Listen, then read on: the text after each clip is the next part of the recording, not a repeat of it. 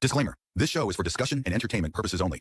The Finding Gnosis Show is a platform for open discussion, exploration, and opinion sharing. The views expressed by hosts, guests, and participants are personal opinions and do not constitute professional, medical, legal, or financial advice. All topics discussed are only intended to spark curiosity, entertain, and encourage independent thought. If any subject interests you, we strongly advise conducting your own thorough research using reliable and professional sources. Critical thinking and due diligence is key. Stay curious, stay informed, be well, be lucky, and don't be an arsehole.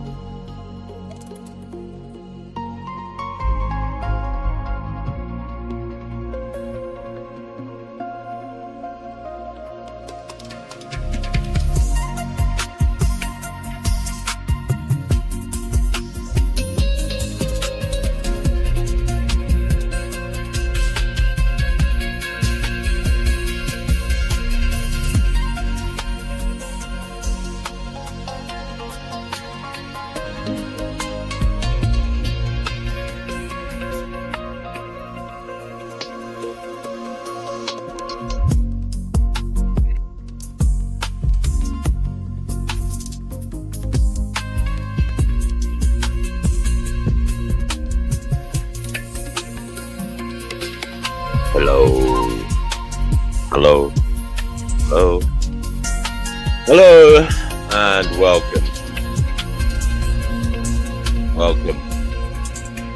Let me just turn down that music. Welcome to another episode of the Finding Gnosis Show. I do hope you are exceedingly well.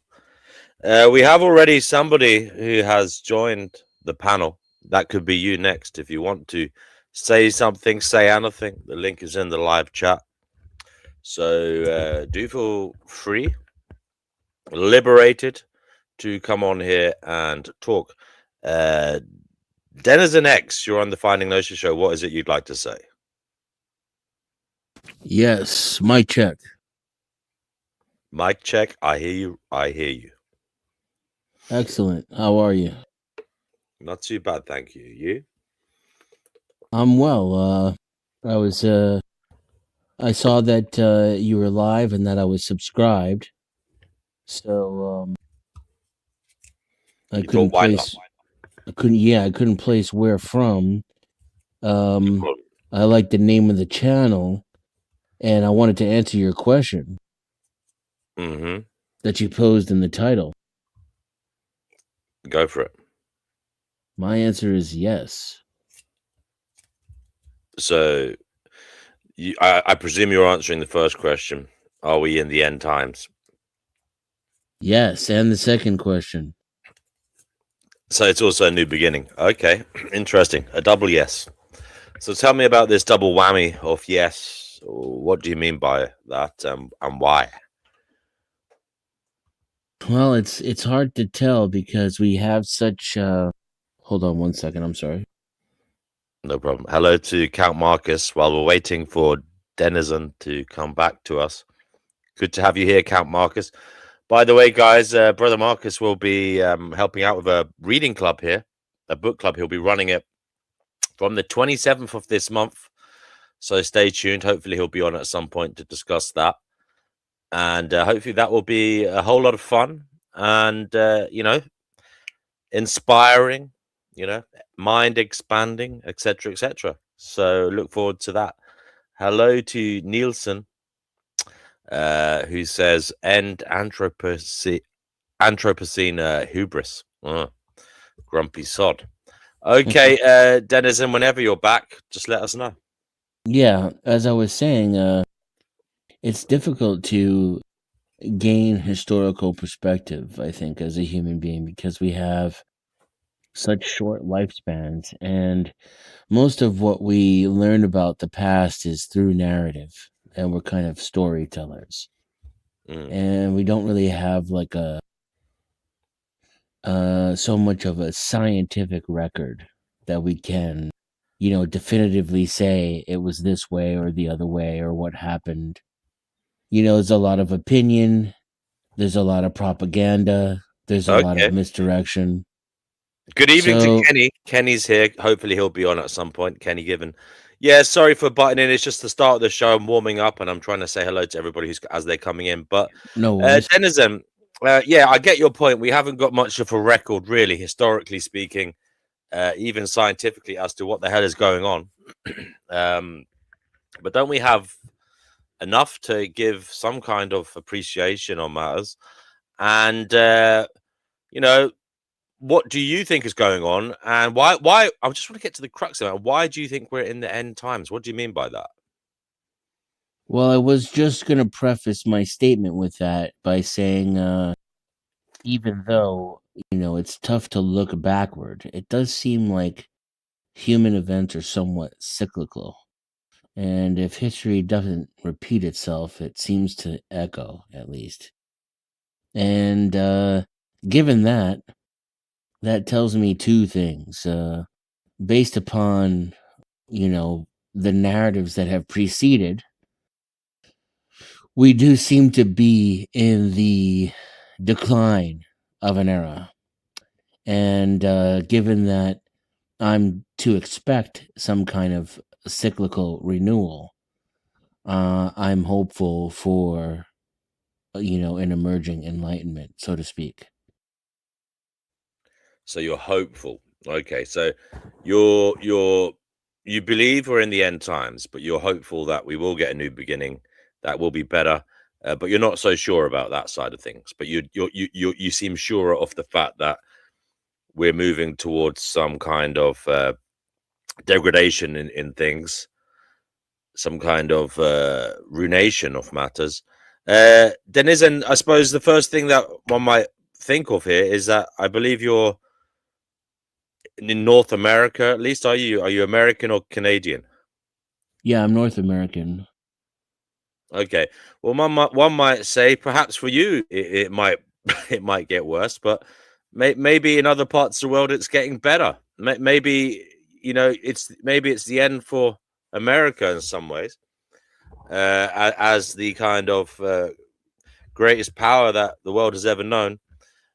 Maybe the door is opening for other civilizations around the world. What do you say to that? That you're being maybe too geo-specific, too solipsistic, I suppose. It's not all about America, is it?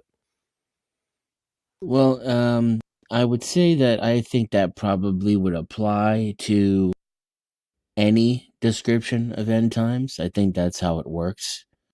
But the only pushback I would have, say, and it's really just a rhetorical or a semantic one, is that I think America's decline is at the expense of the emergence of other civilizations. So not so much that it's an isolated incident, but that it's all part of yin and yang, a snake eating its own tail.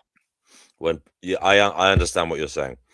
Mr. Nielsen, do you want to come on here and talk about that? He reckons that all this eschatology talk is just death drive delusion. It's For the most Abrahamic part, superstition, and it's kind of nonsense, really. I would agree. For Nielsen, the most part, um, I think I have a normalcy bias myself, but I think everybody thinks that they're in the end times, right? And so when you're living in an era, you have a bias to frame everything through your own time. Um, and I don't take the Bible literally, and I'm not even a huge fan of its allegory. Um, although I think obviously it has an undeniable part in Western culture and in the human psyche. But I'm not so sure that's a good thing. I suppose if I were to say that I lean towards Eastern philosophy, that would make me somewhat of a hypocrite because that would suggest that a balance is necessary and therefore invite the necessity of Christianity, so to speak, right? If that makes sense. Right. I think so, Denizen. So basically, when you're talking about the end times, you're speaking in a practical sense. You're speaking about, you know, the signs are there. Empires have fallen in the past, and there has been evidence of disquiet in those empires. Maybe a fracture in the societies. Um, a rebellion from the heart of the populace. What signs are you seeing now that are pointing to the imminent end So this of is definitely going to world be, order? yeah, this will definitely be Amero-centric, if I'm coining a phrase, but because I have no other experience, unfortunately. But I can tell you, as an American, I've watched the steep decline of my society in just my lifetime, and I don't think that my father would have said the same thing. Um, and I've watched the shout out to Tucci in the chat there. I will post the link. Sorry, I'm terrible at doing that stuff. Actually, I'm locked out of my account, so I cannot post the link. If you can, guys, anybody watching on my channel, please. I see DNW. Is it social That, experiment? yeah, I've actually just posted it. I've posted the link, so if they want to come over Yeah, to the Finding Gnosis YouTube channel, they can come over. yeah. He Zato would definitely add to this conversation. He's an interesting thinker. Cool.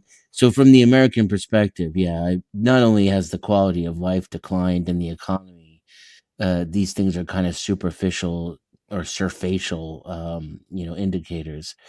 I see that the American people no longer have an identity, and if they had one at all, it was before I was born. I was born into this kind of namelessness and identity crisis that Western culture in general seems to be going through.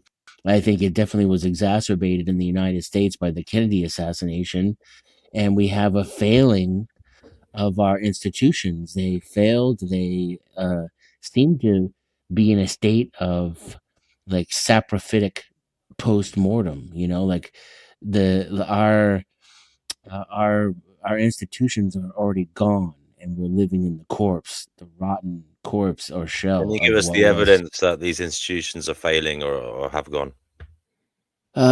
Just being completely at odds with their principles, their supposed principles. Like our justice system is politically operated and is a mechanism of injustice. We're supposed to be the freest nation on earth, yet we house the highest number of prisoners on anywhere on planet Earth, and we have a brutal police system that echoes the kind of brutality that we see in the countries in which we attempt to undermine their societies economically and militarily I because of might the way. say you've always had a brutal police system. Yeah, like, well, I mean, there would be that blindness that I can't speak from, But and I can some people only might talk. say you're just more overtly aware of it now because of the internet. I think that would go without saying. That would definitely be a factor. But I don't think that, say, for example, the Netherlands has the same problem that we have when it comes to the police. Even I'm assuming you're from the UK. Mm.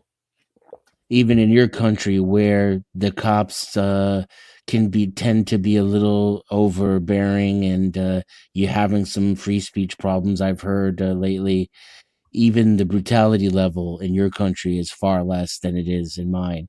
The presumption on behalf of the cops that they can use resort to violence as a method of policing, and then also the culture of brutality, where in my country it's become acceptable, and you're more than likely, I, as someone who supports police reform as one of the forefronts of my quote activism end quote, I encounter many American citizens, arguably more than half, that support the brutality. And I would say that's the real game changer, is not just a corrupt, unaccountable institution, but that my neighbor is more likely to support the brutality than he is to defend me or my rights.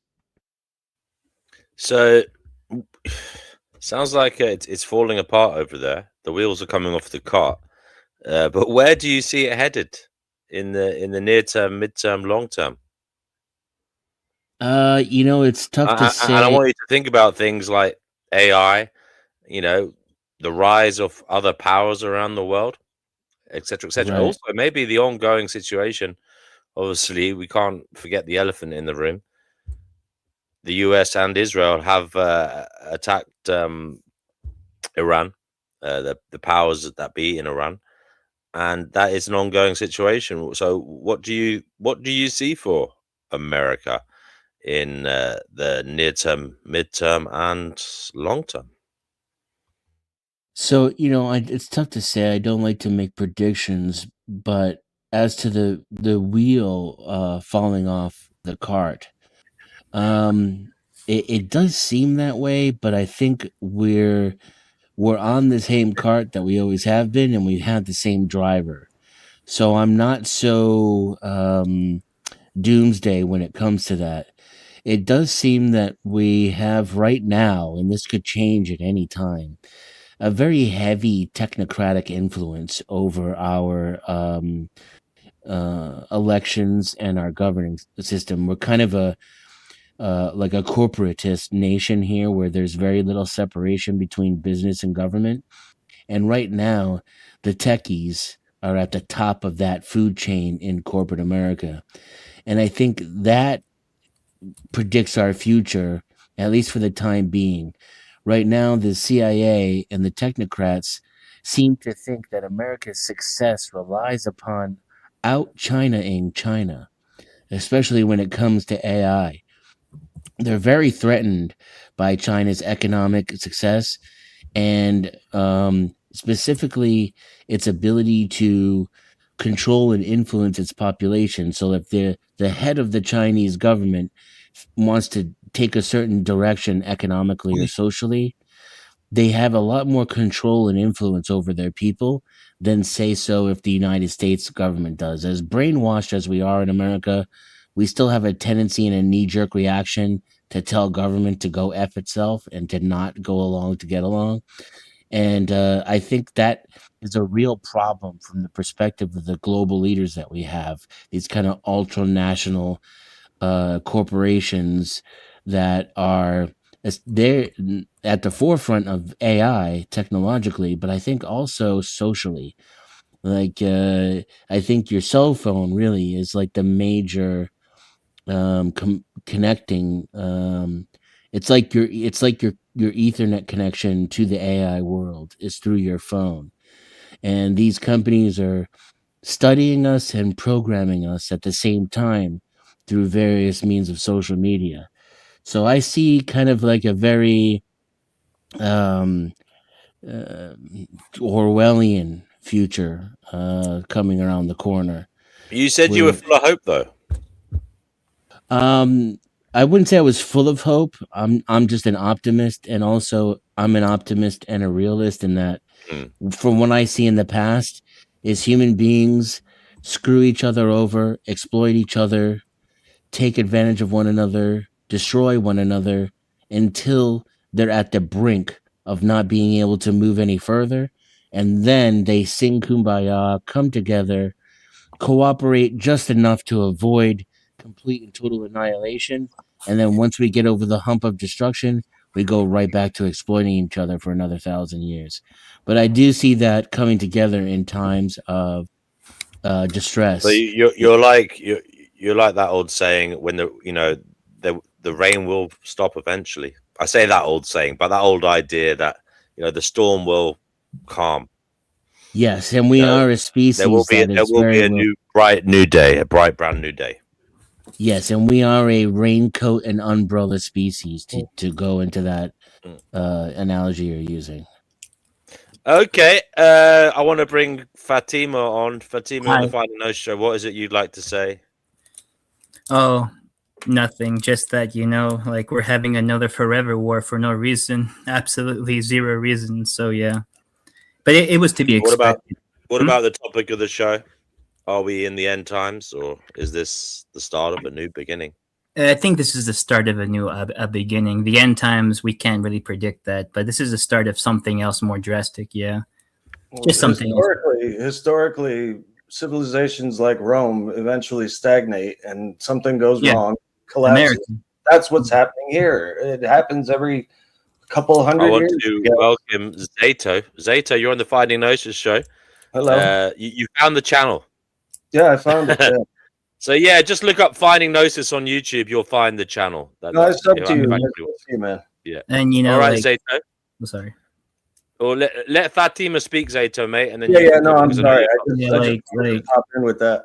Honestly, I would say America is like the Ottoman Empire. That is, it was something too big, but yet it fell. Like the Romans only were in like Europe and Africa and the Middle East, but the Ottomans were expensive. They went from Serbia to Ethiopia. So yeah. And with that, I think they're more of the Ottoman Empire in the way how they're collapsing. It's just a slow decay. And it's an obvious decay, and yet their leaders don't care about it. So yeah. And and like this war has nothing to do with Iran wanting to build nukes. Which, by the way, the former supreme leader, may he rest in peace, issued a fatwa against building nukes in 2003. So no, there wasn't. They had uranium and all the stuff to make nukes, but they weren't going to.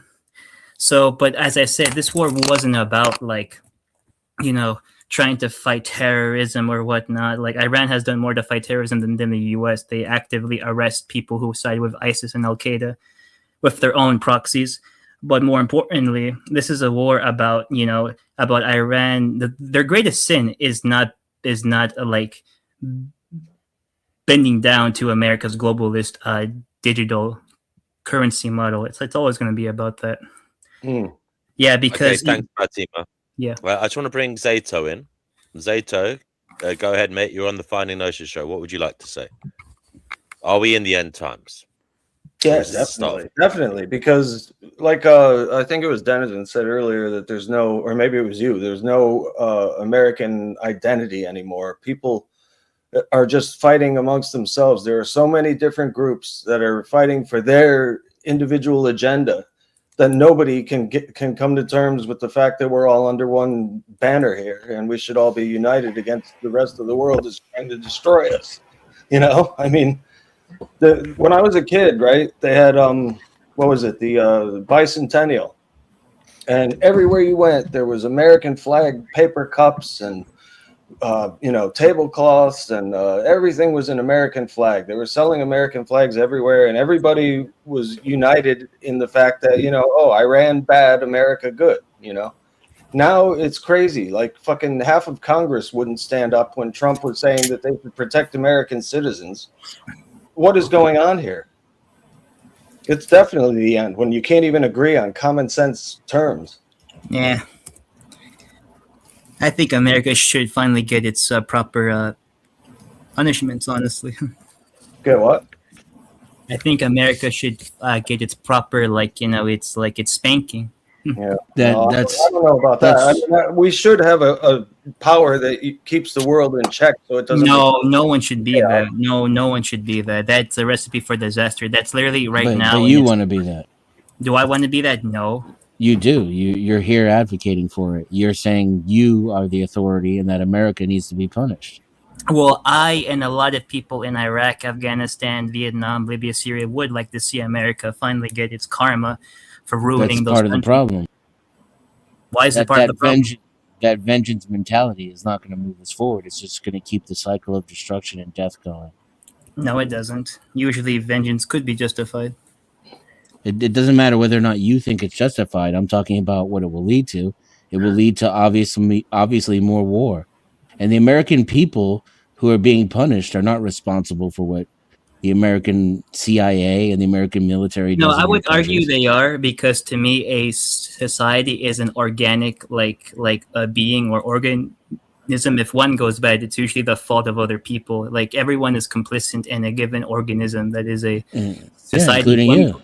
Huh? Including the Iraqis and the Iranians. They're also complicit in it. No, not There's really. there's not a lack of karma in what happens to them. What?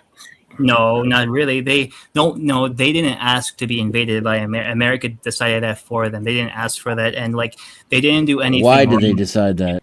I mean, it's a straight up lie to say Iran's not developing nuclear weapons. The whole world knows better than that. Are you serious, dude? The Ayatollah. I literally said this. The Ayatollah issued a fatwa. I'm not sure if you're smart enough to know what that is. It's a religious decree saying that in 2003.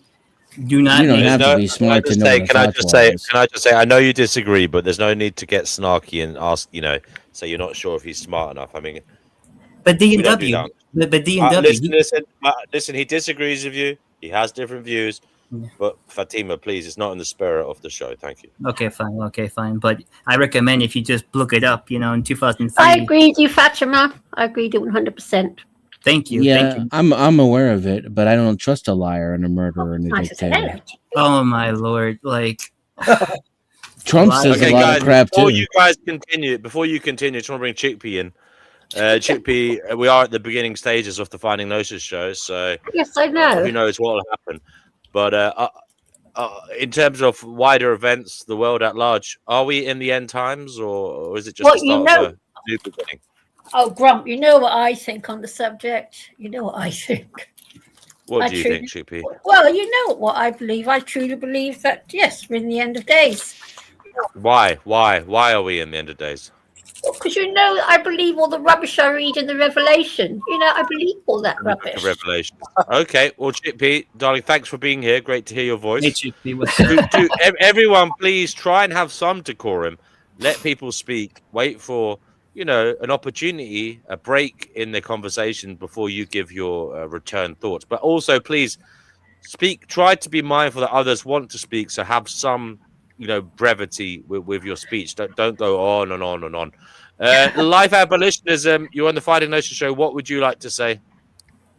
I think the American people are absolutely responsible. They authorize the violence that is deployed on their behalf. They agree with it. And even if they don't agree with it, they participate in the systems which authorize it. They're not against it. Maybe you'll find some people who disagree with it, but they still support the process itself. They support Donald Trump. They support the police officers. They support the courts, the legislature. No, I don't. If you support democracy, if you vote, then you support it. I don't vote, and I don't support any of that. I think it's an abomination. I have no choice but to participate in this system. They're going to lock me in a cage or murder me otherwise. Okay, then or move to another country. That's what I'm doing. You just move to another country. Why didn't I think of that? It's the same wherever you go. I've traveled a lot. One thing I've learned. Not really. I've been to other countries. Well, for me, it doesn't seem. How long have you lived in America? All my the majority of my life. I just want to say. Oh, sorry. So you live here now? Yes. Sorry, Jordy, real quick. And so I find that ironic that you're telling. Yes, please. I'm going to let you go after this. I just have two questions. What? So, but you're saying that I should leave America, and you think America is like the great Satan, but you live here too, and you support it. Well, I will not. No, I'm not. Sorry for that cough, but I'm leaving. And so that's all that matters. As long as I leave this year, I won't have anything to do with it anymore. Like it's going to be history behind me. That's convenient. You'll be a good person after you leave, I guess. But now you're just like the rest of us. You paid so go ahead, Torty. Right.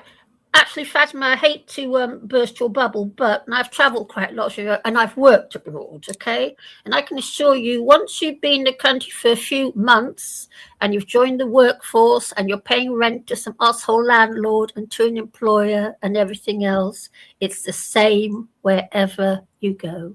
It's the sad. Have you ever been in a war zone? Yeah, I don't think it's I all the lived in same. Yemen during the war I think zone, everyone actually. There was a experiences war matter in as Yemen, something and different, I you know? lived through that. Well, I would say the Yeah, difference you can is put me that back. the difference is that the United States is the world's police. So Yes. the United States is supporting all the violence and subjecting them to Western domination. So if you leave, I'm not saying that you should, right? But if you leave the United States, then at least you don't support Western democracy, Yeah, thank you. Western violent oppressive system.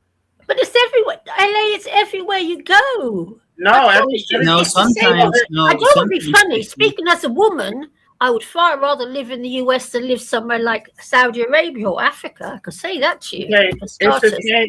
It's the same to the extent that they are oppressing their own It's people. everywhere you go. Other- Human race is a load of shit. That's But what you other countries, Yeah, are I agree with you, but I rather have people who are like not as supportive of this, and their government's not supportive of this, because the country I want to go to, one Well, like you see, I think Fatima, you're being viewed as negative because you're living in America and not you're for not long. willing to get you're not willing to get stuck in and be the change you want to see. That's in because I America. don't think that's because I know it's rotten from the core. Like, how many wars has America started in this past century alone? Like, it's unreal how much destruction and pain they caused all throughout the world. Like, there is no just nuance you can wipe that away with. Like, you know, there is no nuance about that. Like, and yeah, people wonder why they say death to America and Iraq. I wonder why. You mean Israel? And anyway, well, the U.S. dollar is about to collapse anyway, so the economy is about to go to shit.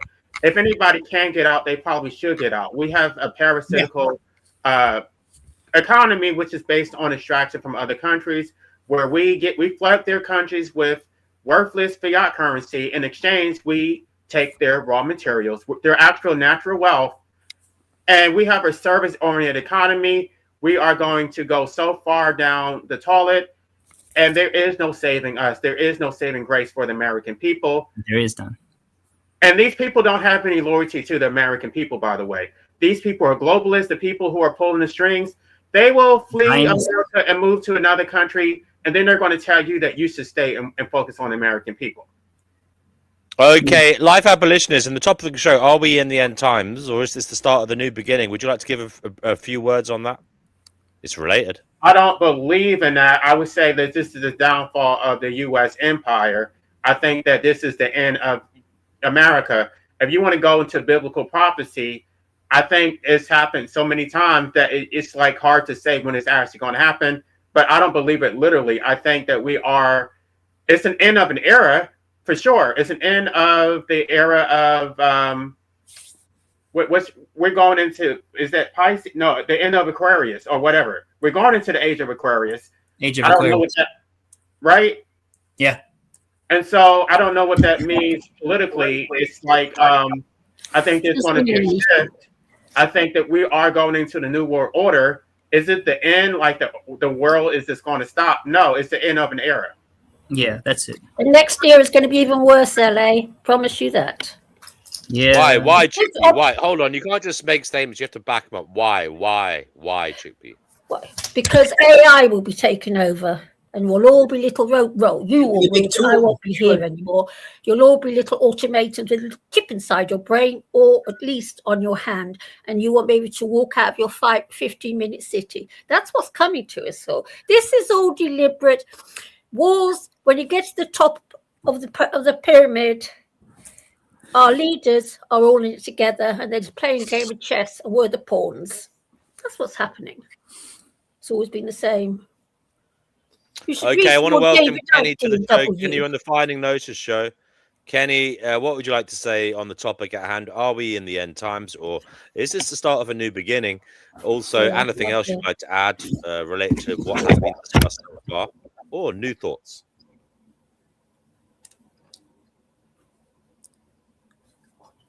Kenny, can you hear us? We can't hear you, Kenny. Can anybody hear me? I can hear you, sir. Okay, Kenny, we I can can't hear hear you. you, mate. Oh, go ahead, Can you Kenny, hear mate. me? Go ahead. Yeah, Kenny, I You was can hear saying, me do now? you want to add anything to the conversation? Are we in the end times, or is this the start of a new beginning?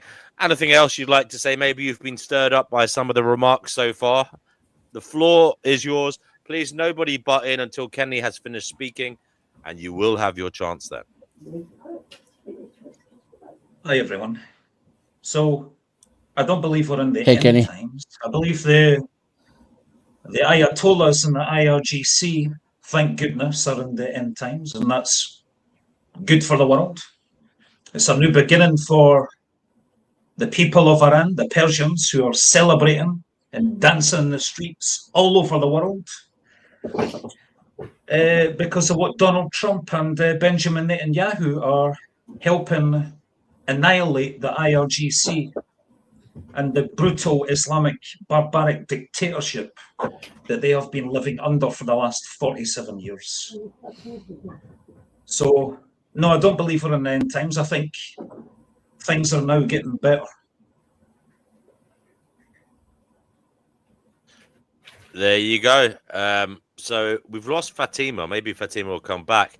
I'm not sure. You do have some opposition there. I thought when I came on, Fatima would whoosh, he'd go. No. Well, I'm here. We're all just talking here. We're not mortal enemies. We're trying Can I to push back against the Islamophobia? Can I do that? Because if anybody would have I'm said back. the same comment about Israel or Jews, they would I'd be like to respond they would be afterward too. shunned No, and they hold would be on. called out You have for to it. remember that in the Middle East, there's so many Muslim countries that agree with America and Israel's decapitation of Right, but you of just the said They're that IRGC. Muslims. They're fake just Like Muslims. said- Saudi Arabia, All right, one at a time. LA, the United Arab I'll tell you what, Emirates, Kenny.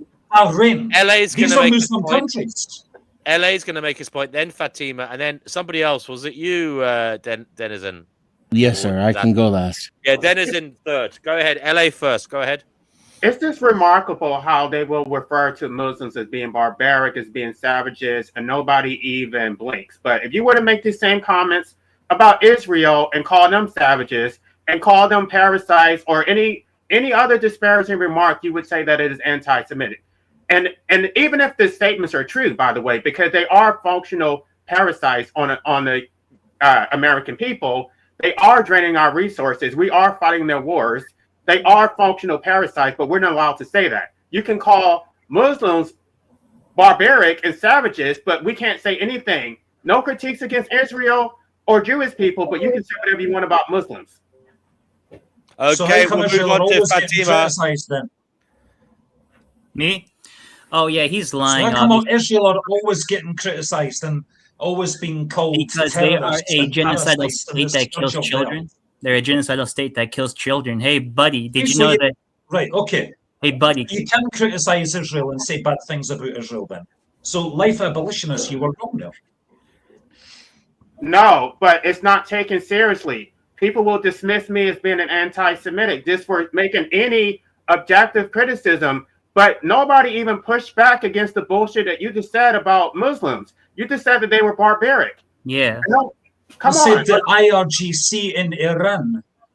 No, And I they're also said that the majority of Muslim countries in the Gulf region in the Middle East agree with America and Israel's campaign to knock out the IRGC. Can and I I can list respond? them for you. Saudi Arabia, Oh, Qatar, wanna the just- United I want- Arab Emirates, Bahrain. These are all Muslim countries. Egypt, Turkey. Okay, then Can I your respond? critique should be about against their leaders, not against the Muslim people. No, Because if I actually, were- I actually have a response to that. I Yeah, never you can mentioned anything respond. about the Muslim people. Yeah, I you said did. the You really did. IRGC and the Ayatollahs. Well, let me in tell you Iran. something. Can I tell you something very quick, man? I'm gonna tell you Thank you, something. Declan. I love you. Dumbass. Anyway, so what I was gonna say is that like the people inside Bahrain, you're talking about the freaking the Zionist sympathetic governments of the Gulf regions that love American Israel, but the people of their governments hate them. and the people in Iran, you're obviously lying. I see other footages on actual from Iranian news sources on the people. There's over like 1 million of them mourning the Ayatollah. They literally killed the leader. They're literally rallying behind the RGC. So like I don't know where you're getting your sources from, other than of course American media and Zionist propaganda, because I know that's what you always will. I see you talk with George Galloway, and you are so dishonest about everything. You are so historically illiterate, geopolitically illiterate. You have no idea exactly what you're talking about. I'm sorry, I hate to say that, but like you just parrot USA talking, the State Department, which has killed millions of people in Iraq, Afghanistan, Libya, Syria, and will continue to do so now and kill children. Okay, well, it's easy to just dismiss what I'm saying as being like pro-Zionist, pro-American propaganda. Because that's it is intellectually lazy. That's intellectually lazy. No, I it's could not. say the exact same about you. I could say that you're just parroting anti-Semitic, anti-Israel, anti-American, pro-IRGC propaganda. You believe all that crap, fair enough. It's easy to just say, oh, it's just propaganda. That's not really... It's not really putting any intellectual... It's not putting intellectual effort into the debate. It's yes, lazy. It is. It's intellectually lazy. Let's go back to the issue of Iran, okay? It's a divided society. Of course, you're going to get IRGC and Ayatollah loyalists. They maybe even outnumber the ones who want to be free, the Persians. But okay, so you just contradicted. You cannot get away from the fact. You cannot get away from the fact that women in Iran are brutally repressed just for taking off their hijab. Gay people in Iran. That point literally. I want to bring in Denizen. Denizen has that point falls flat when you literally realize that. Denizen has been waiting patiently in the wings. Sorry, Fatima, please. Denizen, what would you like to say? I just want to, recall back to what I said earlier about this vengeance mentality and the zero-sum game attitude about progress. You can see how we're fomenting the same exact rhetoric and kind of vitriol toward one another because everybody has to blame some bigger, boogeyman for all of the evil in the world. I don't think anybody is saying that Muslims are savages. We're talking about the current regime in Iran. At least that's what I heard from Kenny. And it's also a lie when criticizing Israel and calling that anti-Semitic. What you want to do is internalize that feeling. When you criticize Israel righteously in your mind and justly in your mind, and someone falsely and unjustly calls you anti-Semitic, that's the same lie when you call Kenny Islamophobic for criticizing the Iranian regime. And Iran has a history of genocide as well. The mass murders in the early 80s, mostly of minorities. And there's a clear history of Iran's people being against the Shah and against the Iranian Revolution and against Islamism. There's plenty of polling in the area that suggests a majority of the Iranian people don't even support an Islamic government themselves. You mean and this is clear in Iran's history. If you look back, in the 50s, Mossadegh was overthrown by the United States CIA. And the Shah, who was a brutal dictator, was installed by the United States government. And the current regime in Iran is a direct result of that CIA regime change. So arguably right now, the Iranian people don't even have a tangible connection to their current government. It's been stolen from them by the United States Central Intelligence Agency. And this could almost be a righting of wrong and a correction of history for them to have the opportunity to go back to being a westernized, even though that's a dirty word, democracy. And Iran has also committed documented attacks on children. They've killed dozens of children over the past few years for protesting against the regime. And again, a majority of those children were from the same minority groups that I mentioned before. So there's plenty of blame to go on both sides. And I don't think that you're going to be able to really find peaceful, cooperative solutions when it's always about, who has the higher death toll, who's the most evil, we're the good guys, you're the bad guys. Islam is correct, Western civilization's evil and all wrong. You're just not going to get anywhere with that. And I would also suggest that if you are in that position, if you're in, the military minority, let's say, that's definitely not going to get you anywhere, because the West isn't just going to roll over for Islam, despite what many people seem to think. Okay, I have a question. Yes, the West. Who's talking there? The West will roll over for Islam, and it will do it. I have a question because I live in the United States. I live in the United States. Chickpea, let me just ask my question. I live in the United States. I don't support democracy. I have been a victim of state violence by police officers. Many people have. Who's going to overthrow the United States? Who's going to protect us from this democracy that you all support? Who's going to overthrow Not Islam and get rid of Donald Trump so we can get somebody who actually cares about the will of the people? It'll either be the American people or it would be no one. It's certainly not going to be the Iranians. Right. So, but you guys support. It's not going to be done via fatwa. I can tell you that. That's nice. What country are you in? You guys support toppling leaders from other countries. Yeah. But the same thing we're doing to our violent, dictatorial, authoritarian leaders. You guys would say that it is oppression, regardless of what. No, I would celebrate if Trump was overthrown. Because I'm an American and I would love to get rid of Donald Trump and put another leader, another puppet in his stead. But you guys would say that would be, y'all would say that. Who's you guys? These people who support Israel and United States. Who are these people? Are you talking about Kenny? Because I was the one who just spoke. I support Israel and the United States. Right. I support any country that's democratic. Right. You support democratic violence. You support my oppression and my enslavement. Can you define to me what democratic violence is? Well, he prefers his brand of violence, Kenny. He prefers his brand of oppression.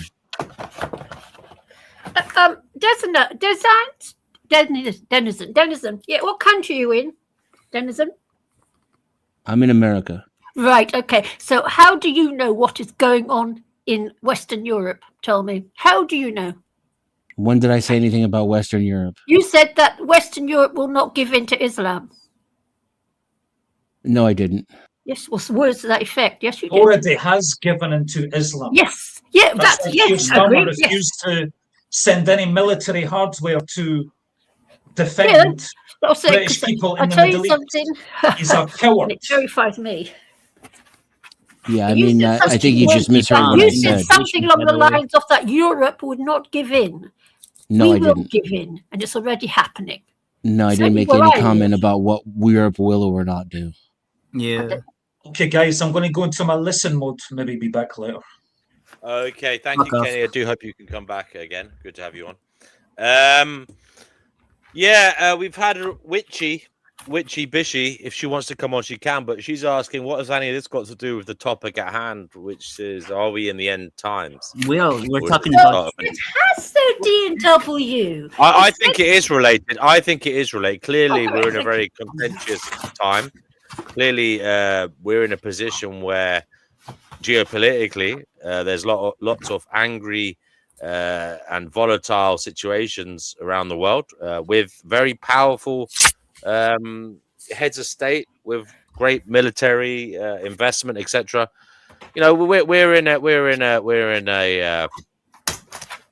in dire straits here. We are. Can I say something? It is scary. Can I say something? Can I just say, D&W, speaking as a female living in London, okay, so different from men, I'm a female living in London, and it's reached a stage where I am too scared to go out on my own anymore. And I know quite a few women are too scared to go out on their own. And we're not too scared of, and we're scared of a certain sector of society and what is happening.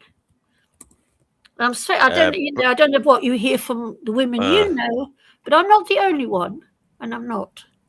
Count Marcus says this may not have been a chill topic to discuss after taking a break and coming back. D&W, yeah, he's not wrong. He's not wrong. When you say we have Witchy Bishy, you're on the Finding Gnosis show. Welcome. What would you like to say on the topic at hand that you would like to bring everyone back to? So, what you're talking about is theater.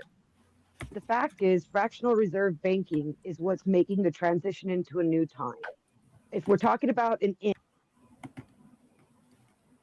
Oh, So you're saying Eddie. the real issue is And that fractional reserve banking has already won.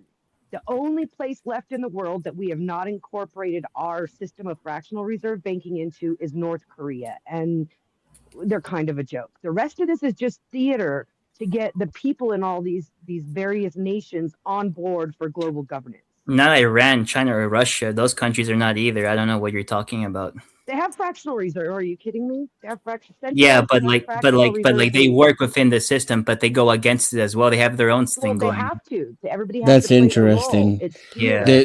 The Iranian government and the Chinese government can be absolved of all their horrendous crimes and for working within the system because they have to. But the American people are all guilty of genocide just because they live there. Yeah, Your logic does not work. No, it's because America gave birth to it. They're the source of it. If America didn't exist, none of this federal. I didn't give birth to it. I'm not the source of it. You're not doing anything. I'm forced to live in it. You're still talking to me, a person who's going to leave, and you're still not doing anything against it. So you don't know anything I'm doing. You're just talking out of your butt when you say that. No, I you're talking don't to think me. he is complicit because he doesn't vote. If he voted, then I would say he's guilty and complicit. If I voted, I'd be complicit in the system. It's the exact opposite of what you're saying. No, I'm saying you're not complicit. Oh, okay. I agree. Not only that, I resist it. I attempt to fight against it. And you don't know where I'm going to move or what my plans are. You don't know anything about me. But yet you presume to know so much about 360 million people, most of which are living from paycheck to paycheck and don't even have the resources to move down the street. Never mind move to another country. That just shows me how privileged you are. I'm not already with the mentality that you have. I'm not privileged. I can tell you that much. I have to borrow. You 100% are privileged if you're able to leave the United States and move to another country. It's not that privileged. It's not that expensive. Fatima, the shit's everywhere nowadays. I promise you that. Already there. One second, Witchy, we can't really hear you all that well, darling. Can you speak closer to your microphone or use a different system? Oh, I always have freaking problems with my microphone. I'm not good at being and yelling over matches. Where are you going to go? That's my question. Where are you going to go that the fractional reserve banking regime isn't already in control? Even China has become predominantly capitalized under fractional reserve banking. Tell me where you're going to go. Not really. George Soros said that Xi Jinping was a threat in 2019, so I don't know what you're talking about. He said he was a threat to everything he stood for. There has to be perceived threats to draw everybody into distrust of their own governments. So now that's just lazy rhetoric on my part. That's just making stuff up too. Like everything you've said on this panel so far has been lazy rhetoric, in my opinion. No offense. No, it hasn't. I'm giving you actually good, honest, perspectives on things about just your opinion. And none of it seems to be backed up by any facts or reality.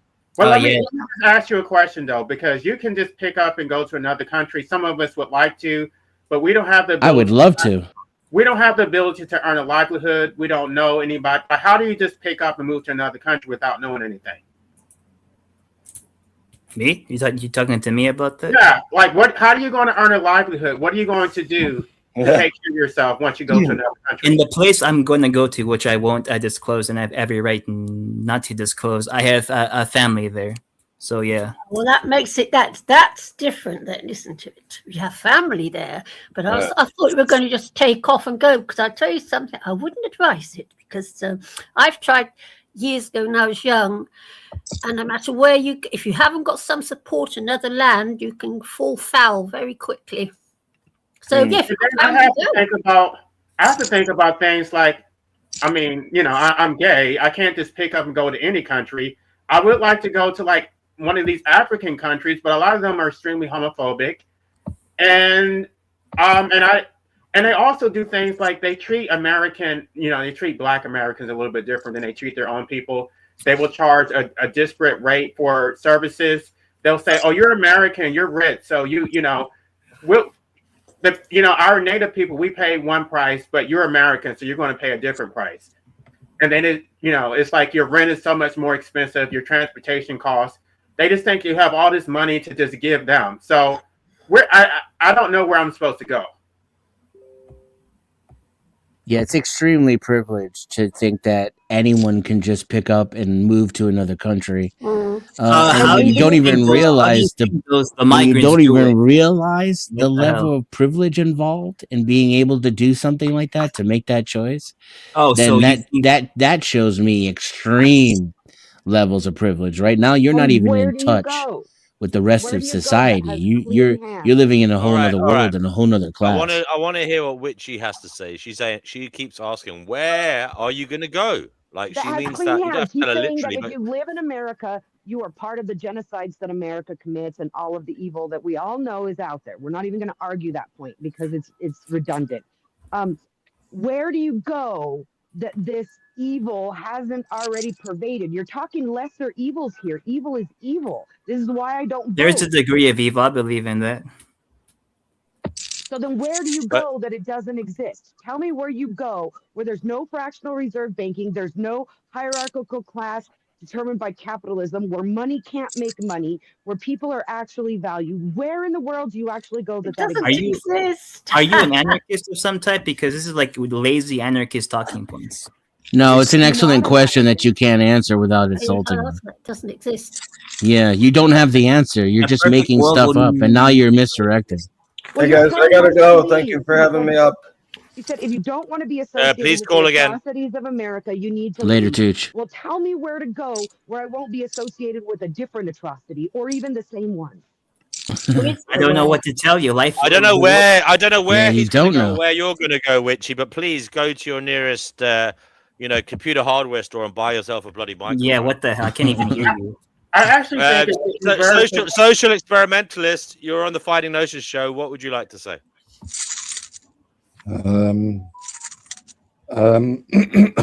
No, I've been finding it difficult to stay awake, listening to all these stupid opinions. Hello, Danny. Opinions are like arseholes. Everyone's Thank you. got Nice. one. Hello, Liz. And here we have yet another one. Welcome to the panel. I was actually going to say something I think you might be interested in, is the fact that we were born into the system. If you're born into it, you can't be blamed for something that you didn't choose. If you actually immigrate to that system, then you chose that. So you're actually more complicit because you chose to be a part of that system. So if I move to another country and they oppress somebody, I chose to go to that country. You can't blame me for being born in the United States. There's nowhere you can go, though. I agree. There's has to be some higher level of complicity, but it's almost immeasurable and irrelevant at this point. And no matter where you go on the planet, you're going to be subject to the jurisdiction of a government that has committed atrocities throughout all of history. I don't think the government of Angola committed as much atrocities as America. Yeah, but that's not what I said. America is the world dominant global power. Of course, Angola hasn't committed as much atrocity as America. And already it couldn't possibly. It doesn't have the ability to. And yet, with power comes great responsibility. Given that the meek size, I'd like to answer your question, DW. Given the meek size and capability of Angola, the amount of atrocity it's committed on its own is remarkable. Such as what? Do you know the history of Angola? Like, what atrocity? Like, what specific genocide? Like, I don't get it. I think there are two inconsistent positions being articulated. That you're against democracy because it's so violent, but then you're also against anarchy, which we're against state violence. So how do you resist state violence if you're not an anarchist? Like, I'm resisting everything that you say is so immoral and unethical. Oh, me? Can I just say to what's his name? Oh, sorry. No. I think she should talk. I think. No, because Witchy Bishy just left, and there was an accusation made that she was an anarchist, which is not an insult. It should actually be a compliment. If she's an anarchist, that means that she's against the system that you're critiquing. Yeah. Actually, no, Angola's not very nice to its own people. It may be nice to the rest of the world, but it's not very nice to its own people. Yeah, Fatima basically just supports his own brand of oppression and not genocide. a very nice country. He's against the Western version. Please. I'm waiting for the Angolan Tourist Board to sponsor the show, Chickpeas. So please. Oh, sorry. I'm just yeah, and what about the Angolan Civil War? We've had somebody against Portuguese. Hello. We've had somebody to ask Danny to speak. Sorry, I wasn't somebody listening. is asking for Danny to speak, so I'm going to let Danny speak as the person petitioned for. Who's Okay, Danny? It's your fault for not being here for days. Firstly, I'd like to say that I was always here. I was living in your head rent-free 24/7, Chickpea. Yeah. Sorry, go ahead, Danny. Yes. Firstly, yes, let's hope it is the end of the end times, because it's about time, really. It's enough is enough. And secondly, the people responsible for genocide are parents. Parents are responsible. We need Well to said, Danny. I always love everything you say. Yeah, think about it. My dad, for example, is responsible for the genocide so far of 20 human beings. He's a serial killer. Oh, stop it. This whole chestnut. In case you didn't know, Danny's father is a gentleman called Fred West. Quite notorious. He was a a two-bob builder. Wasn't very good at building work, but he ended up doing other stuff. But yeah, no. In all seriousness, Danny doesn't think anybody should have children because he sees it as a grievous harm, a terrible thing to do. And in all fairness, he doesn't stop talking about it because he cares passionately about it. I don't know, Denizen, what would you say to someone like Danny? By the way, Denizen, we're surrounded. Life abolitionism is in. So, Denizen, given that you are surrounded by people who say life is a harm, people shouldn't create, harm. What do you say to these people? I don't necessarily disagree with Danny. I liked his point. I don't know the inside joke, obviously. But I'm an absurdist. So at the end of the day, there's no way to hate life or hate living or hate people unless you're alive and you're a person. So I'm all for the experience. And me personally, and this again is maybe privilege, because I've never been anywhere outside of the US. But as disgusting and corrupt of a society that I live in, most of my life, if I recall, has been joy and happiness. Meeting new people, forming new relationships, falling in love, conquering my own demons and, limitations, pushing myself, pushing others, teaching others. Life is beautiful. Food, drink, drugs, women, music, rock and roll. There's a lot of things that disgust me, and I often get accused of being a misanthropist. But I wake up excited every day that it's going to be the best day of my life, and that my best years are to come. Can I ask you something? Can I just ask you something? Okay, if you're such a happy, clappy person, okay, please don't think I'm being patronizing. That's the first time I've ever heard that, Torty. So thank you. Happy, I love your kitty, by the way. Thank you. Yes, that's Chickpea. Isn't she a doll? She is a lover. Well, she doesn't live anymore, but yes. But why do you come to some miserable, grumpy channel if you're a happy person? Because we're a right grumpy lot, which is why we come here.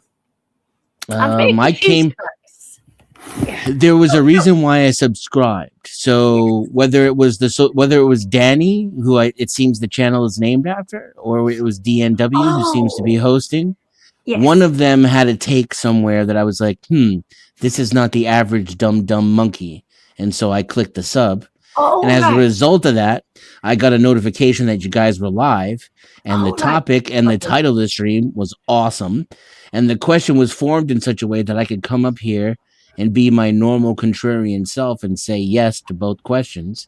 And so far, it's been a very interesting conversation, even with Fatima and life abolition. Okay, I appreciate the back and forth. And it's great to have you, Denizen, and I do hope you make a habit of it. How old are you, if you don't mind me asking, Denizen? I'm in my mid-40s. All right. So you're still cheerful. Wow, you're doing well. You sound wise, but you also sound younger. Can I ask you a question? One and only says Danny is 100% grumpy, and then they sadistically laugh after that. LOL. Yeah, well. I don't know why it's funny that he's grumpy. Danny, do you believe yourself to be grumpy? Oh my gosh. No. I'll let Chick D ask her question grumpy. first, but I never got to ask mine. I spend a lot of time laughing, and I have Okay, a lot of enjoyment. What are you laughing about? There's nothing to laugh about. Oh, there's lots to laugh about. Okay. Is that all right then? Say so. I still want to ask my question. Now, you talked about how you were so happy and you enjoy life. Would you agree that your happiness comes at other people's expense? Like, is your happiness because of your interactions with other people, that other people make you happy? Like, you talked about women and, like, I guess you're interacting with people. Would you be happy if you were on a deserted island? Like, can you actually generate your own happiness, or does it come from other people? I think happiness is overrated. I don't believe I use that term. I would agree with you. Life is other people. That is what is the greatest source of joy. If I were stuck on an island now, I could be happy and I could experience joy, but that is with the knowledge and experience that I've already had, right? So I've already had a life which I would consider to be a waste. I haven't done but 10% of the things that I dreamed of doing. But compared to many other lives, it's been a life of abundance, and I've lived a full life already, even though I'm not even halfway through it, hopefully. So I could live out the rest of my years on an island and be happy. As a matter of fact, if I could afford it, I probably would choose to do that. But again, I can't tell you I would have the same answer if I were born on that island and I hadn't had my life enriched with the impossible to detect amount of change that occurs when you interact with another human soul, so to speak. Right, but so your enjoyment currently comes from extraction from other people, like being able to have sex with women, being able to hang out with people, being able to consume resources. It's extraction. It's not based on, like, it's not self-regulated happiness or enjoyment. It's because of other people, which is why people procreate, because they want to extract. I think that's true for all human beings. Like, it gives me joy to be charitable and to sacrifice as well. But I would still say that that is a selfish impulse. It's because we're born, most of us who aren't broken upstairs, as a social species. And it feels good to give to others because it feels good to receive and to be part of a society. I don't know about that. I think people take far more than they give, and that's why they're so happy. The givers of the world are the ones who are miserable because they feel the burden. Tell you what, LA, I take a lot of shit off you, and much more than I give back to you. Yeah, I'm definitely not the taker in my relationships. LA, I'm sorry, I'm just jesting with you. LA, why don't you just leave him alone? He's a lovely guy. He's having a really nice life. He sounds like a really decent guy. Why are you just laying into him? It's pathetic. No, I'm just asking him a question. Like, I just want him. He's not a taker. My wife is a massive giver, and she's really happy. What are you talking about? Let me ask you a question. Yeah, I'm the people pleaser in my relationships. I'm the one who usually gets. Do you feel that I was attacking you those questions? No, I don't really get like that. Unless it's deliberate and obvious. Then I'll flip a switch. I think you've been on panels before. It was a little bit of an intense line of questioning. You basically asked him, does he enjoy anything that doesn't taking advantage of other people? No, there was no indictment there. We don't have happy people, optimists on here very often. So I was trying to use him as an example to make a point that, and to some extent, he actually agreed with me that his happiness does come at other people's expense. But he says it's a give and take where you give to other people and they give to you. I disagree with the former point. I think that most people are takers.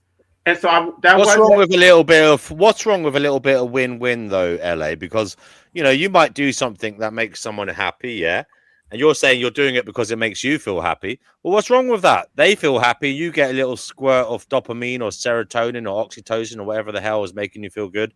What's wrong with that? What's wrong with having a win-win sometimes? No, I mean, I don't want. If you want to give me specific examples, like for example, sex. Well, I mean, if the person is happy with the outcome, and you're happy as well, what's wrong with that? Okay, I don't think it's possible to have egalitarian sex unless it's same-sex relations. If it's between a man and a woman, it's not. It's never going to be. Oh, then you don't know what it means to be a switch. Then the woman is taking a risk of becoming impregnated. It's going to be like it's a notch under your belt as a man. The woman is going to be marked as a slut if she has too many partners. I'm taking a risk of becoming a father. The woman has the wear and tear on her body, and she's going to get stressed out. You're penetrating her body. You're not the one being penetrated. I have never left a woman stressed out. You're doing it wrong. The man gets the pleasure far more because he gets the orgasm. Women don't usually get orgasms. And so the woman is actually pleasing the man. The man gets far more pleasure from it. I mean, maybe this is why I have so much joy in my life. I don't have a problem giving women orgasms. Wow. Okay, but you are probably... They don't end up stressed out or in pain afterward. They usually enjoy themselves and are rather appreciative. But you're probably putting the stigma of being... But you oppress them, goddammit. You ruin their life. You're making them in society's eyes because you're having sex with them, but you're not marrying them. So they're not considered... No, I don't believe in marriage. Marriage is an abomination. I don't believe in it either. You're appealing to marriage now. Oh, I don't believe in it either. But under this system, a woman who has a child out of wedlock or has multiple partners. No, I've never impregnated a woman, nor would I leave a woman to take care of my child by herself. I would never do such a thing. The most LA. Under this current system that you keep appealing to as being, terrible, is it not the case that women have never had better contraceptive, potential, like that they can? They have all the choice there. We have none. I think we just recently got a male birth control passed, if I'm not mistaken. You had condoms. What do you mean you don't have anything? You have condoms. Vasectomies. What are you talking about? What the hell? Oh yeah, all you have to do. That's not even a point. There still is a stigma for a woman who is promiscuous. There is no such stigma on a man. Yeah, of course So not. what? That's actually true. So what? I'm not promiscuous. Okay, and I am, and I have the luxury of being able to do that because I'm a man. And you're miserable. It depends on what level of promiscuity, LA. I mean, if a man is, Then why are you bringing it up over and over again if it has nothing to do with it? Your argument sucks. No, because I choose to have sex with men because I don't want to procreate, and so even I don't want to procreate either. Even if I am miserable, I'm not spreading the misery because I have no children. Neither have I. I don't have any children either. I don't know, but at the end of the day, I don't know if you are using protection, but I don't need to talk about you specifically.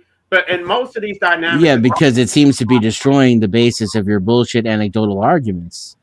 in most of these cases, it's the woman's responsibility to use birth control. She has to take pills. Of course, she's the one who can get pregnant. It only makes sense that it should be her The men don't responsibility. want to get a vasectomy. They don't want to use a condom. That's correct. I don't want to chop up my penis. And I'm more than willing to use a condom. That's up to her. We'll make that decision together. Again, How come you managed to avoid having children? Can I ask you, Denizen, how come you haven't had children? So there's something called the PBG muscle. The pivogloccal. If don't quote me on that though. Correct me and Google it. Make sure you get the correct term. If you exercise it, you can actually control your ejaculation. And so I'm a master of the pull-out game. Also, I can have an orgasm without ejaculating. Oh, and I'm also capable of multiple orgasms as well. Excellent.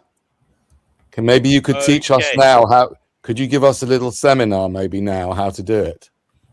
Yes, if we keep it brief, I would say that muscle that you use as a man when you're urinating while standing, and then you need to interrupt the stream, in order to prevent some calamity. If you exercise that muscle for several minutes, a few times a day, then you will see how you can exercise it during sex. And with the right partner, who's willing to practice edging with you and has the patience and understand what's going on and understands the male anatomy, you can practice using it during sex, and then you can do it at will. You won't need to practice. Okay, but can I just ask you why you've chosen not to have kids? I mean, it's amazing and it's wonderful that you haven't, but I just want to know what was behind it. Because America sucks. This world is a fucking hellhole, and I don't want to bring a child into this. Good. So can I ask you, Denizen? Sorry, finished. Can I ask you, if you think this world is a shit house and a hellhole, how can you be happy here? See, this is my problem. I can't be happy because to me, it's just a bloodbath. I'm very vegan-y. You know, there's so much. Cheer up, smile, my dear, laugh, cuddle your 7 cats and have a cup of tea. Cheer up, chickpea, smile, my dear, let the bad days flee. Put day. Okay, that's enough of that. Guys, I want to bring someone else on. Mystery Singer, you're on the Finding Gnosis show. What would you like to say this time? Oh, DW, I was asking somebody something. I was asking Danny how you stay so cheerful. That's the power of being a host of a panel. Yeah. How do you stay so cheerful? And I'm wielding it. I'm fully wielding it right now, Chickpea, to deny you your want and desire. I'm only joking. Go ahead, ask the question. How do you manage to stay so happy if you hate this bloodbath? Oh, I'm sorry. Are we waiting for Singer, or should I answer that? No, waiting for you to answer the question. Sure. How do you manage to stay so happy living this bloodbath? I think it's so I want to just premise this a little bit. I promise not to pontificate too long. No, go ahead. I don't believe in free will. Yes. But given that, at a certain point, I made a choice to not unalive myself. To me, that's the only philosophical choice there is. Once I make that choice, I must embrace my existence. Otherwise, I'm jerking myself off into the wind and I'm an idiot. So I must choose to be happy. So at the forefront of all of my mental processes, because so long ago I made that choice, that's where all of it starts. That doesn't mean I'm not angry and miserable a lot.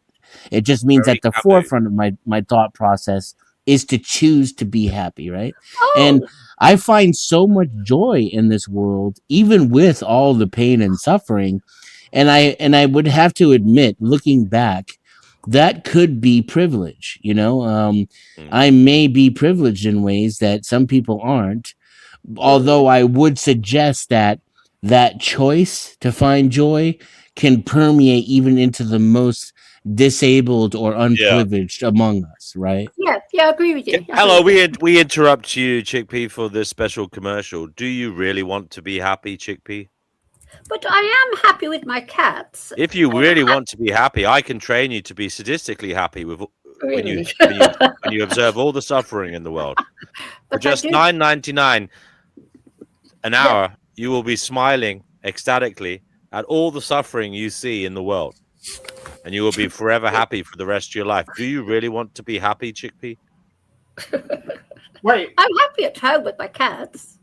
I am. Okay, no, I'm not really doing that. I don't like sadism. Yeah, but I want to invite 10th in. 10th has been waiting really very politely. Anyway, DW. Hello, nice to meet all of you.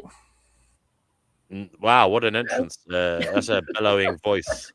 10th, the topic of the show is, are we in the end times, or is this the start of a new beginning? What would you like to say on the matter? I watched right from the very beginning of the stream up until about 30 minutes ago, and then I skipped. I was watching a 2X because I don't like joining and having no idea what's going on. So, it's just more of the same, right? Everybody always wants to say the sky is falling, and even if America failed, like, so what? Then, and of course I'm Canadian, but so I think that Russia and China genocidal Canada either independently or team up and invade Canada to set up a base of operations to attack America. These battle plans have already been drawn up. Either way, can I ask? It's more of the same. Like, I liked what Gnosis said there at the very beginning, pretty much, and he said that, like, isn't it just the end for America? and then you guys had the discussion about That's American supremacy and whatnot, and unfortunately, it's the best we have, and the rest of the world are terrible nightmares from hell. What? So, what it comes down to is the rest of the world ready to bow down to America, or are we going to have a world war based on their preferences as to the way things should be? Because it really seems like the leaders of the world and all the rich people are willing to exterminate the large majority of us just for ideals and fun. But they need to. Good. Yeah, I support that. They need to. Well, but they're not really bowing down to America. They're really bowing down to Israel because we're Israel's bitch. Okay. Yeah. Okay, It's the other way around.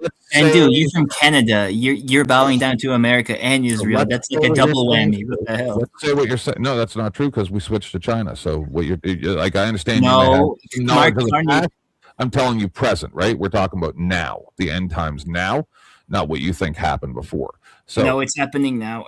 Look at the what it comes GDP down range. to is who better than America and Israel?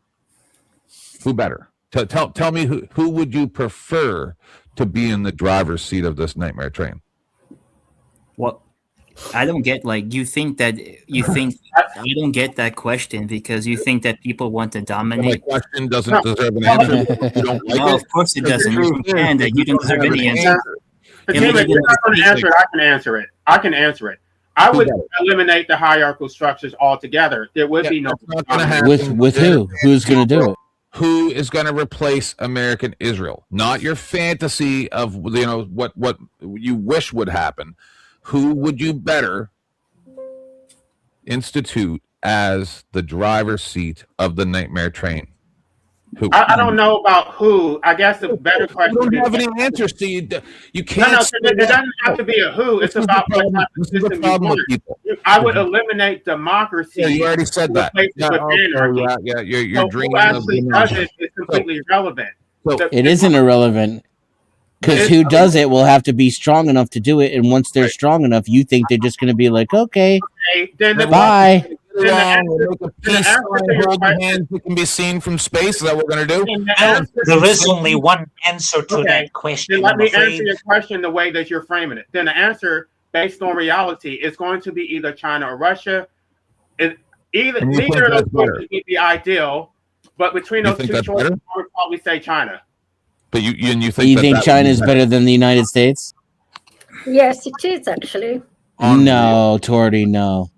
Yeah, I do.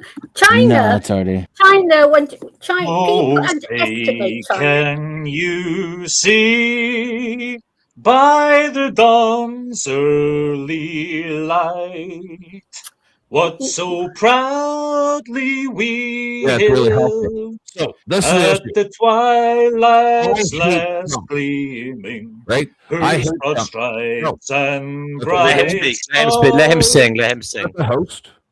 The perilous night.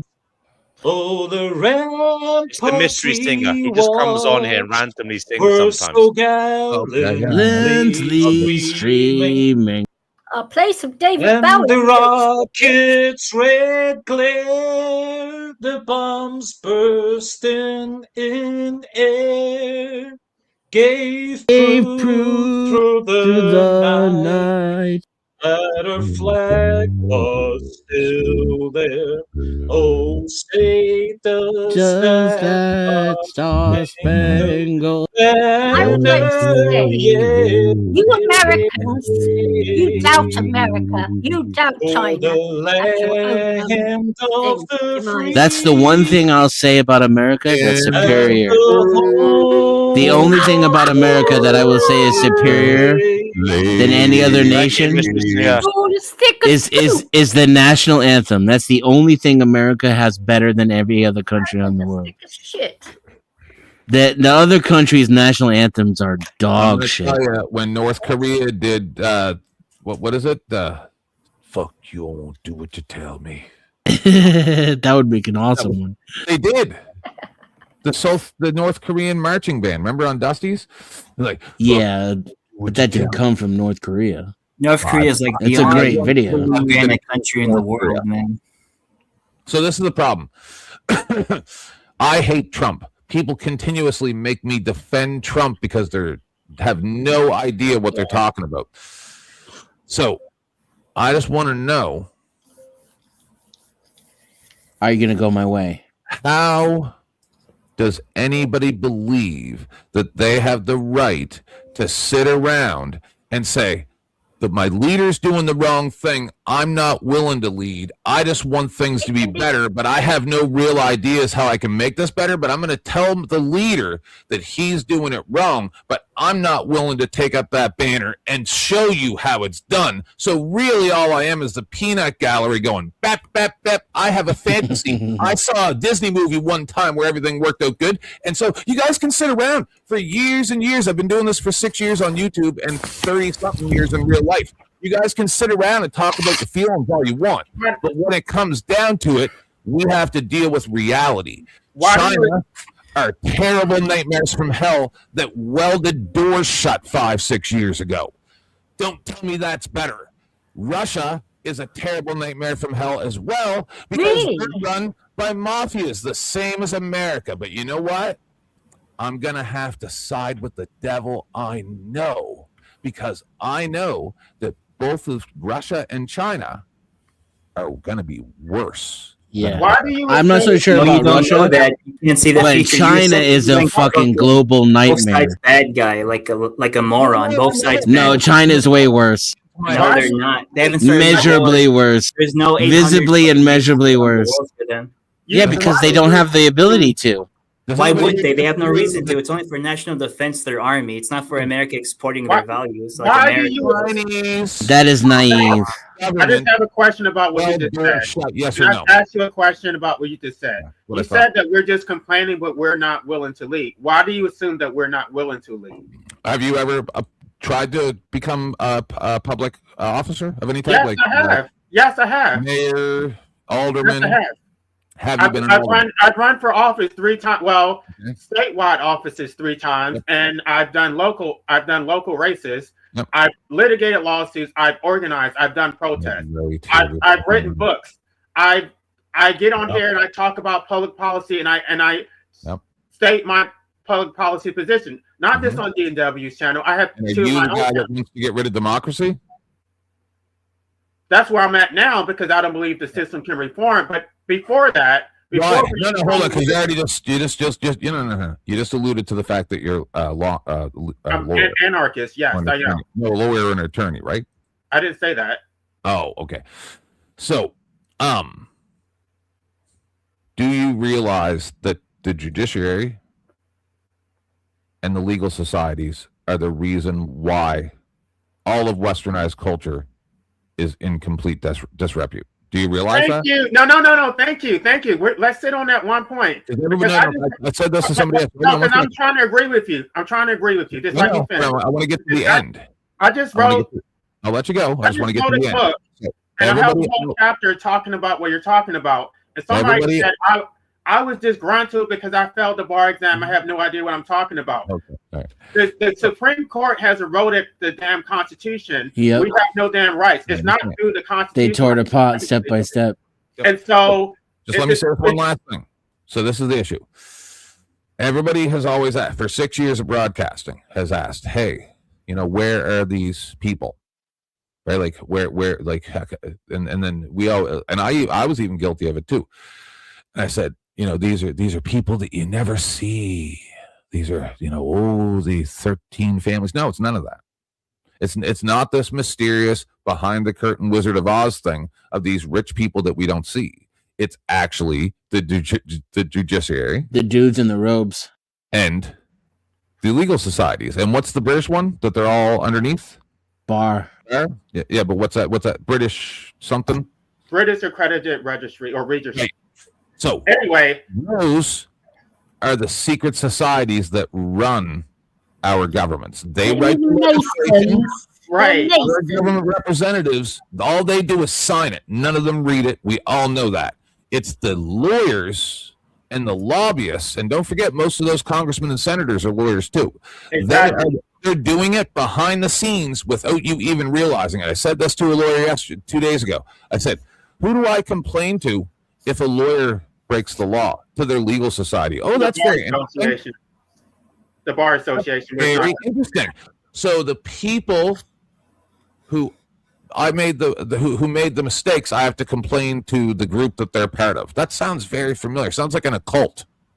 It's the chicken guarding the fox guarding the hen house. If we could realize that it's not democracy that's the problem, it's immunity, judicial, qualified, and official immunity. Those are the problems. I wish you would have let me finish because I just wrote I wrote a whole book, but chapter 4 of my book addresses this very problem. I know about 4 people that have written books about this. I understand. No, but we've debated it on this channel, and somebody specifically told me that I was wrong.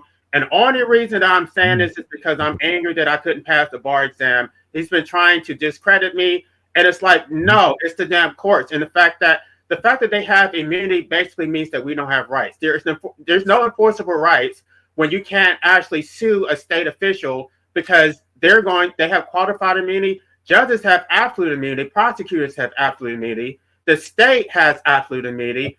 And that's not even in the Constitution either. States don't have immunity. What the 11th Amendment actually says. Wait, 1 second.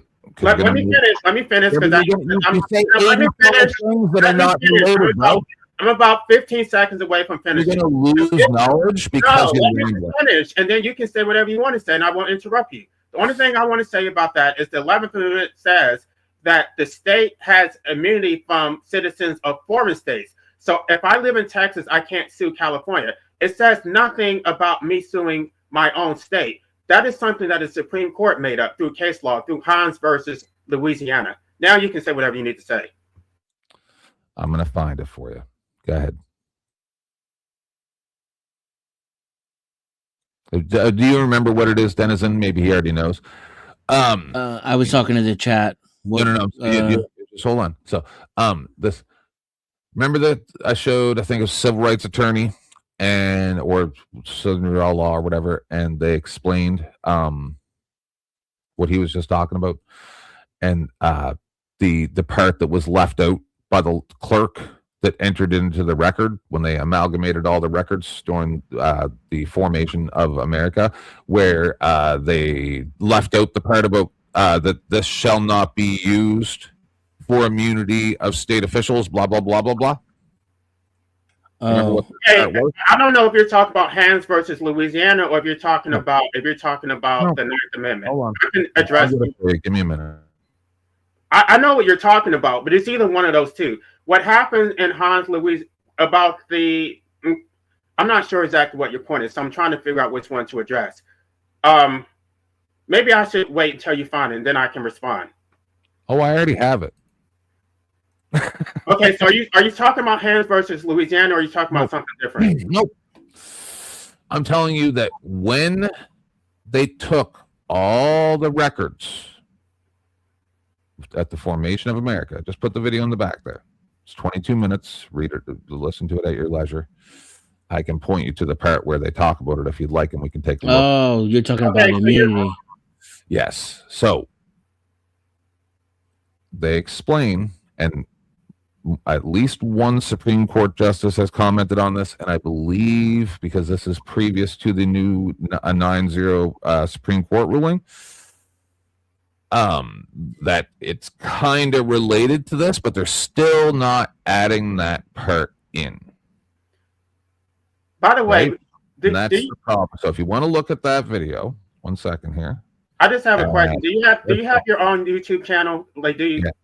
And you talk about these types of issues. Streaming right now, yes. What is the name of your YouTube channel? 10th Man. 10th Man? You can find me 10th Man 36 at 10THMAN36. That's why I call myself the 11th Man. Yeah. So if you go to timestamp like 8 minutes 30 seconds, maybe just go to like let me see here, rolling it back to see where the segments. Yeah, just started at the segment where at 8:34 there. if you want to, and it's literally less than 5 minutes if the host cares to bother. But no, I think we should have an entire separate discussion about this. I've done this 4 times in the past 6 months. Hey, Tiff. So I'll do it with you. I don't mind, right? But the issue is I believe that history is full of instances such as this where they just go, oh, that part's, we don't need that part. And then we just leave it out of history. And then our entire society gets changed by it. I believe that 80% of history is fake. Okay, well, let me just say this, and then anybody else. Oh, look at that kitty. The main thing they have done is they have. Like her. Your cat is very cute. I love cats. That kitty needs kisses. Guys, we were trying to talk. Cute little meow. It'll be all right. He's saying Anyway, so what they have done is they completely eroded the Ninth Amendment. That the way they are interpreting the Constitution is that we don't have rights unless they are enumerated. The Ninth Amendment says the complete opposite.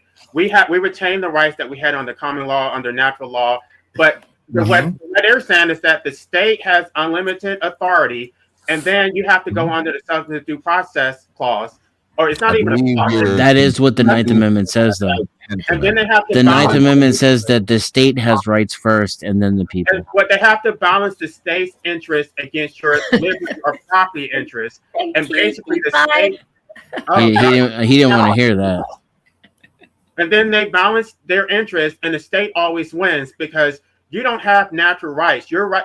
What they're going by John Jacques Rousseau, the social contract, that you don't have any rights independent of the social contract. They have rejected John Locke, that we have rights which predate the Constitution. And so it creates a slave system where the state can do whatever you want. You're just a subject. You have to obey. It's completely oppressive. And the courts have done this. And like what you said, most legislatures, most lawyers, most governors, any type of public official, they're going to be an attorney. They have all been indoctrinated to believe in judicial supremacy. We don't have co-equal branches of government. Right. We have a judicial branch which it dominates all other branches. And they have the final say. They have the first word and the last word. And one thing I can say about Trump, which I don't agree with anything he's been doing, but he's probably the first president who did push back against judicial supremacy. He did push back against the Supreme Court. I don't know that he's necessarily going in the right direction because he's trying to assert executive supremacy, but nobody has ever done that prior to Trump. Can I jump in real quick just for some housekeeping? I'll be brief. If there are mods in my chat, please post a link of the creator and the host of the show, as well as any of the panelists. And please post those dono links, hit the like button and subscribe. Head on over to DNW, to the Social Experimentalist. We also have 10th Man. Most of my viewers are already familiar with his channel. Head over there and show some love. Click the like button. Hit those dono links. I don't know if Life Abolitionism has a channel. If my mods could post his information as well. And please put the PayPal in there. If you're in the chat and you're enjoying this content, hit that like, hit that subscribe, and please consider contributing to the host and or the panelists. We all live under this capitalist regime, whether we like it or not. Okay, yeah, guys, you're watching the Finding Gnosis show, so you can come find us. The YouTube channel is called Finding Gnosis. So yeah, and any people who are in my chat, I pinned the link to his channel and this stream at the top. So if you want to get the StreamYard link, go over there, give him a like, and come on and talk to 10th Man. I'm really curious. Everybody. Yeah, I want to ask about Tim. How did you find out about this judicial supremacy or this conspiracy? Because it's not readily available. I had to do a lot of digging. That right there, that video right there, because I've been doing this for 6 years. I'm sub to a lot of channels, and I came in through the First Amendment movement.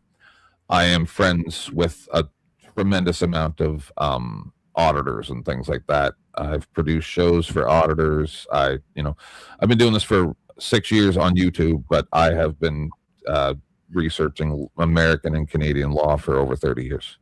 Well, the reason why I'm asking is because nobody told me this stuff. I had to find this information the hard way. I did do a lot of digging, reading a lot of case law, and I did try to compound it and make it simplify as much as possible in my book.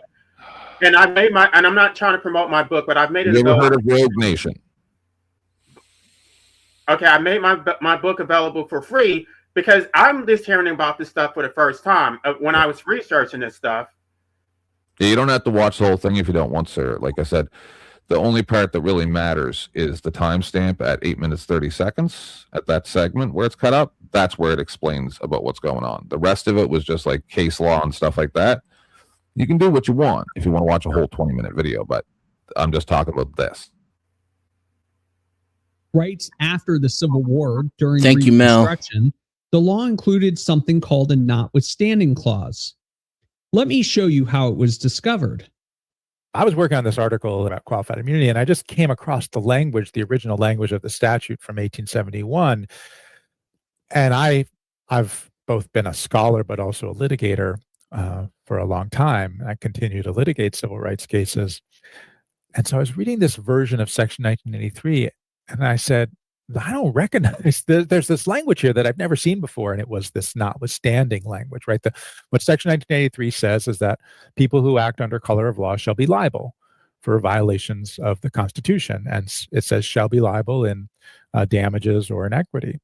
And the original version from 1871 says shall, notwithstanding any such statute, law, ordinance, regulation, custom, or usage of the state to the contrary notwithstanding, be liable.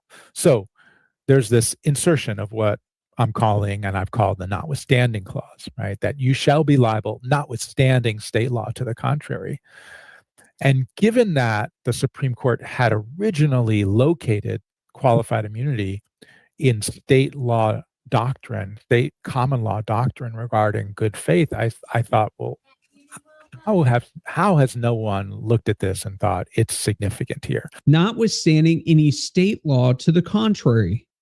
In legal language, notwithstanding is the strongest override you can use. It means I don't care what else exists. This takes priority. Congress explicitly said state law defenses don't apply, including common law immunity defenses. So how did this sentence disappear? After this 1871 Civil Rights Act was enacted, Congress decided for the first time it was going to put together all of the federal laws in one place. Like up until the 1870s, if you wanted to find a federal law, you had to go to the specific Congress, the specific records of the Congress that enacted it. Today, we just go to the code book, right? We go to 42 USD and we find the law. Well, that compilation of federal law didn't exist until the 1870s. So Congress, after it enacted these acts connected to Reconstruction, in general said, we want one place where everyone can find federal law. And they asked someone, they called them the reviser. They asked the reviser to go through and put all the federal laws that had ever been enacted into one. And the reviser, when he took the version of the law that had been enacted in 1871 and put it into the compilation, just omitted the notwithstanding clause. And we don't know why. He might have omitted it because he thought, well, the statute speaks for itself and maybe we don't need the notwithstanding clause. If that's the reason he did it, it's still consistent with the argument I'm making about the force it should have. But in any event, that's how we lost that clause. And that's why today, when anyone goes to the actual to the statute that everyone uses in the code books, it does not have the notwithstanding clause. It just got omitted by the reviser. Who knows why? But one thing's clear. The reviser was never given the power to make substantive changes to the law. A clerk compiling laws just deleted it. No explanation. No authorization. Gone. Let me put this together. In 1967, the Supreme Court said, Section 1983 doesn't mention defenses, So we'll use the derogation canon to keep common law immunities. But two things were wrong. Error number one, the derogation canon was never used for defenses. They applied it backwards. Error number two, Section 1983 did address defenses with the notwithstanding clause, but they were reading a corrupted version that was missing that sentence. Two errors, one toxic doctrine. And why did Congress include that notwithstanding clause in the first place? Context matters. We have to put ourselves back in Congress's shoes in Reconstruction. The Congress of the 1870s did not trust states to enforce federal law, especially newly enacted and adopted federal amendments meant to protect especially newly emancipated Black people, right? So that Congress did not trust states and localities to protect those rights. That Congress would not want state or local law to get in the way of its newly enacted federal rights. And so the notwithstanding clause is perfectly consistent with what Congress was trying to achieve. So that's piece one of the argument. Piece two of the argument is, to the extent the Supreme Court originally located the qualified immunity common law, this notwithstanding clause speaks pretty powerfully to an error in the court's analysis. Congress in 1871 knew that Southern states would not enforce the constitutional rights of newly freed Black Americans. So they wrote a law that explicitly said state defenses can't block federal civil rights enforcement. That sentence got deleted just 3 years later, and 150 years of case law was built on that corrupted version. Okay, but it's been 150 years. Thousands of cases decided under qualified immunity. Isn't it too late to fix a mistake this old? Not according to judges across the country, and I mean across the spectrum. Let me give you some recent examples. March 2025, Fifth Circuit Court of Appeals, Green v. Thomas. A man named Desmond Green was falsely accused of capital murder. For nearly 2 years, he sat in jail, a violent jail, based on a detective's manipulation of evidence. The detective used a drug-impaired jailhouse informant, manipulated a photo lineup, withheld exonerating evidence from the grand jury. District Court Judge Carlton Reeves, Southern District of Mississippi, denied qualified immunity. In the Fifth Circuit, Judge Don Willett is on that panel. The same Judge Willett who called Professor Reinert's research game-changing. It's an interesting position for a judge to be in, and I have to say, I sympathize.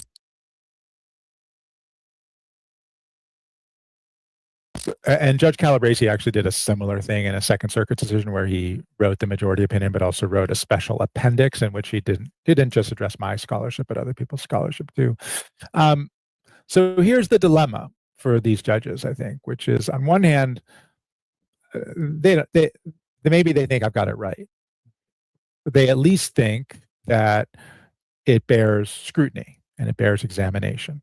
But they also are judges in a hierarchical system.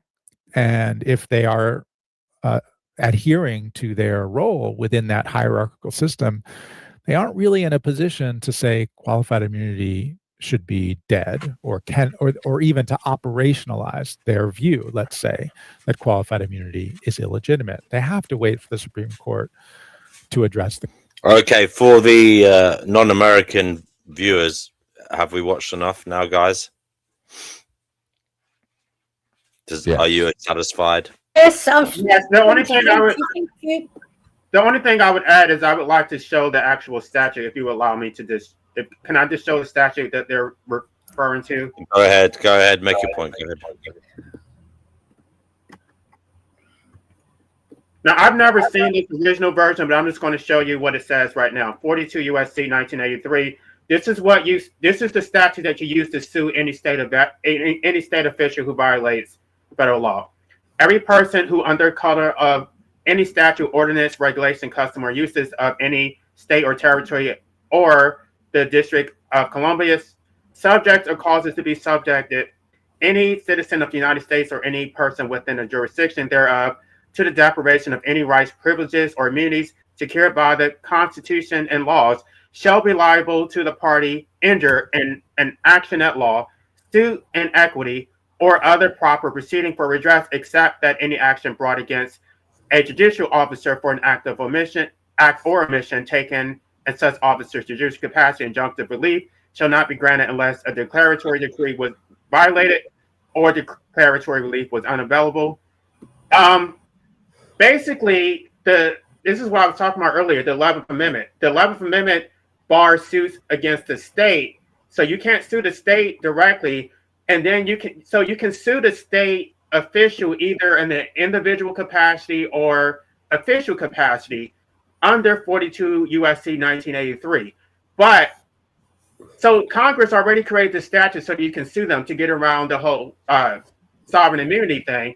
But when you sue them, they dismiss it anyway based on qualified immunity, based on judicial immunity, prosecutorial immunity. And the Supreme Court made these doctrines out of thin air. This is what I was addressing in chapter 6 of my book, but people don't know what I'm talking about because all this legal gobbledygook goes over people's head. It's too complicated for people to understand.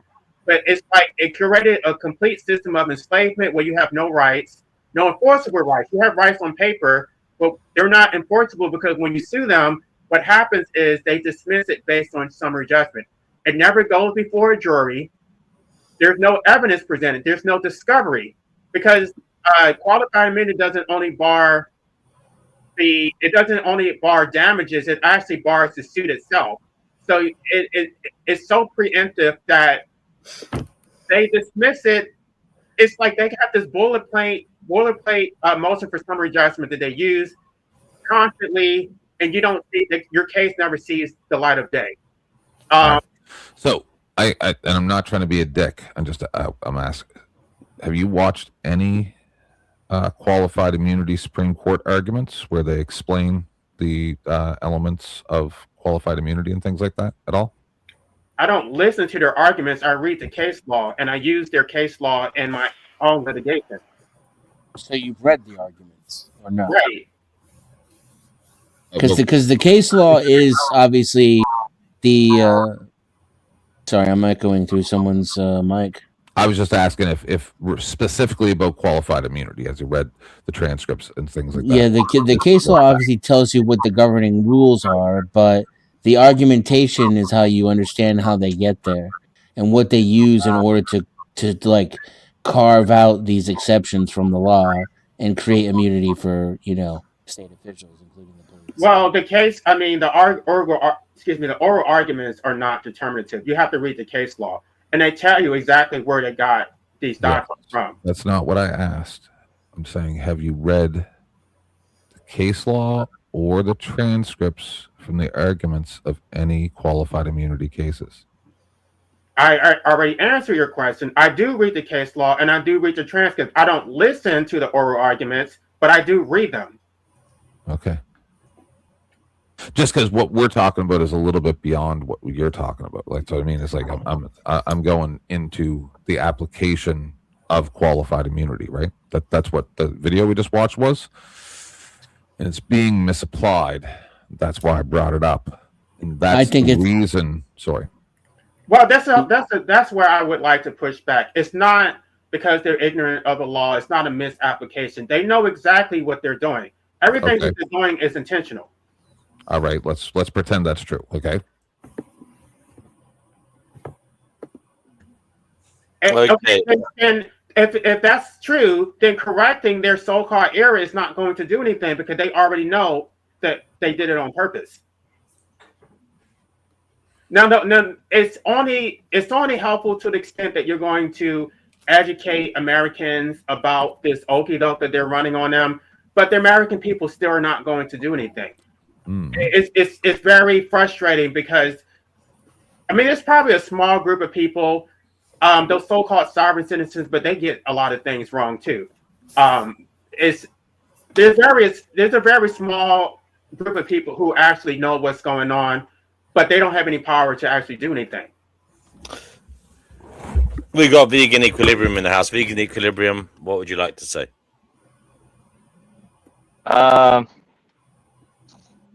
What would I like to say? I feel like there's no more wonder in the world anymore. We're going back to the topic of the show. I know that Witchy was complaining we've gone way off topic. Guys, do you want to round up? Did you hear what I said, or? Yeah, we're going to go back to that point. Okay, I just wasn't sure if you could hear me or not. No, I don't know what the topic is. Hold your thought, brother. 10th and LA, would you like to just say a short statement to close what you were talking about, and we can go back to the main topic? I don't think that it is unrelated. When you start to connect the dots and you see how we got to where we are, it's like the judiciary has eroded our rights. They have completely turned the Constitution on its head. And this is why we're in the position that we're in. This is why we're getting bad policy. So I don't know. We've already addressed the metaphysical, thing about astrology, that it's at the end of the age. But economically and politically, the reason why America is facing a downfall is because of the erosion of the Constitution.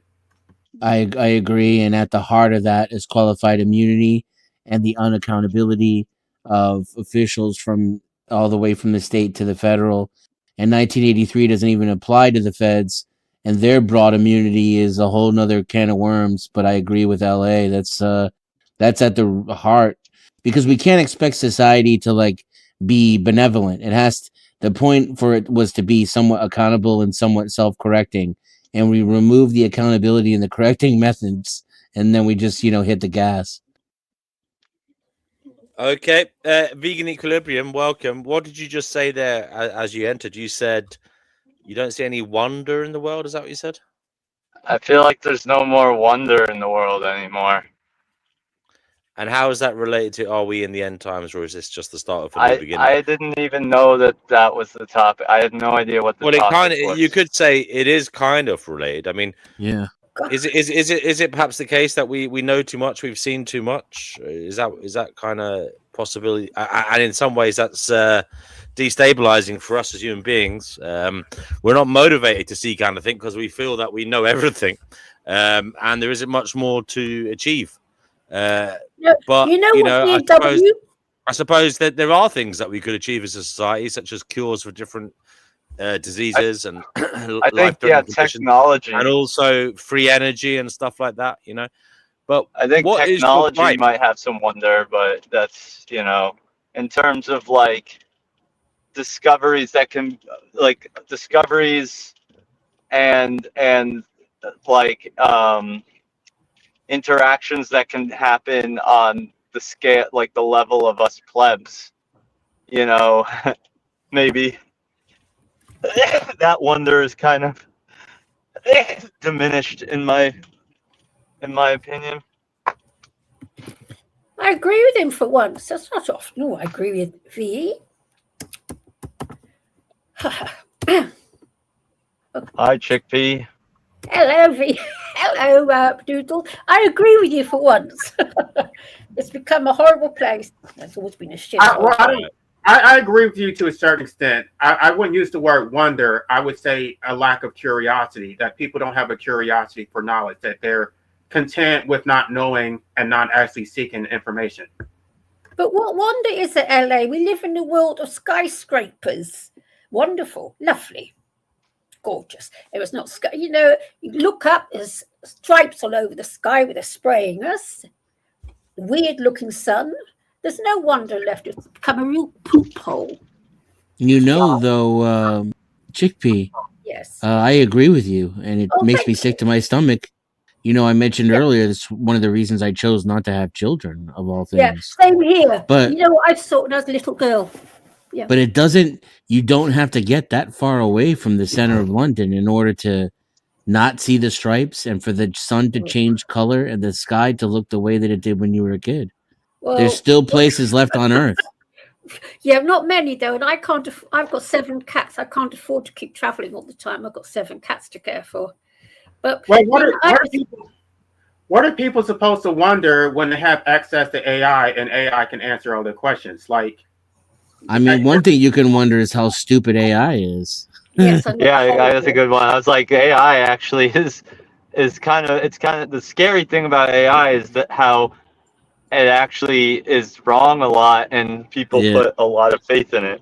It's how certain it is about the wrong things that it asserts. That's what I love. It kind of has a personality, much like you would expect from, the minister of propaganda from a government. Yeah, it's very sweet natured, isn't it? It's a mixture of that, and I believe sometimes it shows it's a very non-committal as well, which is fair enough. But it's a strange concoction of being certain of the wrong things and being non-committal on things as well. Yeah, exactly. It's depending on how you challenge it. Yeah. So do you take Well, it's programmed by talking to us. Yeah, right. Exactly. Dennis, do you take tablets to keep you happy? Do I take tablets? Yes. No. I'm mostly sober. My drug of choice is probably music, but in order to not dodge the question, I love marijuana, but I haven't used it in months. I don't need it to be happy. And I like to have a couple of beers with some tacos, maybe a couple times a year. I'll drink. That's about it. I'm a smoker, what kind of but I music quit. are you doing? So I have pretty eclectic taste. When I make music, though, it's mostly heavy metal. It's probably progressive metal is where I'm at in my head. Do you have anything released that we could listen to? No, I mean I have some recordings that I share with friends and people that I collaborate with, but my music's pretty. He's edging it. My music is pretty. What's the word? Personal to me. You should have never said edging. Why? Because now I'm gonna troll you with it. No, that's great. That is the best troll. I'm glad that's in the quiver now.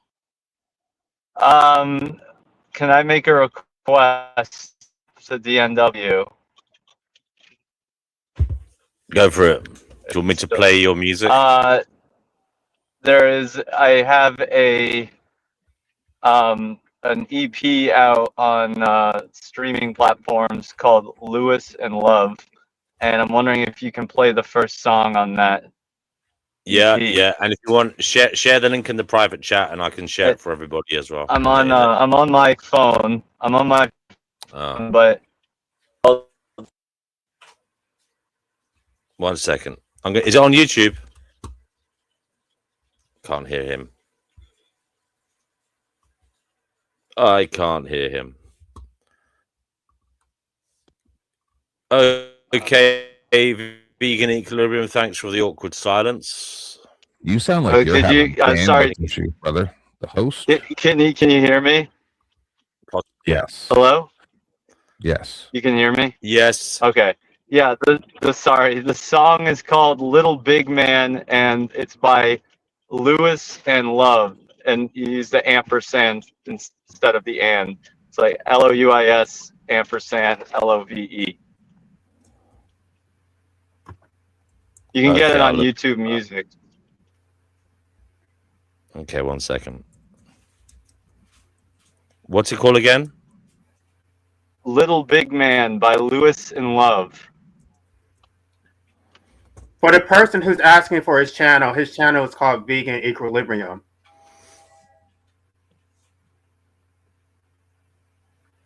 Yeah.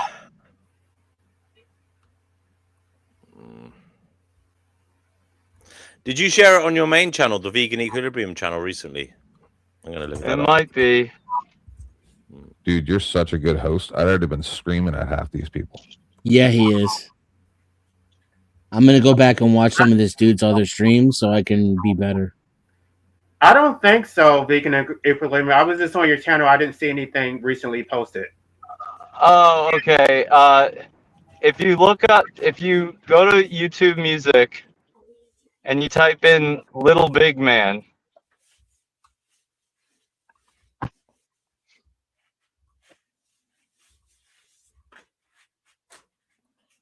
Yeah, I mean, I don't even have YouTube Music on my desk. Oh, I do. Here we go. Music. Right, Little Big Man. Okay. 1 second. Little Big Man. Oh, why can't you just share the bloody link, Noodles? I'm on my phone and I'm driving. Little big man. Okay. Yeah. Oh fuck! It's not coming up when I search for it, man. This is fucked up. I'm on. Yeah. I'm on.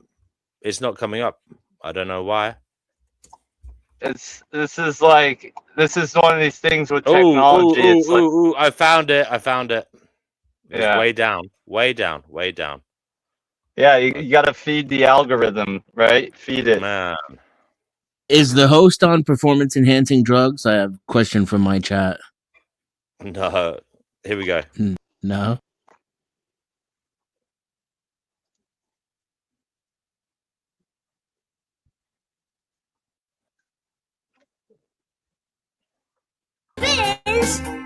Oops, sorry. Let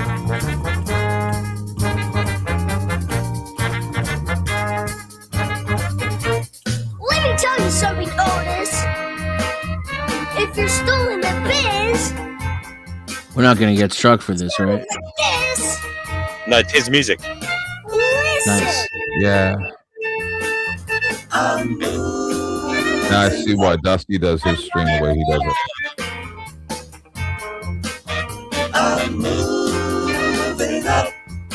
I'll just remove this part if it comes up with a warning. I'm moving up. I'm wilding out. I'm moving up. I'm wilding out. They call me Little Big Man. I'm working hard as I can. He never needed anyone to understand. Came to change the situation, to start a new sensation. Come on, little buddy, lead us to the promised land. He came to us and said, I'll take you back in time to the days when soul was conjured straight from the divine. And if it ain't got soul, I don't want to hear it.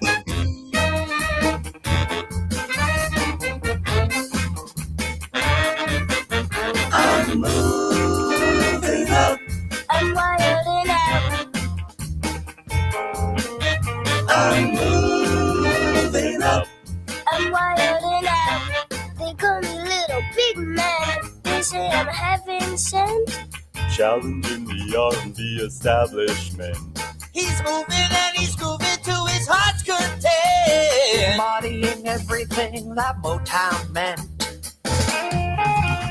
He came to us and said, I'll take you back in time to the days when soul was conjured straight from the divine. And if it ain't got soul, I don't want to hear it. hey little big man.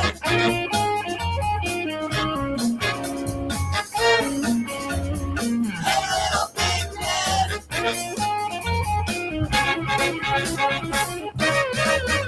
I'm moving up. I'm wilding out. I'm moving up. I'm wilding out. I'm moving up. I'm wilding out. I'm moving up. I'm wilding out. They call me Little Big Man. And if it ain't got soul, I don't want to hear it.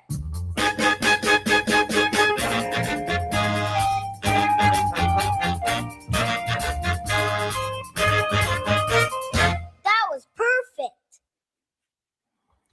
Okay, that was Vegan Equilibrium, who was just on there a moment ago. That was one of his songs on. Was there Gnosis any AI in Collection. that? No, that's all him. All his doing. He's organized all his singing. He plays guitar, and I think there was a saxophone there, wasn't there, as well? That was his mate playing that. So very good stuff, eh? If you want to find it, I will share the link in the live chat now for everybody. to go and subscribe to his channel. There you go. So as we were, I don't know where he went. It's a shame he's not here to talk about his musical artistry, but hopefully he will come back. Nice vibe from that, kind of like, yeah, it was like a kind of Jackson's 5 with a little bit of Sesame Street thrown in. Very very happy, chirpy song. Chickpea, you must be happy now after listening to that. You know me, I like rock and roll. I'm a headbanger. Bit of AC/DC. Okay, well, listen, I'm afraid my dinner is being served, so I'm going to take a break for about 15 have it mine. minutes.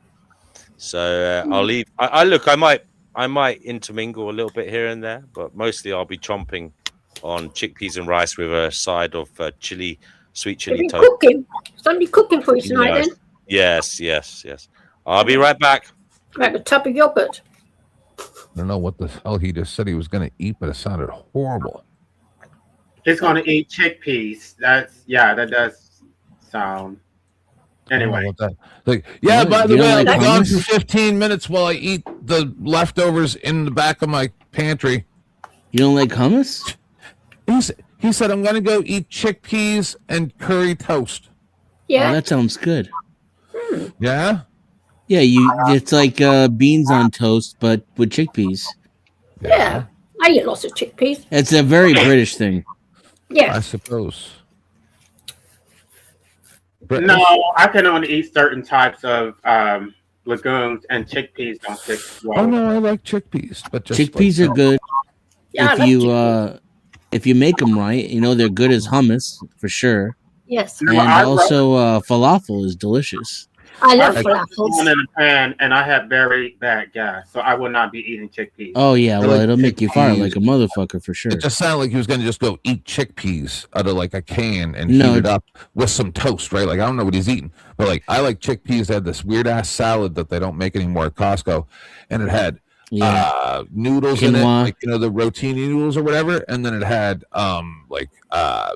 chickpeas and feta cheese and some type of vinaigrette sauce with some like pesto or something, and that was very good as like an ingredient. But it just sounded like he was going to be like heat up some chickpeas, grab a spoon, get some like curry something, and spread it on some toast, and be like, "Yeah, this is great."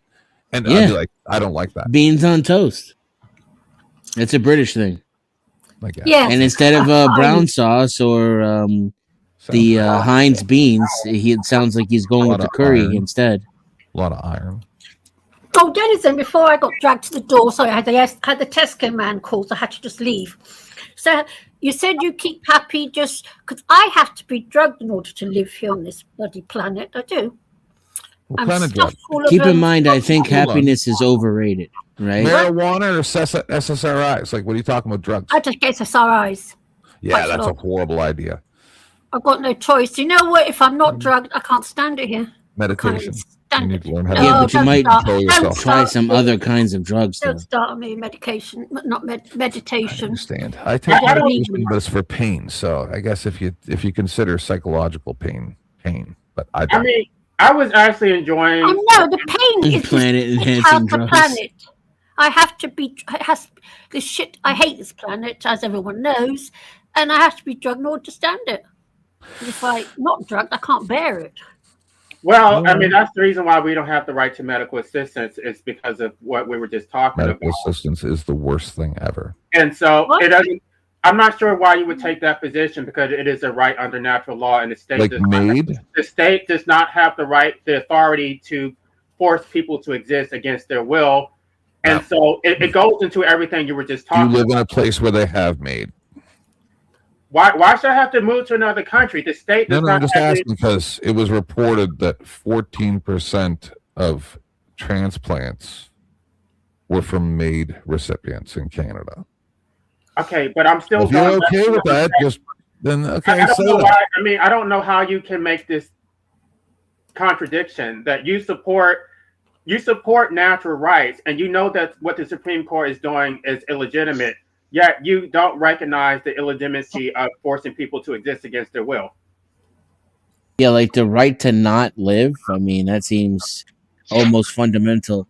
And you're also talking about like these people that are being unalived who don't want to be here are suffering. Their organs are going to people who want to live and might not without the organs. It's a beautiful thing, in my opinion. I don't know why it would be looked down upon. So based on everything that you know, and I'm not sure how much you've dug into it, is if you know about the Ninth Amendment, I'm assuming you know about that, the whole scam, the conspiracy around the Ninth Amendment. Do you think that the state actually has legitimate authority to criminalize medical assistance? I don't, but I mean, I read the Ninth Amendment the way it's being applied. It's clear that. Go ahead. No, I wanted to get Ten's opinion on that because he's the one who brought this subject matter to the channel. I have the same opinion of that as I do on unaliving in the womb. No, that's not the same thing. What do you mean by unaliving in the womb? Let me finish, Chickpea. It's not the same thing because you're talking about a person who doesn't exist. Yeah, it's the same versus, thing.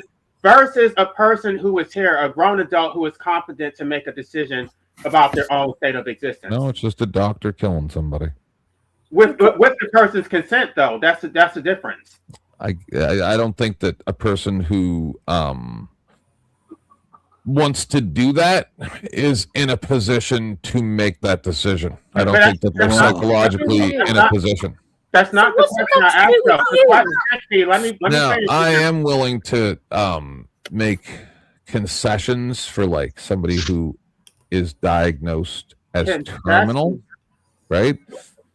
What do you mean? Not you don't anything have outside of that, like psychological issues, and then go down the line from that. I don't believe that. I am willing to budge on the terminal thing. You don't have to budge on anything because it's not your life. The state does not own us. We're not supposed to be slaves. We should have the principle of self-ownership. It's your life, and you should be free to do whatever you want with it. I don't know how you can't. No, you can't. You said.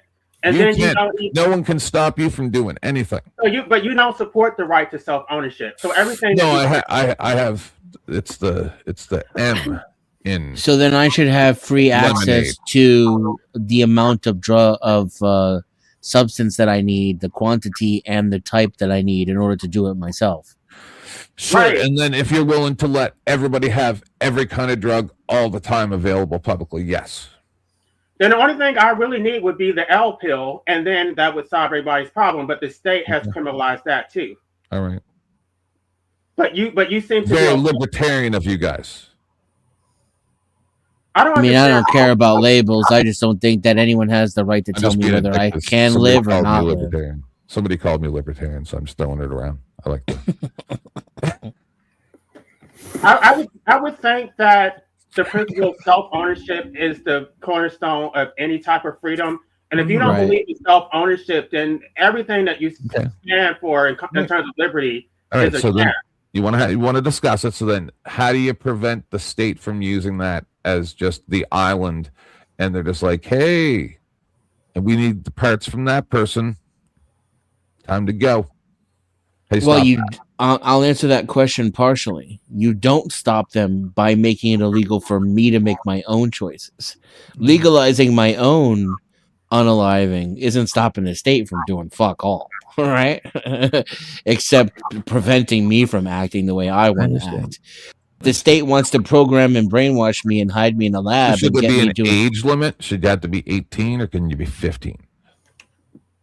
No, the issue is not legalizing it. The issue is I'm just asking. So if it's decriminalized, then there are no age restrictions. So just a 13-year-old's having a bad day, failed the test, just walk into the unaliving booth like on Futurama and just be like, pop, put a coin in, good to go. Would a 13-year-old have that right under the state of nature when there is no state? I'm not just saying, should there be an unaliving booth on the like a phone booth like in Futurama? I think if you want to start off, walk up, put a coin in because they failed the test. I'll be brief and let you two go back and forth. I just want to briefly say, I want to briefly answer the question, and then you two can go back and forth, please, if that's okay. I would say that initially, if you're going to set up a system, you probably would want to put restraints on it, age limits, you probably want to make it around 25, not just 18, realistically. And then you work and see how that works out, and then you make adjustments thereafter. But if we're talking about just the basic principles of freedom and self-governance, then no, I mean, the state should have no right to intervene at any age. And I'll yield there. I disagree. I think that question is only relevant if you're trying to legalize it. If you're trying to decriminalize it, then there are no age restrictions. The basic common law principles of consent is that you have to be the age of 18 in order to consent, but I don't think there needs to be any specific age restrictions on decriminalizing a law which should not have been criminalized in the first place.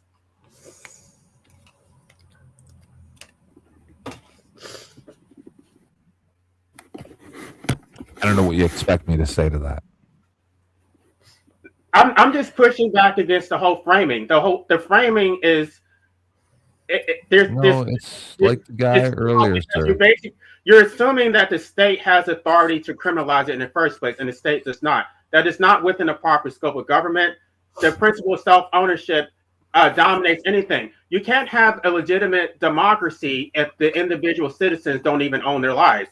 They're forced to exist, and if you don't have the right to opt out, then you can't hold the state accountable. You're a captive citizen, a captive population who is forced to exist, and there are no consequences for bad policies.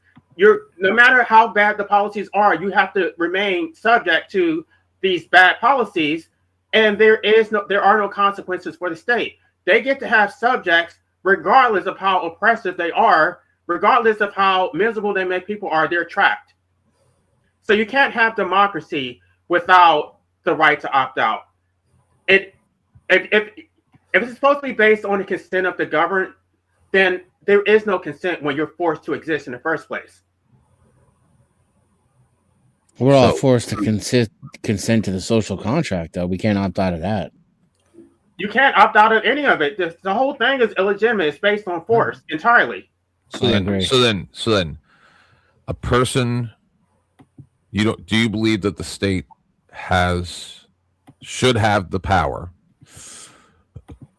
to institutionalize you in a mental institution if they feel that you are a danger to others?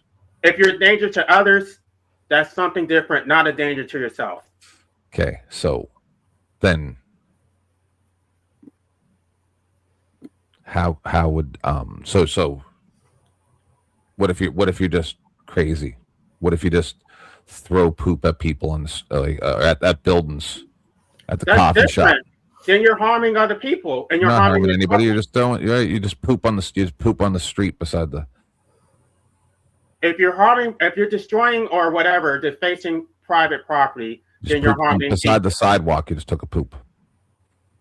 I don't know if it's somebody owns that property. There's no such thing as property. They've done it like 70 times. Somebody owns that property, so they're destroying somebody's property. No, it's just on public property beside the Even if it is public property, it still isn't taking a poop. Okay, they're still causing harm.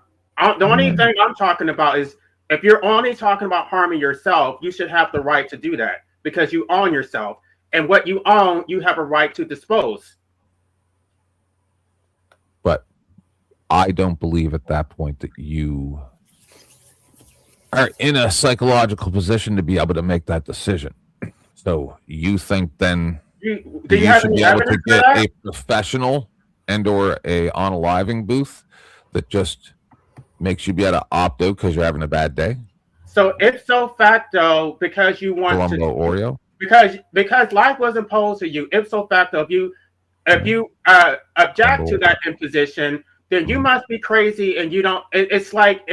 There's so many logical fallacies in the way you frame that you must be crazy because you don't want to exist against your will. Yes. It's like, if I don't want to be a slave, then I must be crazy. What kind of logic does that make? Okay, so then you would agree that that a man can be a woman then? I don't see the corollary between that. If I don't want to exist, exactly the same thing. So no, that's not the same thing because changing to be a transgender. So the government shouldn't be able to tell me because I believe I shouldn't have an arm. The difference is that if somebody had to be institutionalized because I cut off my arm. Because you know what you said doesn't make sense. The difference is that when somebody becomes transgender, they're asking for affirmation from other people. No, they want other people that's not to what we're talking recognize about. No, we're talking about medicine. We're not talking about society. We're talking about medicine, right? Okay, if that's your You're question, asking for MAID, right? yes, So, they should have the right to do that. Yes. Okay, so there should be a cutoff your own arm. You just go out, walk into the your doctor, arm. say, "I It's don't want your my arm arm. no more." Cut it off. It's your fucking arm. You should be able to do whatever you want with it. All right, I'm just trying to find a baseline of what your line of thinking is. I don't draw the line at all. It's your body. You should be able to do anything you want as long as you're not harming anybody else. Okay. I disagree. You don't. Of course, you disagree, but you're going to use violence to impose your will onto people against their will. You think that you have the right to do that. That's not the proper scope of government. No. I'm happy if you do it. Then why don't you grant me my rights? Why are you against me? Because I'm worried about the state using it as a resource. They're not using it as a resource. The only way they could use it as a resource is if they legalize it. I'm saying they should decriminalize it. That's the distinction. And you're making it seem like there is no distinction. It's not the same thing. Decriminalize is not the same as legalizing it. Yes, it is. No, it's not. No, it's not. Legalizing it is something that you want it to be regulated, right? I don't want it to be regulated at all. What if you want your arm put back on? No, decriminalizing it would just mean that now it's a regulated thing. You don't even understand what terms mean. Stop it. It's unregulated. I live in Canada where we decriminalize marijuana and then they just regulated it. How do you not understand basic legal terms? I had so many hopes for you when you played that clip. I was like, man, there's somebody who finally... You don't understand how... You don't get it. You're like an ultra-libertarian. You make reasonable people like me look ridiculous. And I call for... What happens if you... It's like what happens if you regret cutting your arm off? Sir, I am a lunatic conspiracy theorist. All right, and you make me seem reasonable. That's the problem. Okay, right? What did you accomplish with that statement? That statement. No, I'm trying to explain to you that what you're saying is so ridiculous that it defies reason. It doesn't address the merit of what I'm saying. So yes, it does. The bottom line is that I had high hopes for you when you played that clip. I was like, there's somebody who finally gets it. You understand the second half of it, but you don't understand how we got here. We got here because of the abrogation of self-ownership. That we don't actually own our lives. No, we don't got know here anything because about our existence. people like you don't even understand find it. people that will follow you, and then you get a following like these imbeciles in Congress and stuff like that that go out and say the things that they need to get people behind them. But then when you get in there, you can't actually do. I'm not sure the basis. It's like you did your conclusion is correct in what you're saying, but you don't get there correctly. Because it's not based on natural law. Even though I watch the repetition of this behavior over and over, I'm wrong? You got there based on a social contract that rights come from the state. And that's why everything that you're saying now is incorrect.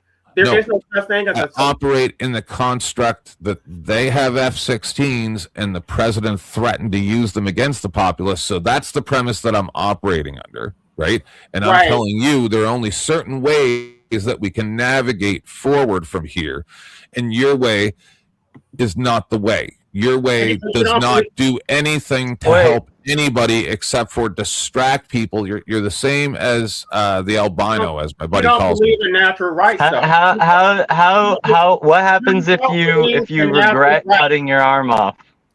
What happens if you regret? Too bad, so sad. What happens if you regret like cutting the arm off? Then you think, oh man, I really wasn't thinking clearly. That was not in the right state of mind. I wish someone had stopped me from doing that. Let me answer your question, Big Equilibrium, because I wanted to opt out probably 20 years ago. I wanted to opt out 20 years ago, and I didn't do it because people said I would have made a mistake. Now, 20 years later, I'm just as miserable as I was 20 years ago. I was actually asking about. I was asking about the arm, not the leg. No. But what I regret is that I didn't do it 20 years ago. So to use your analogy, I would regret the fact that I didn't cut my arm off if I had a rational reason for doing it. Oh. Wait, who's to decide whether it's a rational reason or not? No, guys, it's your fucking arm. That's the rational reason. It's your arm. But it's not rational if like you, let's say you immediately regret it. You immediately regret it. I like ruining shit because it's funny. So some people are self-sabotagers. Hold on, I just want to say we crossed a Rubicon, right? So the state is going to protect you from this point forward. The state is You're going the crazy to protect one. you from yourself. Just realize this. Role. The state is going to protect you from yourself, but you're the one who has to pay all the consequences for the decisions that the state makes. So these people. By the way, I'm not talking to him saying he's the crazy one. All of you. It doesn't matter. Okay, now.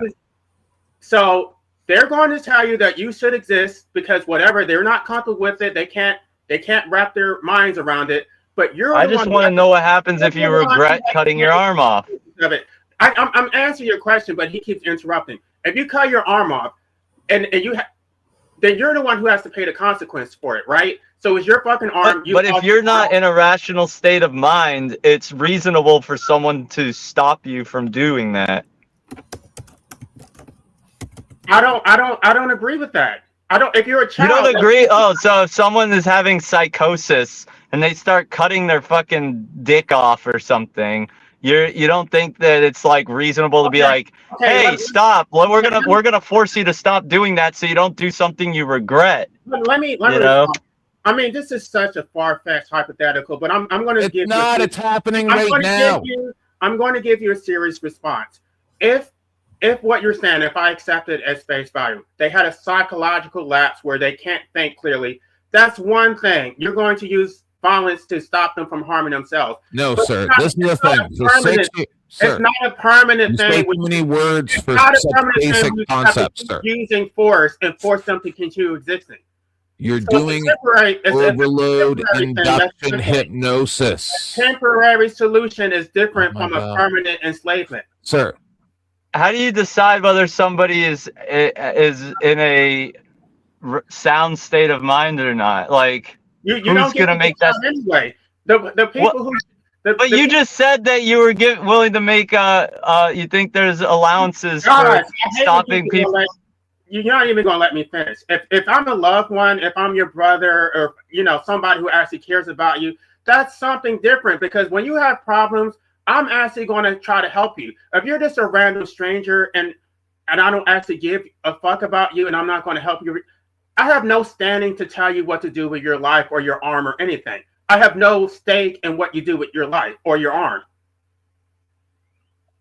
I think we're talking about. I think this has become very abstract, and the problem is really we're not saying we're gonna outlaw rope. We're just saying I don't want an unaliving booth on the street like it's happening in Canada. You want an unaliving booth on the street. I want that. Well, that's good for you, but you can go I'm not against store. I'm not against. I don't want the unaliving booth for my brother, right? That's having a bad day. I'm not against MAID. I'm against the idea of letting people chop their arms off. Nobody's chopping their arms off. I'm not sure why you brought that. Well, there is actually this thing called the Darwin Awards or something, or there's many things, and that line of thinking just goes into madness, and that's why we need regulations. That's why libertarians ruin everything, because people come along that say reasonable things like I do, like, hey, if you really wanted a president that was going to fix things, how about he goes in, replaces all the people, turns the intel agencies on all the government and things like that, and we make all that public so we actually see what's really going on.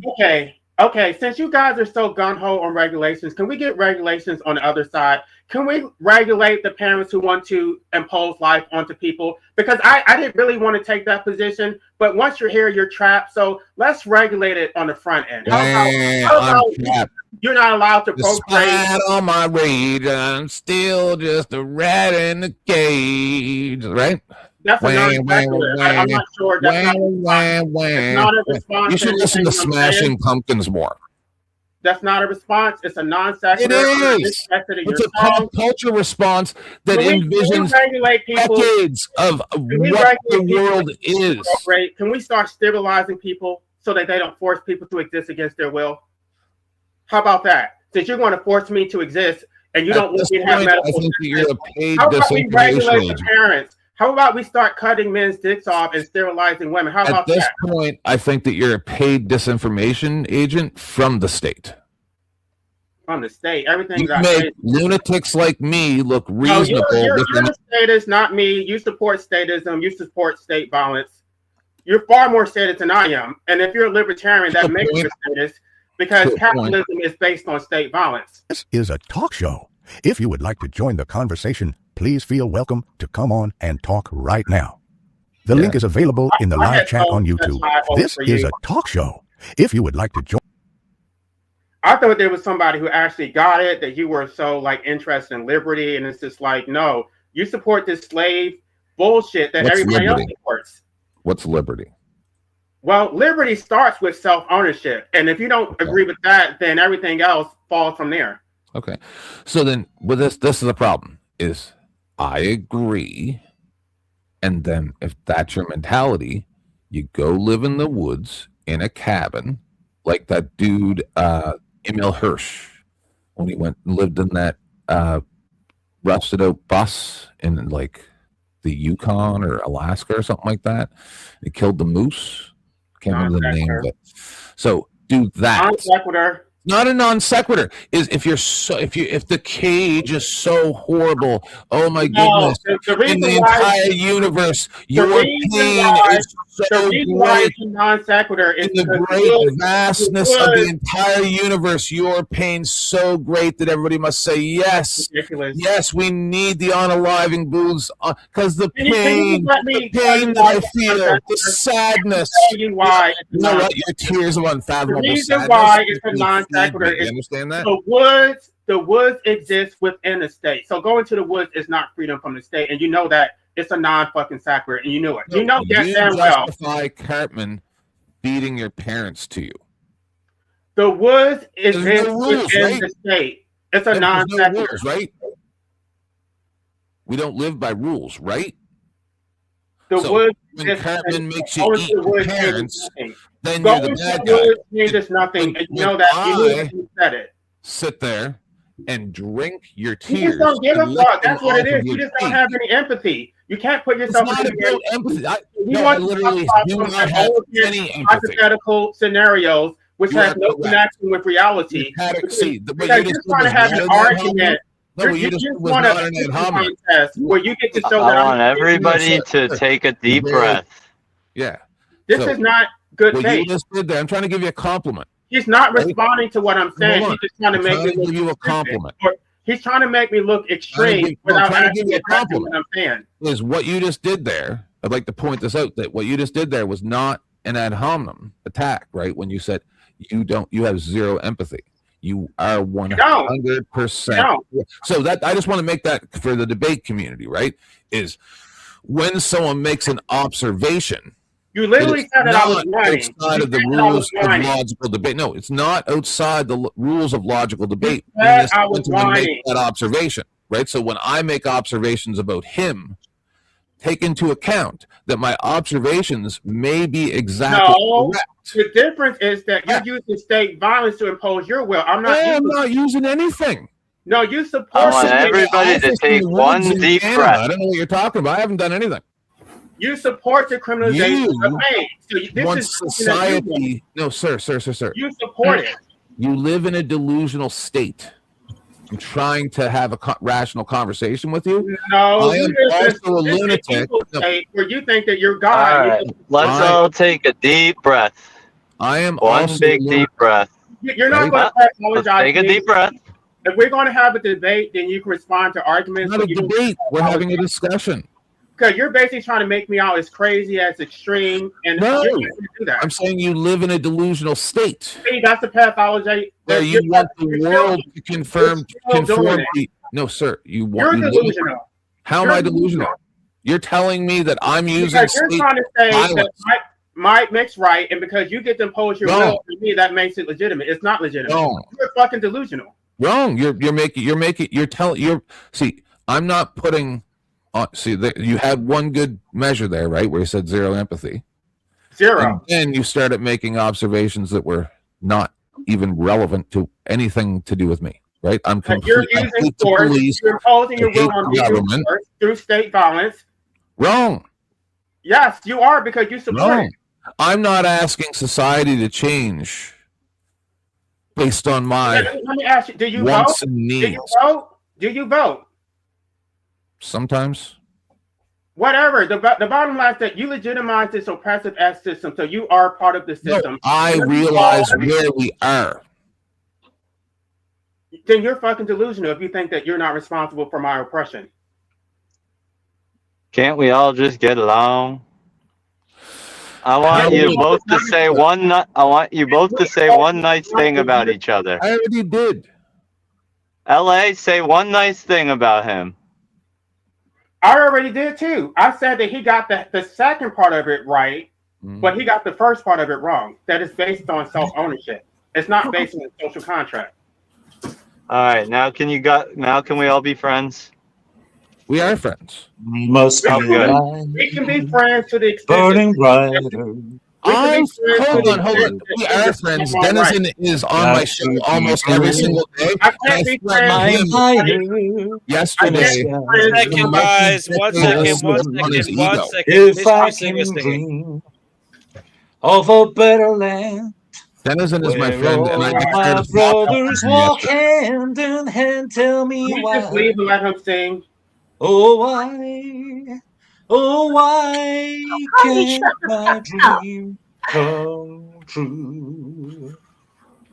Oh, why there must be peace and understanding.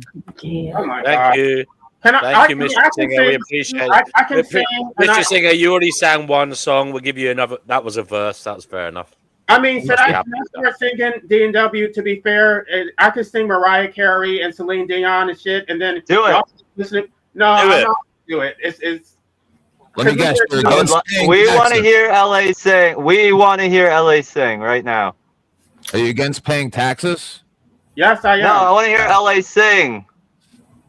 I'm not gonna do it on the spot. Maybe. Oh, come on, LA.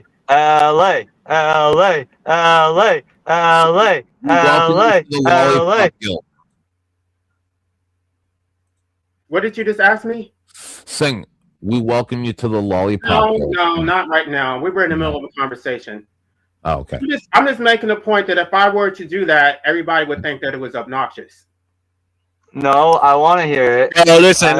I agree. I agree. It's obnoxious to come on randomly and sing, but the clue is I'm letting him back on. His name is Mystery Singer. That's kind of his shtick. That's what he does. That's what he gets off on, and it's kind of funny in a kind of weird way. It's kind of funny that he goes out of his way to do this. So I'll hand it to him. Now I know how to come on here if I want singing if I want to. Yeah, but Vegan Equilibrium, you are a professional singer. He's not. He is. I'm not a professional. You've made money making. Have you ever made money from your singing? That's a good question. I don't know. You're semi-professional. I mean, you do. I would not say I'm at all professional, dude. When have I gotten any kind of legitimate amount of money for a show? That's a matter of perspective. Yeah, well, I mean, anyway, I know if everyone knows if they want to come on here singing, they just have to call themselves Mystery Singer, and then that's their. No. There's only one Mystery Singer. Okay. I don't have a problem with you. We can't have everybody doing. That's just Mystery Singer is the original artifact. They did it first. I think if so we let them away with it. It's unusual. They're more of a professional than I am in a way. Vegan Equilibrium, I don't have a problem with you singing. I think you should do it at the beginning of the live stream, not in the middle of a serious debate. I want to hear you sing. You've been told. Well, just for that, you're gonna have to sing, LA. Right, guys. I want to say, anybody watching, do come on. Link is in the live chat. It's pinned in the live chat on the Finding Gnosis YouTube channel. If you don't know how to spell Gnosis, it's Gnosis. Cougar Duma is in the chat. Why doesn't he come on and tell us what the hell's going on? Are we in the end times, or is this the start of a new beginning? I would have thought that would be right up his street. Cougar Duma, we need you on the show, sir, to give us the ins and outs. He was here. Have, he was here. He didn't get a word in edgewise. Steve, there's a new fella. Steve, you're on the Finding Gnosis show. Steve Pinder, what is it you'd like to say? What's up, brother? Hello. Pinder's my brother. Hello. Just give him a minute. He might have had an emergency. You can put him. You guys hear me okay? He's on his way. There he is. What's up, brother? Hello, Pinder. Welcome. So, Steve Pinder, we can hear you okay. What would you like to say? Now we can't hear you. Are you talking? He has technical problems often because he's fat. Right. Okay, so you're coming in and out, Pinder. So we're waiting for you to sort that out, and then you can make a substantial, effort of adding to the show. Kugaduma, where the hell are you? Links in the live chat. Sorry, guys. I'm not sure I'll be able to actually get a word in. You are still playing StreamYard, sir. Sorry, it's YouTube. You got to close your YouTube thing. You're hearing both at the same time. I did that the other day.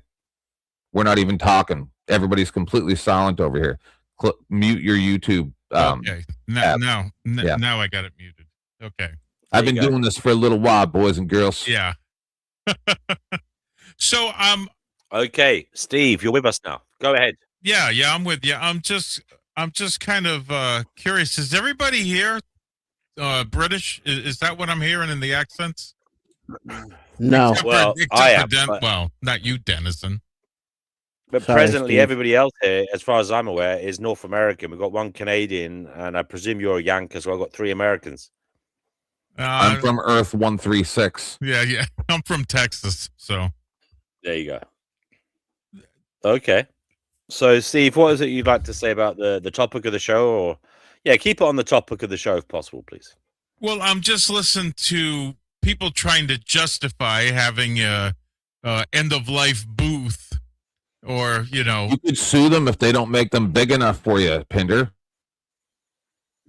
It's funny, Ted. You've said that a couple of times. You're fucking with I know, you little fucker. Dude, so, I just did a 5K. I've been saying the same thing to you, Pinder. Come on. I just did a 5K last weekend, so. I'm just playing. You're just a big. I know. Anyway, go ahead. Come on. The suicide booths and for the very large men. Yeah, so make it big. Okay. No, I'm just concerned as to why that's even part of a conversation. I mean, do you guys actually support self-offing, or self-unaliving? Yes. Yes, I do. My darker side says and thinks maybe for certain people, and maybe we can help you along the way, but you don't help anybody though. It's every man for himself. Right. Everybody's forced to fend for themselves. It's like if it's a person who's struggling to pay their bills, if they're miserable, they're forced to figure out how they're going to maintain their involuntary existence. That's why I support Christians, Pinder, over almost anybody in the whole world. You guys are less crazy than almost everybody else. Oh no, we're pretty nuts. Non sequitur, another non sequitur. I'm just saying. That's why I support you guys. Every man for himself. I think you're Jewish, aren't you? Well, I'm Messianic Jew, so I'm Christian. I don't know. I mix with everybody. You know me. Yeah. So, my Christian side says, don't do that. That's not a good thing. My atheist side says you can do whatever you want. Yeah. Well. Yeah, I kind of am starting to agree that you're goyim for sure. So I guess the next subject would be from there. Do you think that when you off yourself, it's done? You just go in the ground. You have no thought You have no consciousness. You have nothing. Right? Am I I mean, correct? That's what you it's believe. irrelevant because you. Sweet darkness. I mean, I'm going to answer your question. It's irrelevant because you should have the right, regardless of what the outcome is. But to answer your question, I do believe that death is the end. I don't believe in the afterlife. Okay. So the people that, because I have to look at the mentality of people that would want to, and why would you give them a place to do it? Okay, because those are the people that probably need help. Right, but you're not going to give the help. You're going to outsource it to some mental health facility, but you're not going to be the one providing any help whatsoever. It's every man for himself. But you're the one who's going to say you're not going to support their rights because, for example, if I have $200,000 in student loan debt, you think that I should be forced to be here to pay it and to be forced to police brutality. I already told you they sell rope at the hardware store. Okay. You're not going to do anything to help me, but you think that I should remain here and just be miserable and be oppressed. But here's the thing: if you really wanted to do it, do you need help? Right. Do you need help? Do you need anyone to even give you a place to do it? These arguments are so predictable. I've had the same debate at nauseam, because it's and they common keep making sense. the same arguments. There's nothing original. It's so trite. It's common There's no sense. such thing as common sense. It's common ignorance is what it is. I'm going to repeat the same thing everyone else has said. I can respond to it, but it's kind of boring because the answer is so obvious. I'm not going to help someone and provide something for them You don't so have they to can help them. end. What I'm You saying don't. though, and I'm talking about providing a place and something to do that in. I'm not going to even acknowledge. Nobody's asking you to do that. You don't have to provide any help. The only thing I'm asking you to do is decriminalize it. So if someone else wanted to provide that help, they don't have to face being thrown in a damn pit. You're talking about like Kevorkian and how he did that, and That should be a franchise. So what? So I let me ask agree. you this. Are you unaliving? You can call it. Would you be against decriminalizing it? I think that they should open up Steve, McDonald's for that. I'm only asking Steve. Would you be against? you mean decriminalizing the person who helped that person unalive themselves? No, Pinder. You should like this. It's about hamburgers. So they God, put you into a meat grinder right after, and then they fucking cook you up and serve you up as unaliving burgers. It'd be fucking streamline the process with synergy. Do you think that the person who assists someone with their consent, and that person was competent and they gave their consent freely, do you think that person should be criminalized? I believe they should be prosecuted. Why? If they had consent. Just because I don't like Pinder, I'm going to agree with this guy. We're going to open up I'm talking franchises. to Steve. Can you tell me why they should be prosecuted? So there's certain classifications that we don't consider consent. Shut up, Rick. I have a business opportunity for us. My reasons why because I don't. My reasons why is because I don't believe in suicide in any form. Okay. That is why. Thank you, Steve. LA, clamp it down for a moment. Claybrick, did you want to say something, brother? And then after Claybrick has spoken, I'm going to give it straight to Kenny to take the mic. So Claybrick, go ahead. Hell yeah, I appreciate that, brother man. Yeah, I just really kind of had one primary concern about this. Whether LA believes that we should encourage that sort of thing. And the reason I ask that is that if we start putting booths on the street or start allowing doctors to do these things, then that is encouraging. Like, people are going to make the choice to do the thing, but then should we encourage it by tax funding it or even allowing corporations to put these things on the street?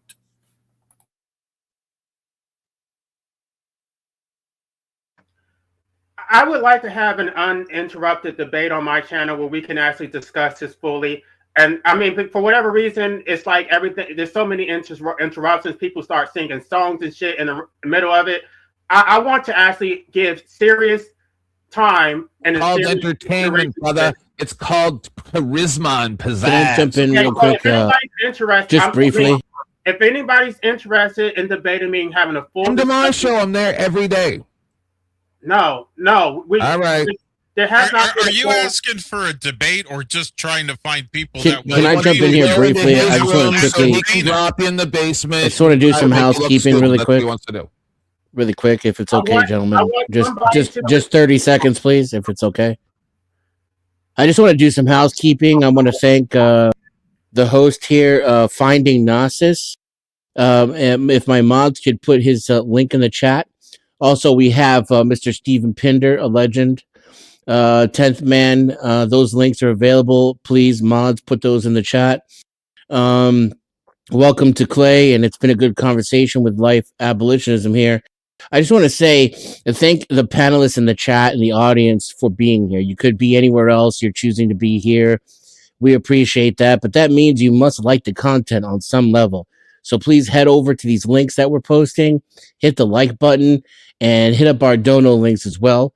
Contribute to the panelists and the creators and the hosts of the show. Thank you. Okay, now I'm not going to derail this whole conversation, but I would like to debate Steve specifically because he seems to be reasonable, and his reasons seem to be based in Judeo-Christian philosophy. So if you're interested, I would love to debate you. It's not going to be antagonistic. We can have a serious debate where you present your side and I present my side. That's fine. Scared. It's a pity we lost Kenny. Kenny's dropped out. Hopefully he'll come back. My name's also. By the way, Steve, do you have your own channel? Yeah, I have a couple of them, but my main one is just for my my martial arts stuff. So Okay, well, I just need a place where I can contact. What's your main channel? just email me. Jeez, I'll give you my email. I get enough junk mail; it doesn't matter. Okay, what's your email? It's my name, Steve Pinder, at the letter Y mail.com. Hashtag ampersand. Okay. Killed. Steve, the topic of the show, are we in the end times or is this the start of a new beginning?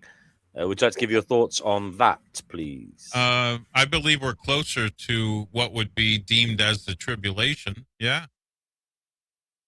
A lot of things, if you read the book and you understand it, a lot of things are happening that line up with it. But that's been said before. Every 100 years, someone says, "Oh, we're in the end times." But numbers-wise, if you count the numbers and the things that have happened and the times that they say what will happen after that, yeah, we're getting close to the tribulation. When they had the French fries in 1947, and then J. Edgar Hoover fucking made DuPont, and then on the 16th of February, they did the moon landing, and it all comes down to did he didn't do it. Gematria, everyone. My biggest thing with this whole situation with a booth like that, how would you stop it from being abused? And what I mean by that is taking someone that wants to off his buddy that he's mad at, he drags him into the booth, says, yeah, he consented, and kills him. I presume there'd be cameras and shit around, you know? What if he tricks him? And what if he goes in there, tells his friend, hey, I want to Wait a second. That would be an infringement on your rights to have cameras. You know, what if he says, oh, I'm going to off myself. Would you go in there and help me? And instead he offs his buddy. There's a lot of what ifs, and there's a lot of recipes for disaster. Anytime you have something like this, you're going to find abuse of it, no matter what it is. I agree. I mean, I can answer your question. These are not complicated. I'd love to hear your answer. The answer is that I'm not asking for a legal right. I'm trying to decriminalize it. So if somebody does abuse it, you don't take away my rights because if there's going to be some abuse cases where someone took advantage of that. No, I still should have the right. Why should I be forced to exist because somebody else may take advantage of it? Because you could say the same thing when it comes to procreation, that, okay, well, some people may just want to procreate because they want to abuse their children, or they want to extract from their children. They want to be narcissistic assholes. Should we stop everybody from procreating because of that? Because a lot of these parents are not good parents, and they're causing their children to live lives of misery. But there's no real protection for these damn children. So there are instances where people get locked up and they can't have children because they're locked up. Okay, then I got abused. Did anybody protect me? I called the cops on my damn mom, and the cops didn't even come. That what the cop told me was, what he asked me is, "Oh, are you being good in school? And what did you do to deserve it?" So because one cop decided that he wasn't going to do his job, which I agree that it's not one cop. It's not one cop. I have a question for life abolitionists. Yeah, before you do that, Kenny, LA, I'm really sorry to hear that happened to you, but the point is, you're in your 40s now. That was a long time ago. Do you not feel the police might have changed the way they relate to the public now? No. No, regardless of what they change, what I know is that children are still being abused. It's a part of some cultures where it's acceptable, and people have not changed their behavior. The only thing that has changed is that there's mandatory reporting now. So if you tell a police officer or a teacher they have to report you and there's some type of investigation, there's hundreds of thousands of people who slipped through the cracks, and these children are still getting abused. My niece, who's a lot younger than me, so I'm not sure what my age has to do with it, my niece was abused by her mother, and my brother had to step in and get custody of his daughter. This is still happening. It's not something that happened back when I was a child. It's still happening today. Yeah, so not to minimalize any of that, right? So all of that is wrong. However, you cannot justify a wrongdoing with another wrongdoing. What's the other wrongdoing? Okay. I want to bring in Kenny here. Kenny Given, what would you like to say? I just wanted to ask life abolitionists. He's complaining about the government not giving him the right to off himself. But when you consider how high the suicide rate is amongst mostly men between the age of 18 and 45, they never asked for anyone's permission. They just went ahead and done it. So I'd like to ask him, what's stopping him from doing it? To be honest, I'm actually bored with that question because I've been asked that same question on this channel ad nauseum, and I keep giving. It's just like, if you want the answer, I think you should read my book. I should not have to keep repeating myself. Come up with an original question that's going to actually cause me to think. But the answer is obvious. But you don't want to think. You want me to spoon feed you because okay, I'm going to call you out. I think you're too much of a coward to commit suicide. That's what I think. You don't have any. You're too miserable. Can we use code? And you're too much of a fucking pussy to end yourself. Right. So I'm a pussy because use code words, guys. Don't say the out. Use code words. It's the reason why he's doing this is delicate matter. The reason why he's doing this is okay because he wants to make me. He's trying to do blame shifting, right? I'm the victim. I did not choose to exist. Not just me, but anybody who's here did not choose to exist.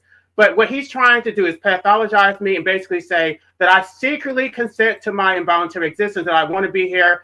It's somehow my duty to fix my parents' wrong, that they imposed life on me. Now it's my responsibility to fix their mistake. And if I were to do it, and if I were to botch it and end up with debilitating injuries for the rest of my life, he's not going to have any empathy for me whatsoever. So I don't have a right to a medical assisted procedure to ensure that it's done correctly, right? Of course, they afford this right to cats and dogs and capital murderers, but because I'm a law-abiding citizen, I should be relegated to doing it my own. We don't force LA. You talk about responsibilities put on our shoulders.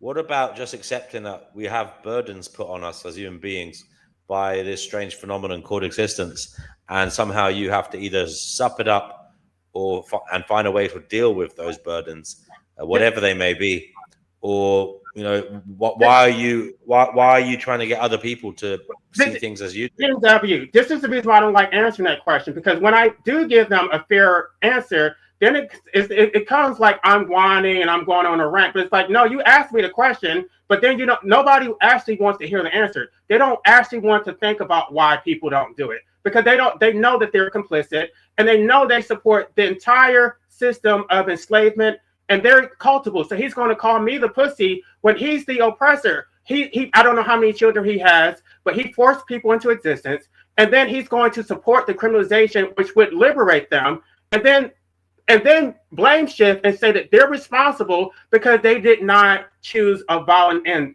as if people don't have a disposition to fear their own annihilation. This is ingrained into your biology. No animal, human or otherwise, wants to terminate their own life. Can I ask you something? Can I ask you something? Do you believe that being born automatically makes you a victim? Yes. Wow. I mean, no. That I mean, is wild. let me clarify the answer. And I say this in my book, that basically some people don't necessarily believe that they were harmed by the imposition of life.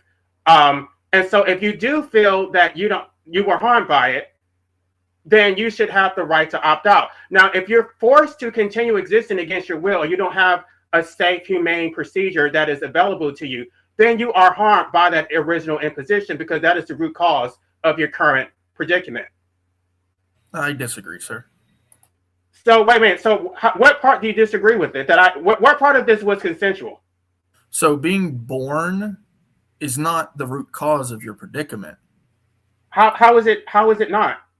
So being born is one action, but bad things happening to you during a lifespan are a completely different aspect. Okay, let me go back to my original question. Which part of this was consensual? When your mom and dad got together and decided that they were going to have you. They consented. I did not consent to that. I had no part in that. I got no pleasure from the fact they had sex. I was not there. They had sex. Now I exist for their benefit, for their extraction. What did I get out of this? So from the time of birth, you've had to make a choice, many choices, right? And that one of those choices is to continue to exist. How did I choose to continue existing? Explain that one to me. So you crawl around when you're a baby. You become a grown person. To exist because the baby. Do I really need to go into the details of how to live? 1 second, guys. We have somebody waiting to come on. Please, guys. Hello, guys. I want to say, when you're saying certain words, be careful. Use rhyming scheme. Use your brain. You can get your message across without threatening the channel. Kenny's on. I want Kenny to say. Kenny, go ahead. Say what you got to say. Can I please respond to what he just said? What he said was so ridiculous. Yeah. Afterwards. Okay, I really enjoy listening to this, but it's starting to get tiresome when LA every single time makes it all about him, feeling sorry for himself, blaming everyone else, not listening to what other people is saying. Is toxic. That's what I wanted to say. LA, you're toxic. I'm not interested in what Kenny just said. I want to respond. Okay. Now, hold on. LA, here's something to address. He's called you toxic, and he's saying you're projecting and you're making others feel miserable. What do you say? He's the one inflicting violence. He's the one who procreates and supports the criminalization of opting out. Now, let me just respond to what the previous comment, that everything about this is based on force. And I did a whole live stream explaining that nobody consents to continue existing. It's not voluntary, because by your standard, that nothing is based on force. If I hold a gun to somebody's head and say, give me your wallet, you would say that's not force, because you technically have a choice that you could either give me your wallet or you could choose to take the outcome of not giving me your wallet. So by your logic, force is impossible. And so you are forced to exist, because based on a reasonable person's standard, no reasonable person wants to jump off a cliff. No reasonable person wants to go out in some glory. I'm trying to not use language that's going to get his channel compromised. Nobody wants to go out that way. And so as a result, the fact that you don't want to inflict violence against yourself, now you're forced to exist. You could choose to not eat, and you could die a slow, painful starvation. You could choose to jump off a cliff. Nobody wants to do that. And so they continue to exist, even though they don't really want to. They don't actually have a humane option. It doesn't prove that they act. It's a false dichotomy. The false dichotomy is that you either want to live or you want to die. And it's like, I don't want either. I didn't want the original imposition. I also don't want. I disagree with that as well. But now that I'm here, death is my only way out. I don't necessarily want it. I disagree with that as well. But if I am going to take death, I want it to be on my terms. I want to do it the way that. Okay, LA. Okay, you want to do it on your terms. Claybrick, you please let Claybrick talk. Claybrick, the floor is yours. Yes, sir. Thank you. So my concern is encouraging people who are on the fence, right? So there are people who are considering it, but they haven't made up their mind and this is what I was actually the first question I came in with booze on the street, whether it's from the government itself or corporations doing it, or even our family members assisting somehow, that would be an encouragement to do that thing that people are considering. So with this whole assisted idea, those people who we should actually be encouraging to not do the thing are now being encouraged to do the thing. And every life is precious. Why do you think they're being encouraged? The only reason they're being encouraged is because in order to advocate for it, we have to actually articulate opposition. Ask the question and then answer it. So people are talking about how I'm annoying, I'm toxic. It's like, then give me my damn right, and then I will shut up. You don't have. LA. There's a lady in the chat. Witchy says you're delusional. She says, dude is delusional. Holy shite. How do you know she's talking about me? Who is she because talking she says about? It makes me look reasonable. It's awesome. She says holy shite, birth isn't consensual. What are you talking about? It's consensual for the parents, but they're giving the consent on behalf of the children who did not consent. This is what I'm talking about. This stuff is so self-explanatory, it's so axiomatic. Everybody knows that it's not consensual because the earth flat? You can't exist. You can't give consent until you actually exist. Well, hold on. These are the same arguments that are made against anti-natalism. For you on that one, Do you believe that babies' brains are fully developed to the point that they can actually consent to anything? That's not the point. Okay, let me That's exactly what the point is. No. Answer the question, yes or no. No, it's a fucking obvious answer. Why are you asking me obvious? Because you like to dodge questions. Oh, skip to the end. Does he believe in flat earth or not? Are you a flat earther, sir? You're asking me a question that you already know the answer to. Answer my question. I want to skip to the end. Are you a flat earther? I don't know what you believe. This is the first interaction that I've ever had with you. It's you. Impossible for somebody to consent when they don't exist. This is the reason why people... Not when they don't exist. I'm talking about a 2-year-old. This is the reason why they say that anti-natalism is bullshit, because... Are 2-year-olds able to consent to everything? Because you can't harm somebody until they already exist. Stop dodging. Are 2-year-olds able to consent to everything? They can't consent to anything. Not really. This guy is like if Hank Aflamio had a brain injury, like a really bad. No, he's doing an excellent job of arguing his side, which is not only controversial, but his arguments have been logically sound. His facts have been correct, and he's taking on 6 people at once, including the chat, and none of y'all have even made a dent in his position. He's made you all look like petty little children, and half of you, I've watched you flip-flop on your own positions just to try to argue against him because you're in your feelings. Well done, LA. Well done. Dennis and I would speak for yourself and no one else. I mean, we've hardly had a I only speak for myself, Stephen. Don't say stupid things. It's just going to make you look dumber than you already look. And why are you making statements about everybody? Because that's my opinion. If you don't like it, get off the internet. So that's what I'm getting back. You just doubled on your own statement. So let's just No, I didn't. My statement is my opinion. Are you dumb? Are you having a stroke right now? Dennison, grow up. Come on now. Steve, you grow up first. To be fair, though, Steve lead the way, Steve. To be fair, Steve didn't do it. It was pretty much everybody else. Yeah, I agree. I didn't mention him at all. I find this conversation dark, but it's interesting. Thank you. And actually, I do agree with Dennison as well. I believe that life is actually standing in his square, that he's making his arguments as sound as he possibly can, according to his own belief system. But I am still questioning his belief. That is not going to stop me from questioning his belief. Well, no, I just shout out to Mike. I think we should ask some questions so we can understand his belief more. That's all. Yep, I agree. Like he didn't tell me I was wrong. He just wanted to know my viewpoints and wanted to know why I believed what I believed, and that's all this is. I want to open up the show. I want to open up the show to Witchy if she wants to come back on. She's got very strong feelings and thoughts on this matter, so it'd be great to have her on. Guys, I'm sorry, I want to move on. We've got Cougar Duma waiting patiently in the wings, and Brother Marcus. Great to see him back, also known as Count Marcus. Cougar Duma, what would you like to say briefly really on the quick, subject at because hand?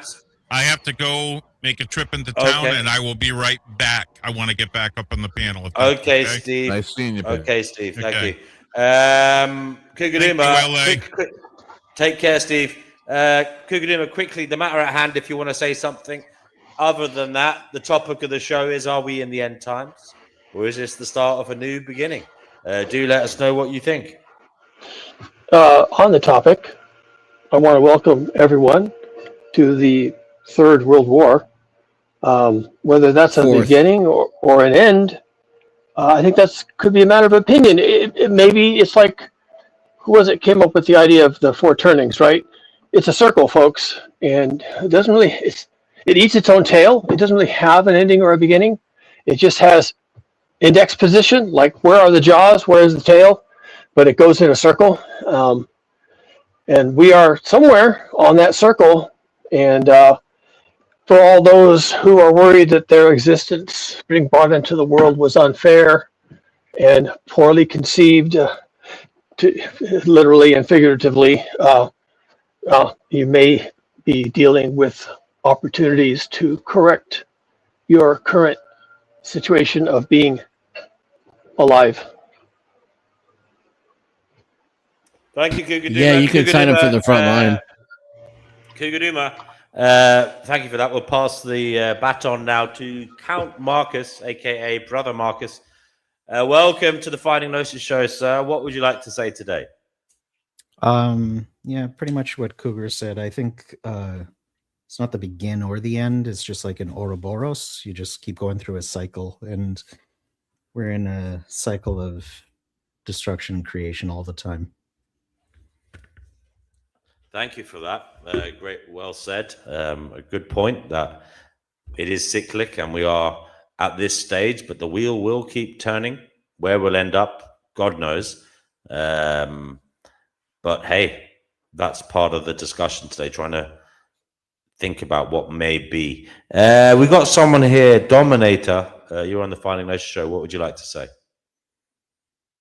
Well, first of all, hi, it's my first time being on this panel. Welcome. But in regards to the topic,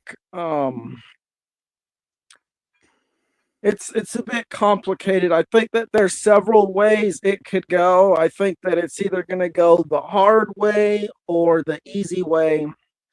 And I think that the hard way is going to be fast, or actually it would rather be long. You know, the apocalypse stands for the unveiling etymologically. So essentially, the cycle that you guys are talking about of Ouroboros, as I see it, is the cycle of civilizations and the traditions of authority which have maintained civilization through the mythology of basically making the common people believe that they need external authority figures in their life. That's what Ouroboros is, as I see it. It's the cycle that leads nowhere. The apocalypse is going to be when that breaks. And like I said, there's going to be either the hard way where the earth is going to say, okay, I've had enough, or the universe to say, I've had enough. And there's a natural reaction, similar to how a body deals with a sickness, like an immune response. Or the slow, gradual way where humanity, they take a step back, maybe something like the Epstein files unveils in people's minds that the world isn't what they think it is. And, maybe they say, well, like a good starting point could be, let's try and get the United States back to actually being what the Constitution says, instead of doing pretty much the exact opposite of what it says. And then from there... Yeah, go ahead. Go ahead, sorry. Go ahead, make your point. Well, from there, and then eventually, from generation to generation, they would basically get progressively more mature, less reliant on external authority figures, until eventually there comes a generation who's outgrown it altogether and done away with the cycle of Ouroboros and the mythology of civilization as we know it. Wow. Wow. Your thoughts are well presented there. Cougar Duma, how and why is this all happening? You're talking about World War III. How and why is it all happening? Is it a clusterfuck of many different beginnings? Tell us.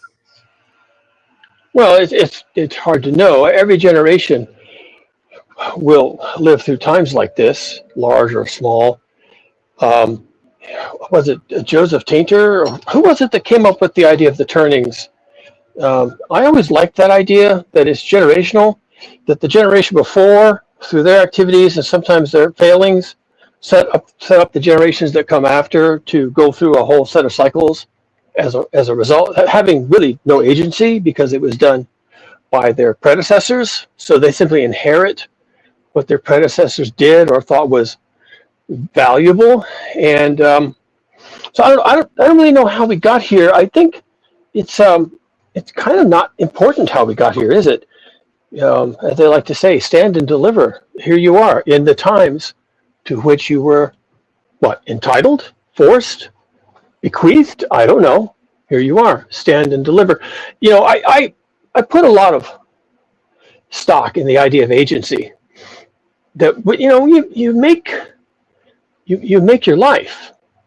I know that's not popular here, but I think we do.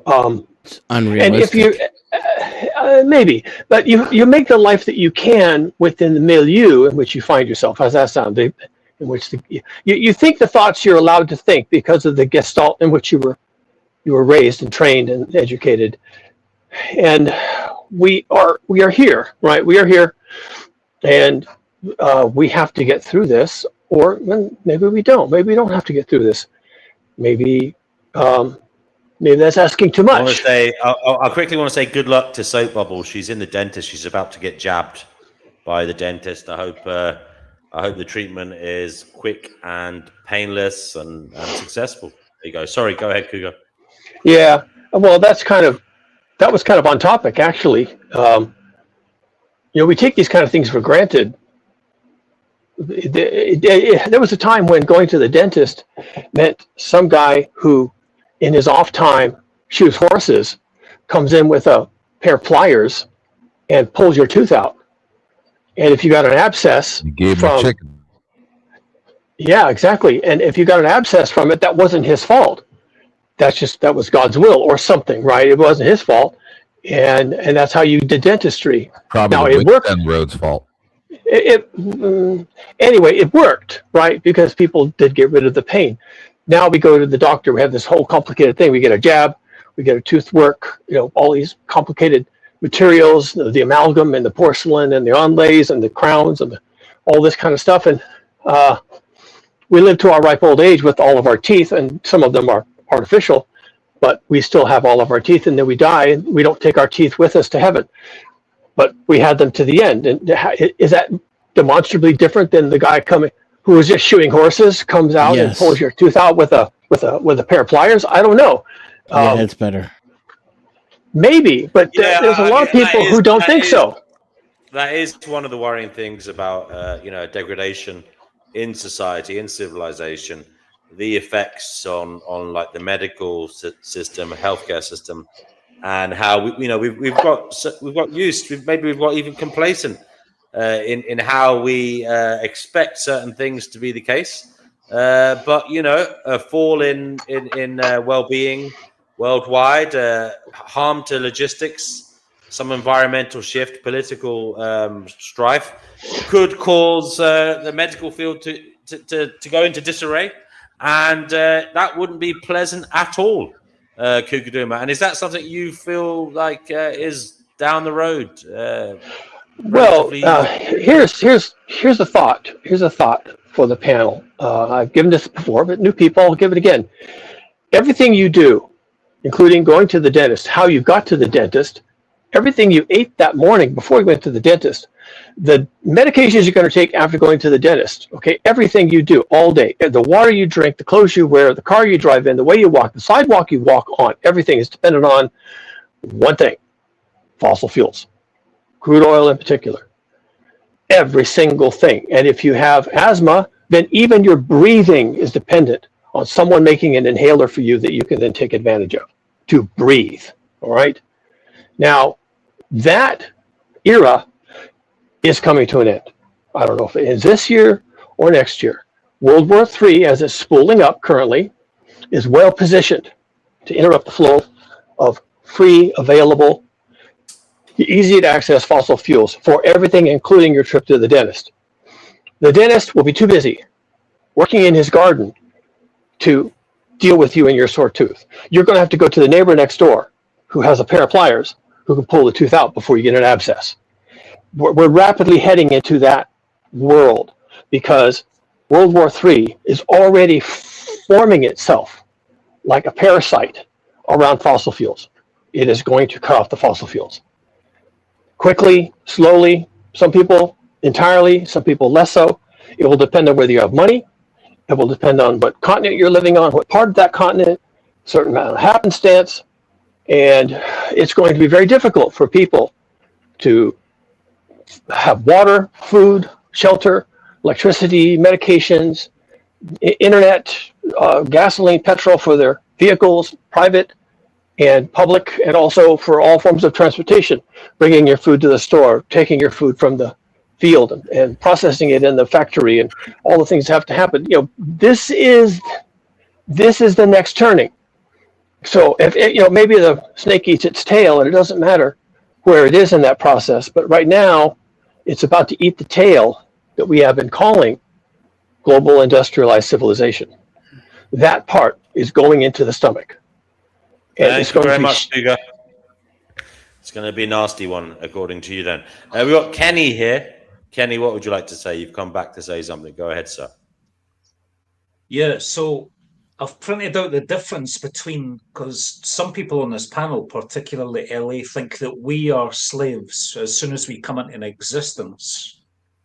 And I've typed out a few points as to why citizenship is the opposite of slavery. So I'm going to read out what I've got here. Slavery, the legal status of slaves, considered property of another person with no legal personhood. A lack of rights, slaves have no rights or freedoms. They are forced to work and obey. They have no participation. Slaves cannot participate in government or civic activities. Coercion. Slavery involves coercion with individuals deprived of autonomy and choice. Exploitation. Slaves are exploited for labor without compensation or legal protection. Now I'm going to go into citizenship. That sounds exactly like citizenship so far. Citizenship, legal status, recognized as a member of a state or nation with specific rights. Right. Citizens have rights. Let me finish. You can come back to me after I finish, please. I just wanted you to show it while you're reading it. Rights and freedoms. Citizens typically have rights such as freedom of speech, the right to vote, and access to legal protections. Citizens also have participation. Citizens can participate in governance and civic activities. Citizenship has autonomy. Citizens has the ability to make choices regarding their lives and responsibilities. They also have protection. Citizens are entitled to protection under the law and the government. That's why citizenship is the opposite of slavery. No, you just did a really good job of demonstrating the tiny bits and difference between slavery and citizenship, how they're almost exactly the same thing. I couldn't have did it better myself. The only thing I wanted him to do was to show it so he can post it on the screen so everybody can see what he's reading, so I can actually respond to what he said. But if you have that, can you please post it so we can all see it? Because I can actually respond to what you said. He left. He just wrote it down on a piece of paper, life listeners. No, but he got that from some type of source. And everything that he said meets the indicia of slavery under this oppressive system. and John Jacques Rousseau explained it specifically that there's a duality between a sovereign citizen, that you have a dual role. I've already Do you explained it. own any property, sir? I have to keep repeating the same stuff. Do you own any property? You're a fractional master, but you're a total slave. Under democracy, you have to. You don't have autonomy. This is how you know that you're Okay, listen, guys.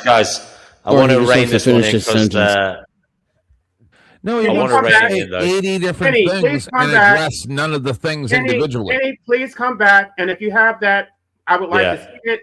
And I would let me just say this one last comment. I offered to table the discussion on May because I'm so toxic, people don't want to hear it. What I said was that I wanted to debate Steve Pender on my channel. We didn't have to talk about it. They wanted to continue talking about it, and now somehow it's my fault because I'm so toxic. No, I'm not blaming you. I'm just saying I want to rein it in, brother. Thank you. I just want to rein in. Go back to the topic. Are we in the end times? Should have been reined in a long time ago. No, it was interesting. It was interesting to hear you defend your position and for them to try and attack it. I thought you did very well, Ellie. Because they keep saying the same stuff.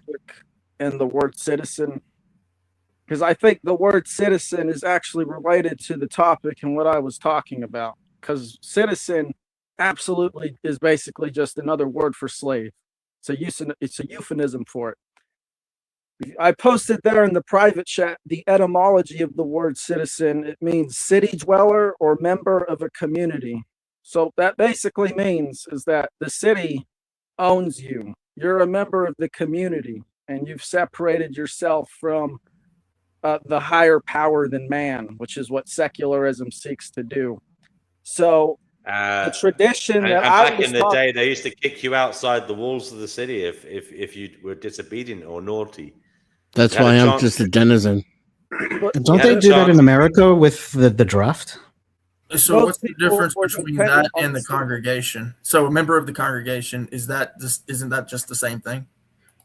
But that's why I wanted him to show his definitions, because I was going to use his definitions against him. He didn't understand what he was actually saying. Like if you're seen as a citizen, but you can be thrown in jail for not going to war, then the government owns you. Do they not?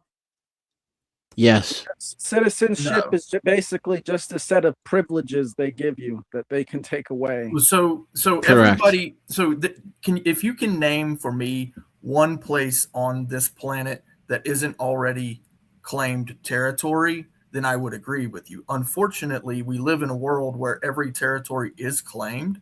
So in order for you to be as free as what you're insinuating, there must be a territory out there that isn't claimed. Or a government that respects freedom. No, he's right, because I say the same. I make the same argument in my book. No land is unclaimed by the state. Just to exist, you have to work. It's work or starve coercion. Under capitalism, you have to buy or rent property just to exist, and you have to buy food. There is no unclaimed land. You have to be productive no matter what. So just by procreating, they are forcing this enslavement on you, because you have to work to maintain your involuntary existence.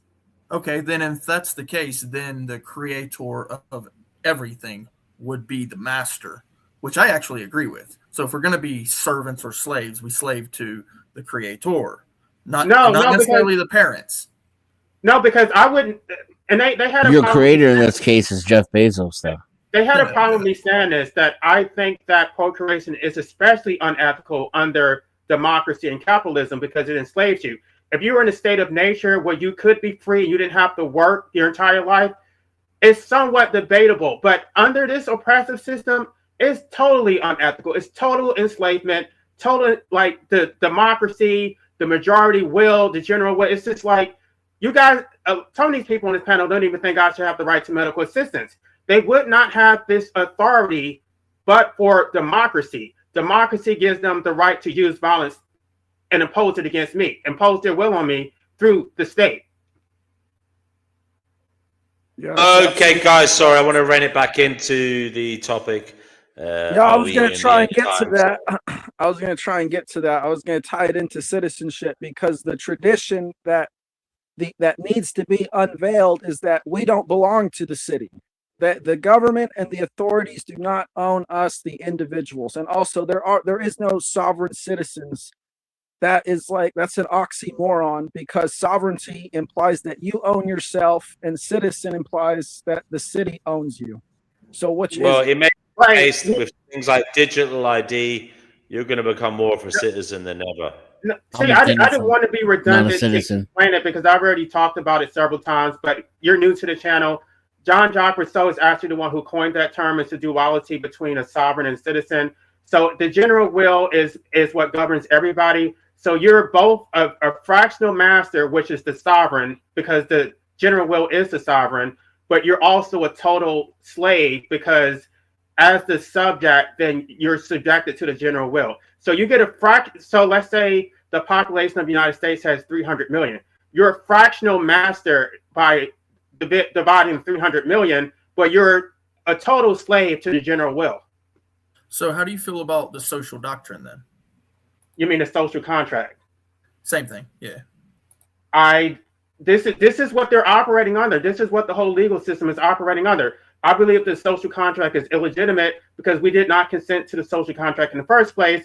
And even Jean-Jacques Rousseau contradicts himself in the social contract, because he basically says that parents don't have the legitimate authority to alienate a child's liberty to the state or to the sovereign. But he specifically says that you don't have the right to die. So there's a lot of contradictions that Jean-Jacques Rousseau stated in the social contract. It doesn't make sense. Sure. Here's one. So legitimacy, right? So legitimacy literally points to a legality, but legality only exists upon some form of social contract. No, the legitimacy is based on consent. So he sort of assumes that you consented to it, but you never consented to it at any point in its entire timeline. So legitimacy would be based upon a social doctrine. There it is. Consent. I would say if the social contract was legit, things like the Epstein stuff would never happen. Therefore, they demonstrate their illegitimacy. Society has never consented to those things. No, the Epstein would be a violation of the social contract. But the social contract is... I didn't hear what you said. Right, and that's why we have hearings and a judicial system. They violate their own laws. If the social Okay, really, guys. Sorry, I want to bring Cougar Duma in again. Cougar Duma, you didn't get into the global heating situation, climate, and how you feel that is affecting matters. Oh no! Is that tied into this World War III situation? Well, it is. World War IV. It's 4. Why 4? The Cold War was World War III. And you're watching this war is actually being caused as a direct result of the I think it's semantic of the Cold War. Let's allow the historians to figure that out.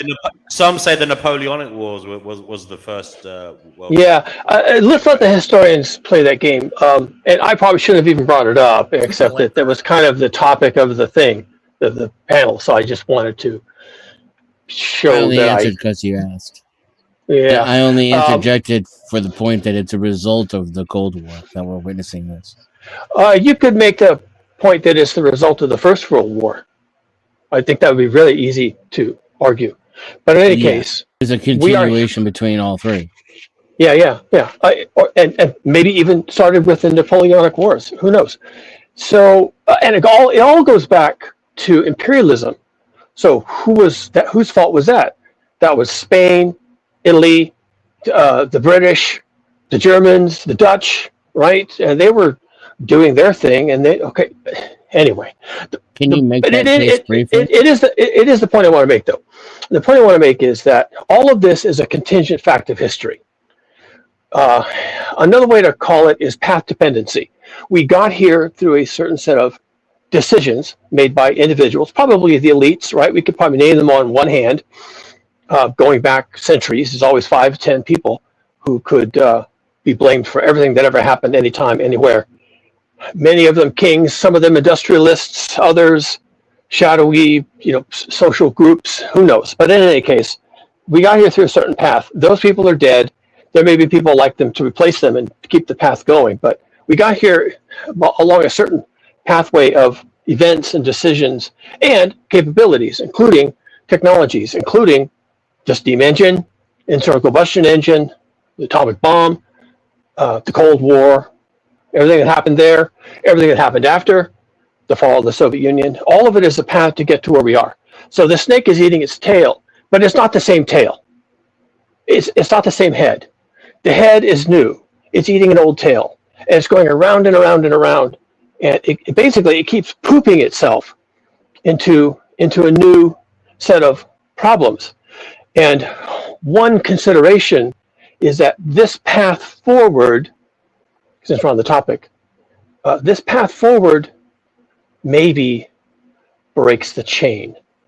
We may be leaving behind the circular path of making the same set of mistakes over and over, going back to the Bronze Age and the Bronze Age collapse, making the same mistakes. And maybe we're just about to terminate that. If that's so, do we then descend into something completely unknown to human history?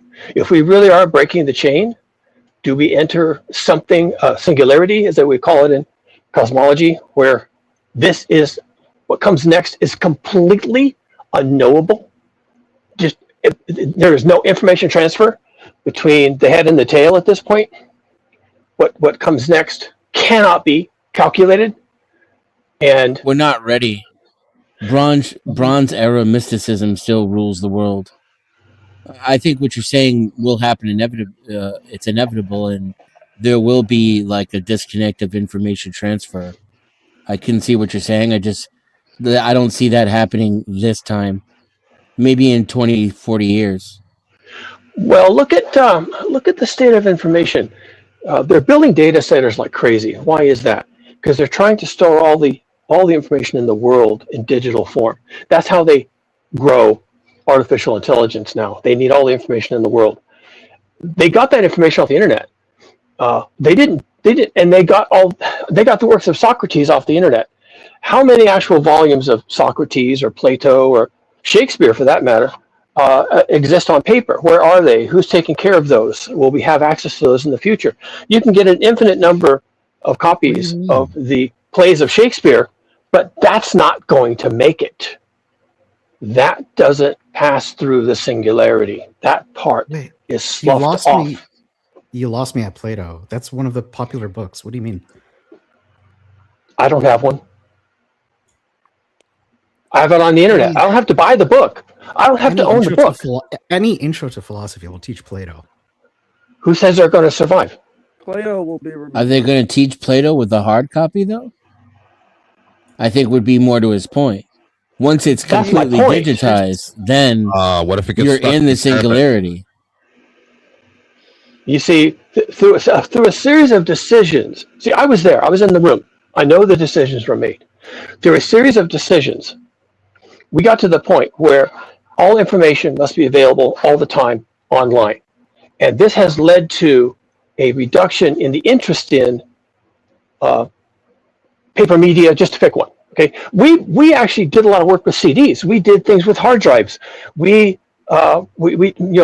My master's thesis exists in one hardback, and it's on a shelf somewhere in a university. And that university, people will simply walk away from it at some point, and that'll be the only copy of my master's thesis. Not that I care. I'm just saying and there's thousands of master thesis documents in that library, none of which will be accessible because either they were online, and if they were, then something happened. We went through a singularity, and all that information was shed along with the rest of the snake skin. So the difficulty here, in terms of is this the end times, I think what ends is any continuity with the past. And I can easily see a future, and science fiction handles this really well. I can't point to one right now, but I can easily see a future where people walk past data centers not knowing what they are or what's in them or what was in them or maybe still is in them. Who knows? Robotics and AI may still be dependent on data centers and may keep those things working. And the people outside the walls will be walking by with their sharp sticks and their. It's like a dozen Star Trek episodes from every single iteration of the series has like more than one of the example that you're talking about. Yeah, well, I think that's an indication. Yeah. This has been on people's mind for a while. If I can, please, DW, if I can tell a story, like a 3-minute story. Go ahead. Okay, thank you. It's in my book too, so it's been on my mind. Back in the 1950s, or even maybe the late 40s, people knew, of course, they had the atom, they had nuclear weapons, they had nuclear power plants. They had been using nuclear power plants to breed plutonium to put in the nuclear weapons. The peaceful atom, to this day, was never peaceful. It was to breed plutonium.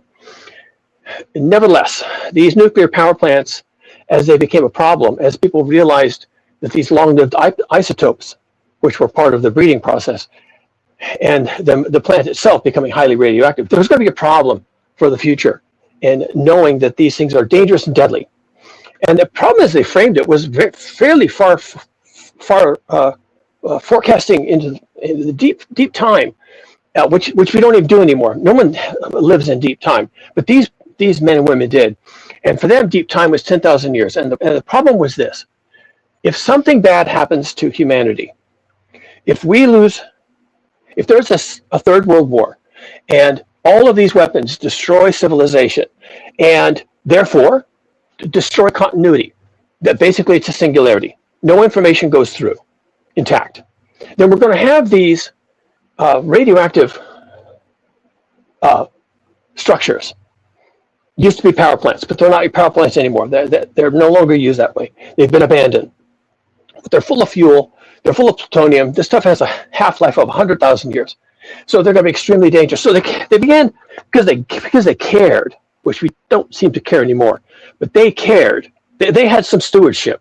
So they asked each other, look, if we have to walk away from this, if something bad happens to humanity and we are forced to walk away from this, let's take responsibility for future generations out 100,000 years.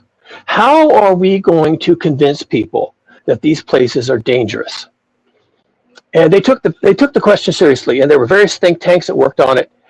And the answer is, how do you keep people who have lost command of modern languages, starting with English? How do you convince them that a place that they have no relationship with is going to kill them if they get too close to it, or touch it, or live there, or move in, or anything else? It's going to kill them. Now, maybe that's not our problem in the modern age. That's their problem in the future. But these people ask the question, how can we protect those people from what we have done? Okay? What we have done. How do we protect the future generations for 100,000 years? So they pitched it to the think tanks, and they came up with various scenarios. One of them is put up a bunch of scary-looking stones, spiky, and dangerous angles, like they might fall over at any moment, and surround these facilities as they're being built, by the way. So these are modern nuclear power plants, modern nuclear waste storage sites, modern military sites with siloed ICBMs. Put up scary structures. It has to be a structure. It can't be like a skull, because the skull might be good luck, right? The skull might be, to these future people, a good place to be.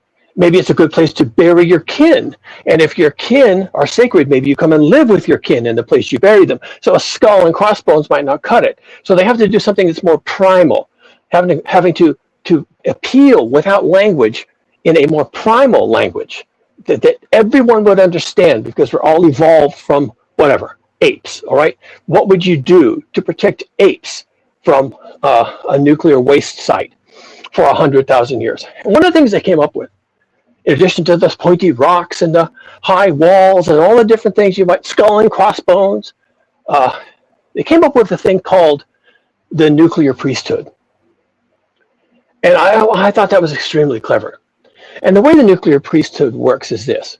Everybody knows that religions can communicate through ritual and through heresy and through crucifixion.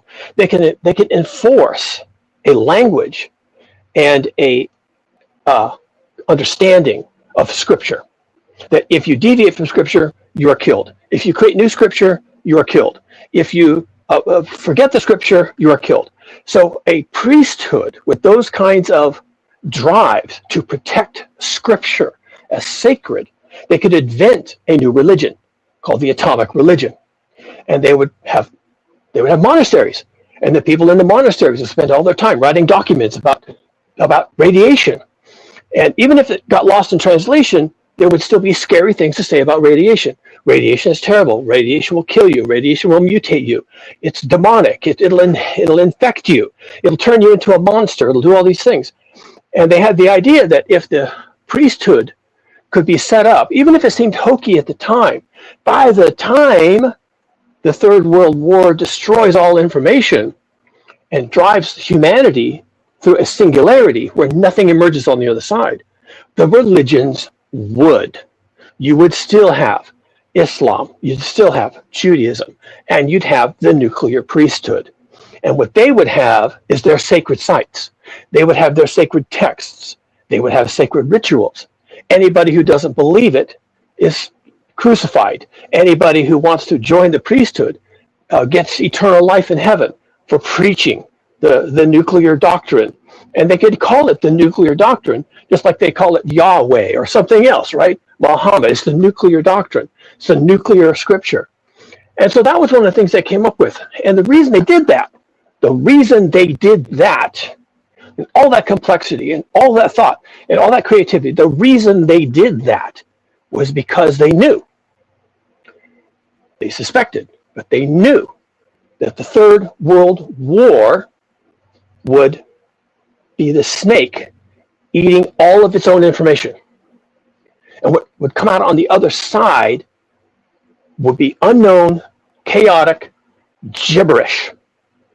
But they thought they could protect people from the, if you would, sins of the fathers, the creation of these dangerous sites. An interesting way of conserving information and passing it on to future generations. A kind of information, even if it's just fear of sites. Right. Don't go there. It's God's ground. It is sacred. If you try to use this for secular purposes like pooping or planting crops or running your sheep, if you try to use it for your purposes, God will kill you and you will suffer and you will die.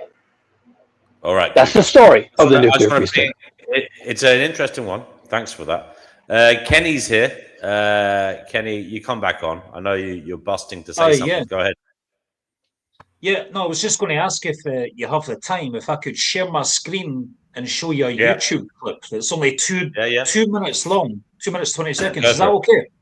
Yeah, I think you could inform the debate and people can give their feedback on it afterwards. Okay, so I'll do that. I'm going to share my screen. Okay. Right. And then W, he directed his comment to me. So do I get to respond to it? We'll see. We'll see if we have time. I presume you will. Share. Okay, let me know when You'll you're ready. see Douglas Murray and Piers Morgan on the screen. There you go. Can you see it?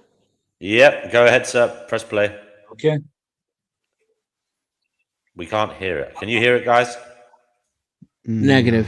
No. No, we can't hear it. Make sure you click the little slider bar at the bottom. I'll tell you what, Kenny, if you want... The slider bar at the bottom. Is it muted on the screen, on the video? I think it's an Is option. it when you muted on click your share video in the screen. tab? If you want, Kenny, you can share it in the private chat and I'll share it. I thought he was sharing the definitions that he read earlier. We have Squatch. Do you want to say something? Squatch. How you doing, bud? Yeah. Not too bad. Thank you for being here. What would you like to say while we're waiting? Kenny, if you shared that, I'll share it in a moment then. Go ahead, Squatch. So I've read the think tank papers that he's talking about, and they were covered quite a elegantly, I think, in some of the earlier Planet of the Apes films, where you had the Church of Adam, and they had their own personal atom bomb, and they had this map with locations of different dangerous places. But you know what they didn't do? They didn't tell the monkeys. They didn't create a religion for the monkeys. They created a religion for themselves and then lived inside of their own cloister until they became mutants themselves. That is the path that religion will take you on because of the singularity he's talking about. The priesthood will not understand the atom from the written word. They will interpret it. They'll look at things like Heisenberg's uncertainty principle and go, that simply cannot be. That's crazy. And they will. Thank you. I just want to say to Kenny, can you share it in the private chat, mate? There's a private chat to the right in StreamYard. Then I can get the link. I can't get it if you share it on YouTube. Sorry, Squatch, as you were, mate. That's interesting. You're fine. That's pretty much what I'm saying is like the point he's trying to make is over a long enough time span, any information that is shared will be mutated by the current conditions that it's interpreted through, right? I just shared it now. If we're talking about after a point where people no longer can read like modern English or access to databases or know what AI is, they're also not going to understand the atomic weights, the periodic table, the reactionary metals, and all of this stuff goes hand in hand with understanding what's going on in a breaking down isotope. Wow.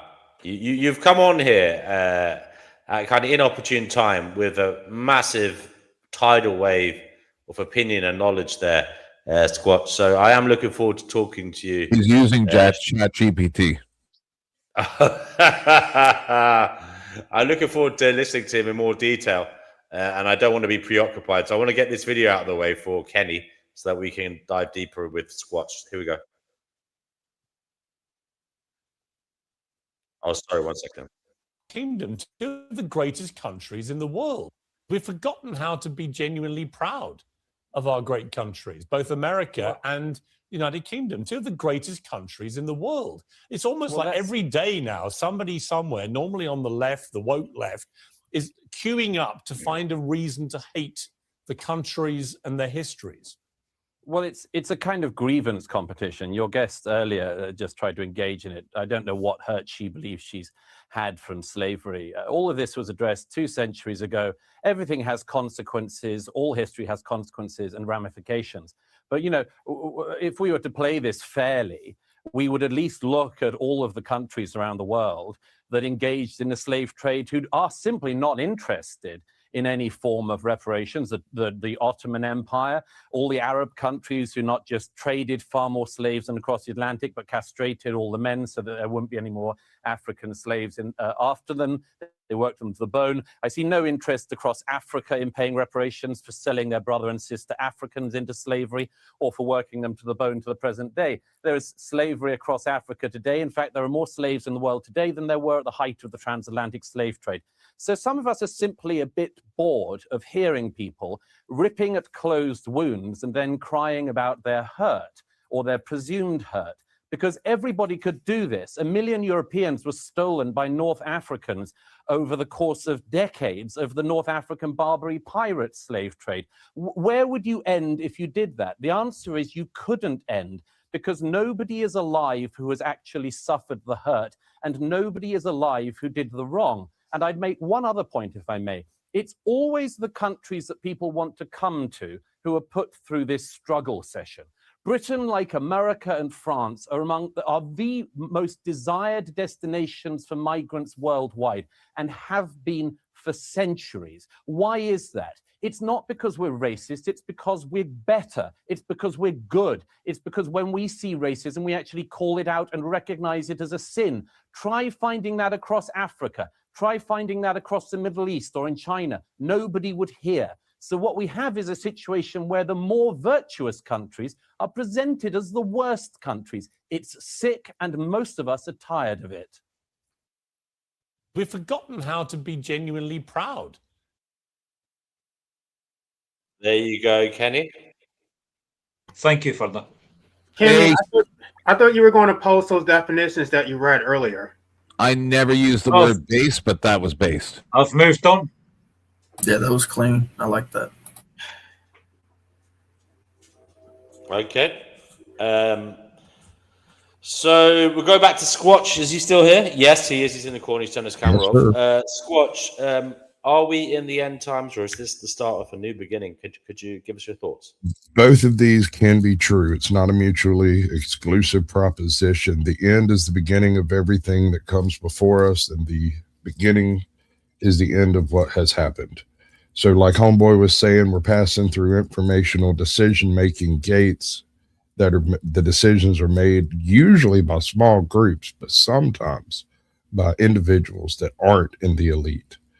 An example of this would be you've heard the term fatigue a lot lately, and they talk about black fatigue and they talk about various. That's not that. It's victimhood fatigue.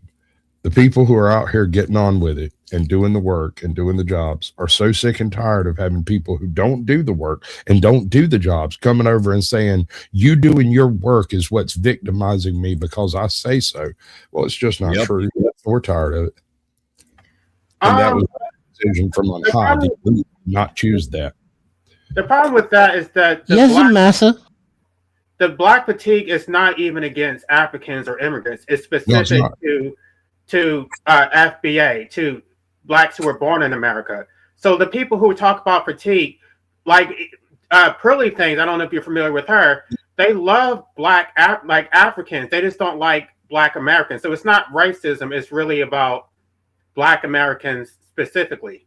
I'm saying that it has nothing to do with race at all. It doesn't have anything to do with black or white or any of that. It has to do with this nature of having a victimhood complex that you use to beat everyone around the head and ears with, even when you're not being victimized.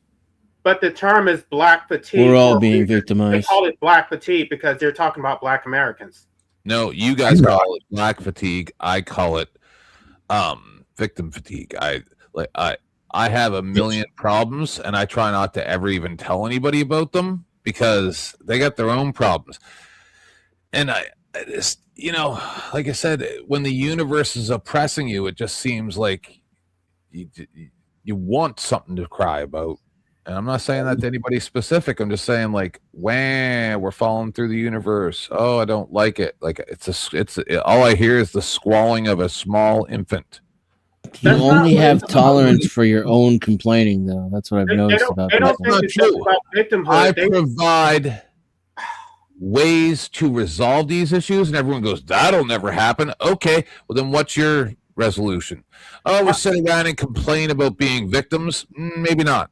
I just want to correct how this term is actually being used. It's not just about victimhood. They're also critiquing the fact that they think that black people are uniquely violent, that black people are uniquely antisocial. So it is a racial. No, you want it to be racial. No, listen to how they always listen to the content creators when they talk about that term. They talk about how black people are so violent, how they don't follow a very orders. general statement, sir. Who is they? The people who are using the term black fatigue. And what people do you see using those words? The content creators. I use it. They're tired of other black people complaining. I don't see any white people saying that. I don't see any. I don't hear Sasquatch saying it. I don't hear me saying it. Do you listen to anybody who uses that term? Because I identify as a black, Jewish, Irish lesbian. Are you a black person? Do you listen to anybody who uses that term? African descent? Do you listen to anybody who uses that term? Are you of African descent? I use it myself. There is a psychological concept that was coined by Friedrich Nietzsche called slave morality. Yeah, because I got a black person. Am I right? Slave ethic. You're correct. Slave mentality arises from the reaction to oppression characterized by resentment, pessimism, and the devaluing of the qualities possessed by the masters, e.g., strength, independence, and affirmation. The individual with this mindset defines themselves in opposition to others rather than asserting their own values and will. In essence, Nietzsche at me, sure. The belief acts as a powerful cognitive filter that shapes an individual's motivations, attitudes, and behaviors, making the perceived condition of slavery a lived psychological reality. So you're talking yourself into a slave No. reality Okay, by I want to believing that respond to you're a what you slave. said. The reason why he talks about that, because he's talking about the will to power, and then he compares it to the will to pity. And so basically, you should not focus on your shortcomings. You should work to overcome that. He's saying that you basically live in resentment if you focus on the negative instead of focusing on overcoming whatever adversity is put before you. I don't agree with Nietzsche. I think a lot of things that he said doesn't make sense. And Nietzsche rejects everything. You've only got one life, and life is short. So I would choose wisely what you choose to focus on. You know. You quoted it out of context and then misapplied a conclusion that Nietzsche himself did not arise to. Yeah. Oh, I don't know what he was talking about. Nietzsche. I'm agreeing with what he said. Have you looked into self-fulfilling Schopenhauer? prophecy still exists in a psychological sense. Have you believe listened to Schopenhauer, though? Yes, but not only in a psychological sense. That's the problem with the way you're phrasing it. It's not only in a psychological sense. What other sense would it be? I think Cougar Doomer phrased it well earlier. He called it the current milieu of your environment. And anybody who thinks that they've overcome it is gaslighting themselves so that they can feel super important and accomplished when really they're not. So the current milieu, what is that? What exactly is that? I mean, it's everything: your government, your education, your economic status, your upbringing. And I would say more influential than any other thing in your life is your education between the ages of 0 months to 18 months of age. Okay, so it includes the Nietzsche. Now we're not talking about Nietzsche anymore. We're getting off on a different subject. No, I'm trying to. Hey guys, I just want to bring in the newbie. There's a newbie. We've got to give him a word. Mike, 23, you're on the Fighting Gnosis show. What would you like to say? What's up, my brother? How you doing? Hey guys. Well, I'm actually intoxicated and have so much pills in me, but I try my best to make sense of it. But so sensitive. Anyway, I mean, look, I'm gonna say just very clearly for life, the guy. So the very people that you're talking about is the very people when you talking about like the what is it the was it black fatigue that was created by black people. It's the very black people that trying to make excuses and then pretend that everything is okay and then justify themselves in terms of why is it that the world is against them. I'm sorry. That's all. Well, I wasn't trying to say who created it. I was just talking about the way that it's used. It's not just about victimhood. They're trying to prescribe violence onto black people. But anyway, let me just respond to what Kenny said, because Kenny reads stuff, but no, and then we get off onto other subjects. Nobody else respond to what he said. Now, Kenny was talking about Nietzsche and the will to power. Now, there needs to be some type of context to that, because Nietzsche's will to power was actually a response to Arthur Schopenhauer's will to life.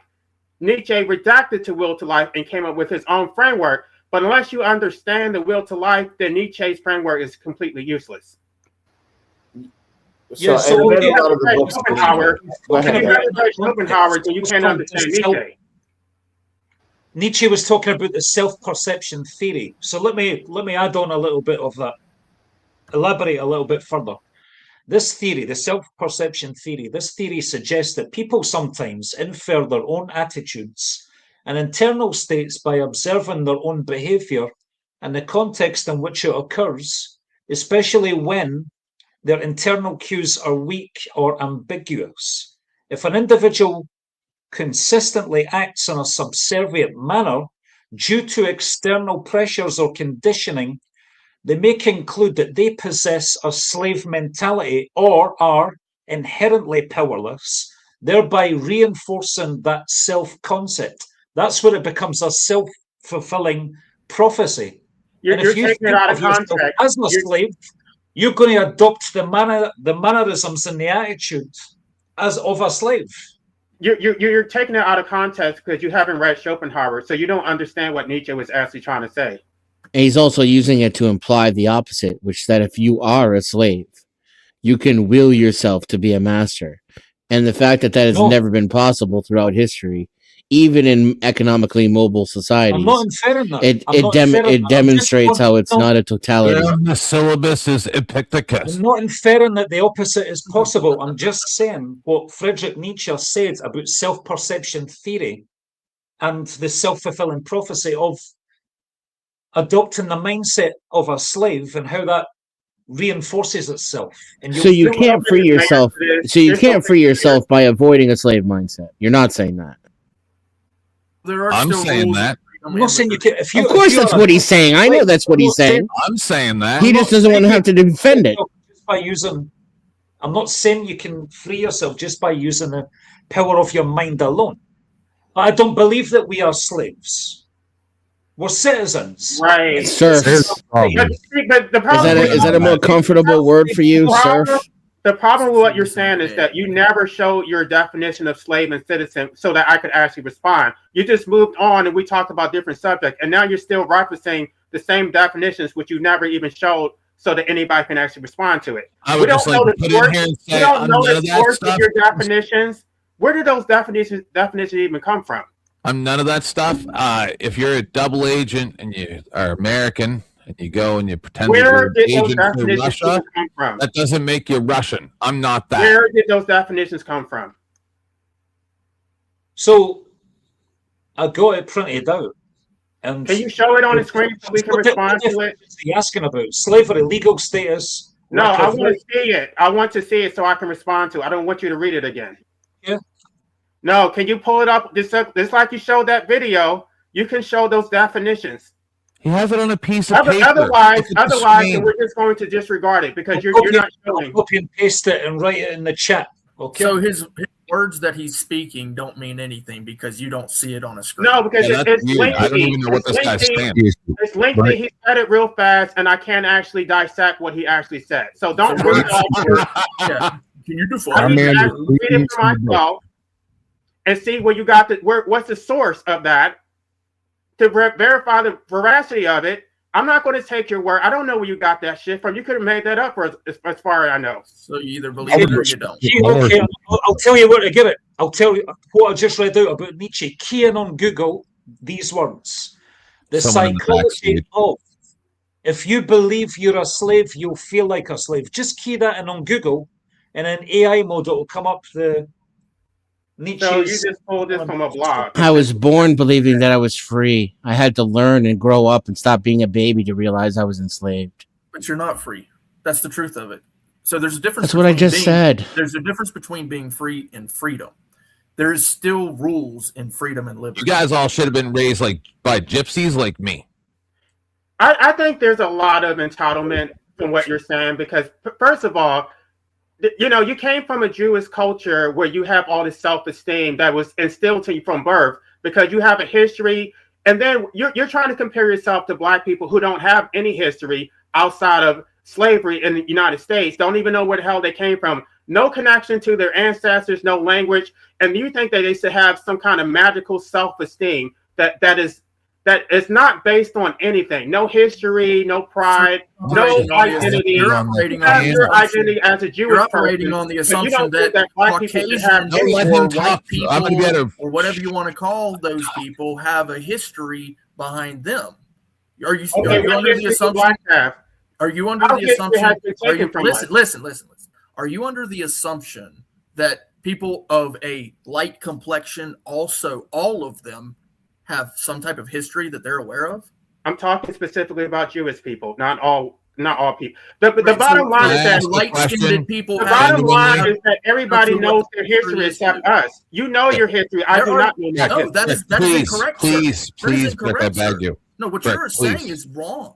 You're saying that all light complexion skinned people have knowledge of their history? That is what is your ethnicity? Like where do your ancestors come from? Exactly. That's exactly the question I'm asking you. What is my ethnicity? I'm asking you. You're not. I don't know. I'm asking you. You don't know. Please, no. Stop. Please. I've taken a DNA I test. need to know more about the confidence. Can you ask? And the No, don't stop. Please, I beg of you. You're not going to Please say tell us anything more. over No, this. the You're just gonna confidence talk thing you were about talking nonsense. about, and the coming from Africans. Please tell us more. I'm sorry he interrupted. I really need to know more about that. Me and my friend Nidish, please explain. The point is, you have high self-esteem, and you think you're entitled, and it's like that's a privilege because you didn't build your own self-esteem. You got that from your ethnicity, from your culture. That you have racial pride in your or ethnic pride, I should say. That it was instilled from you that you were proud to be Jewish or Israeli or whatever. He's Israeli, and so you act like Black people are just like it's overcoming your mind. It's like, no, it has nothing to do with your mind. You got that from your culture, from your heritage, from your lineage. You didn't give that shit to yourself. How dare you? So what culture, what heritage? How dare you, sir? How dare you be so and I'm not talking free? about all people. I'm talking specifically about them. These, it's like you got your Jewish heritage from your ancestors, from your people. I'm talking about Kenny and Tim. If you want me to be specific. Okay.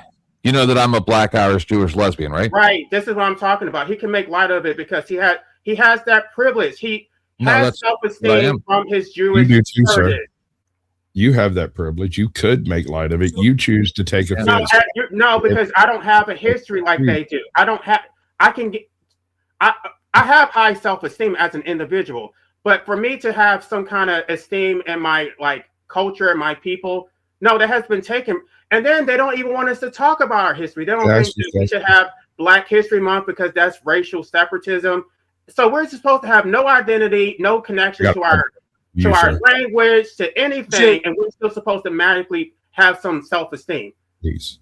LA, did you just forget about that video that DNW played about Douglas Murray saying that no one was alive today that was a slave, and no one was alive today that I'm not owned talking slaves? about slavery. I'm talking about positive history. I'm talking about inventions. I'm talking about culture. I'm talking about invention. Are you talking about invention? My gosh, I'm Scottish, and we invented quite a hell of a lot of shit. That you were Jewish. Didn't you? You said that like this a few weeks ago. Jewish, right? No, I'm not Jewish. No, you said that you were Israeli. You said you were Israeli. You said you were proud to be an American, and you were also proud to be Israeli. And you gave this whole speech about Jewish people. What are you talking about? Sir, do you think all white people look alike? I'm not talking about white people. If I was talking about white people, you should be offended. Hank Flamio right now. I'm talking about Israelis. I'm talking I'm about not offended, sir. Immediately, Hank Flamio to the stage. Hank Flamio to the stage. I'm a Scottish atheist. I'm not an Israeli Jew. That's not what you said just a few weeks ago. Are you out your damn mind? Do we need to pull that clip where you said you were Israeli? No, held up at the Israeli flag. You were literally Israeli.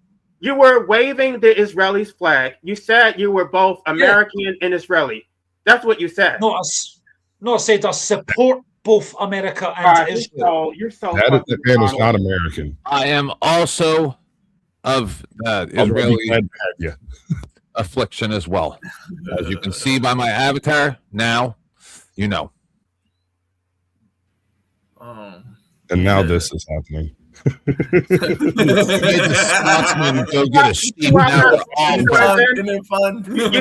I'm not lumping you guys in as white people? Because you're not waving the Israeli flag, you're waving the American flag. So I'm not putting you in the same category as Kenny and He's Tim. not American either. Neither of these people are American, sir. Neither one. Okay, they're British or whatever. They're still waving their American flag. They're not British either. DNW is British. Cougar Doomer is American. Dennison is American. They're waving the fucking Israeli flag. They have this dual citizenship. I'm not waving no Israeli flag. Watch yourself. I'm talking about Watch yourself. I'm talking about Kenny. Look at the screen. You have two Israeli flags. Yeah. He's not So American. Kenny is America, which I love. he's from Scotland. He's waving an Israeli flag. But I support Israel in their quest with Donald Trump. I'm just cheering on the blood sacrifices. And the Ayatollahs. Yeah. I say, yay, ball. So You're ridiculous, bro. I'm saying, I cheer on the blood sacrifices. That drama, drumming. Boom, boom, boom, boom. Let's go. So this is where their self-esteem is derived. Their connection to Israel. That's how they have their self-esteem. My American brother. So can I ask you a question, Life? I get that you're like a black gay homosexual. Oh my God. No, just asking. I am too. Wait, a gay homosexual? Black, homosexual. That's like a double I negative. didn't know that ain't correct. Are you a black homosexual, sir, like That's me? what he was. Were you finished with your statement? My friend Mike is asking you, are you a I black don't. I'm not homosexual like me? interested. I think you're a No, troll. you're scared. No, Someone else has to be scared. I promise you, Mike is not asking you because he thinks it's a shot across your bow. He's not taking shots at you at all. He's curious. He doesn't do that kind of thing. Yeah, but he is. Whatever he's saying is being said in bad faith. Mike is too good for this world. Sir. I'm not talking about Mike. I'm not talking about Mike. I'm talking about Tim. You ask the question. I'm talking about Tim. I will answer Mike's question, but I'm not sure what his question is. My question is to you: are you? Oh, sorry. Go ahead. 10th repeated the question. Are you a black homosexual? You took the 5th. Is that your question, Mike? If it's this question, I'm not going to answer it. No, it's nothing wrong with being. Oh God, I wish you could talk to me. If it's your question, I will answer it. I just want to make sure it's your question. It is his. That was my question. Yes. Thank you. And that's This is the best communication we've had all night. This has been absolutely amazing. I'm proud to have been here during it. Actual communication took place. A question was asked. A question was answered. Let's raise an offering. Everybody give to your favorite. Did he answer? I didn't hear his answers. He say yes? Raise a coffee. He said yes. He answered it. Oh, This okay. most amazing catalog YouTube in months. I just want to elaborate that also 10th is also homosexual. 51%. Also a troll. I bet you didn't know that. He's also a troll. So I'm not afraid of I have to say, forgive me. You see a white. Oh no, he's white. Oh. I'm 49% I have troll. not said anything about white people. What did you hear me say anything? You never said one thing about white people, I'm you talking guys. about Israelis. That's what I'm talking about. Well, you have to. Who said it earlier? You have to write it down for him because he can't really process the words. Right. This is what these. Okay. This is what they do. I'm not trying to attack you. You said it. I'm just repeating your words back to you. The dual You citizenship. think I'm trolling because I'm saying things that fuck with the.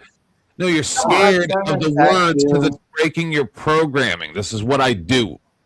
You mean your Israeli programming? You mean your disloyalty to What the are you American talking people? about? I loathe all of these people. What you're saying is nonsense. All right, guys.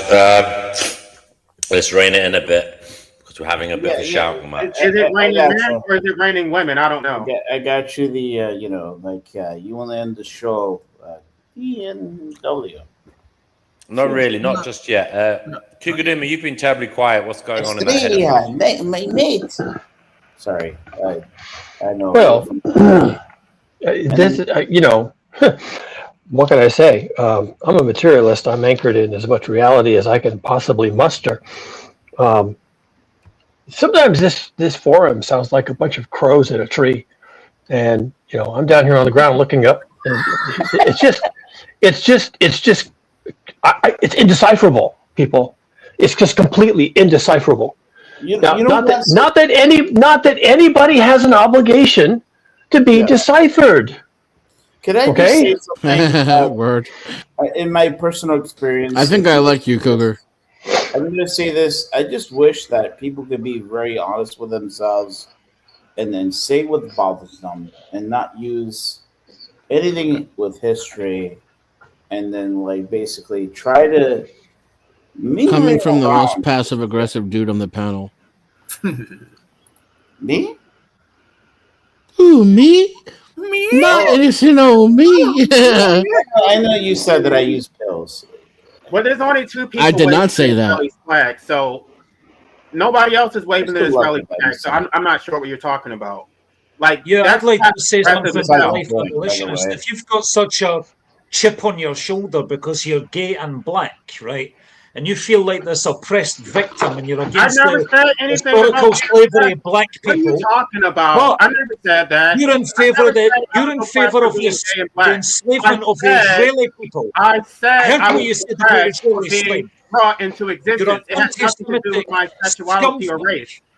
You're ridiculous. I And by never the said way, in New York City, like life would be living his life. He's basically, all the women, everyone, absolutely heterosexual like me. Oh no, you're the white guy. You're the evil guy. Like I've Did I been say in anything about bars, white people but or they did I say treated me Israeli? like, guys. They treated me like shit. Like, oh no, you're the problem. I'm like, why? Like, I didn't do anything. Oh no. Oh, but if I would act gay, I was like, hey guys. It happens in New York City. It's because of people like life abolitionists that Donald Trump got elected fucking twice.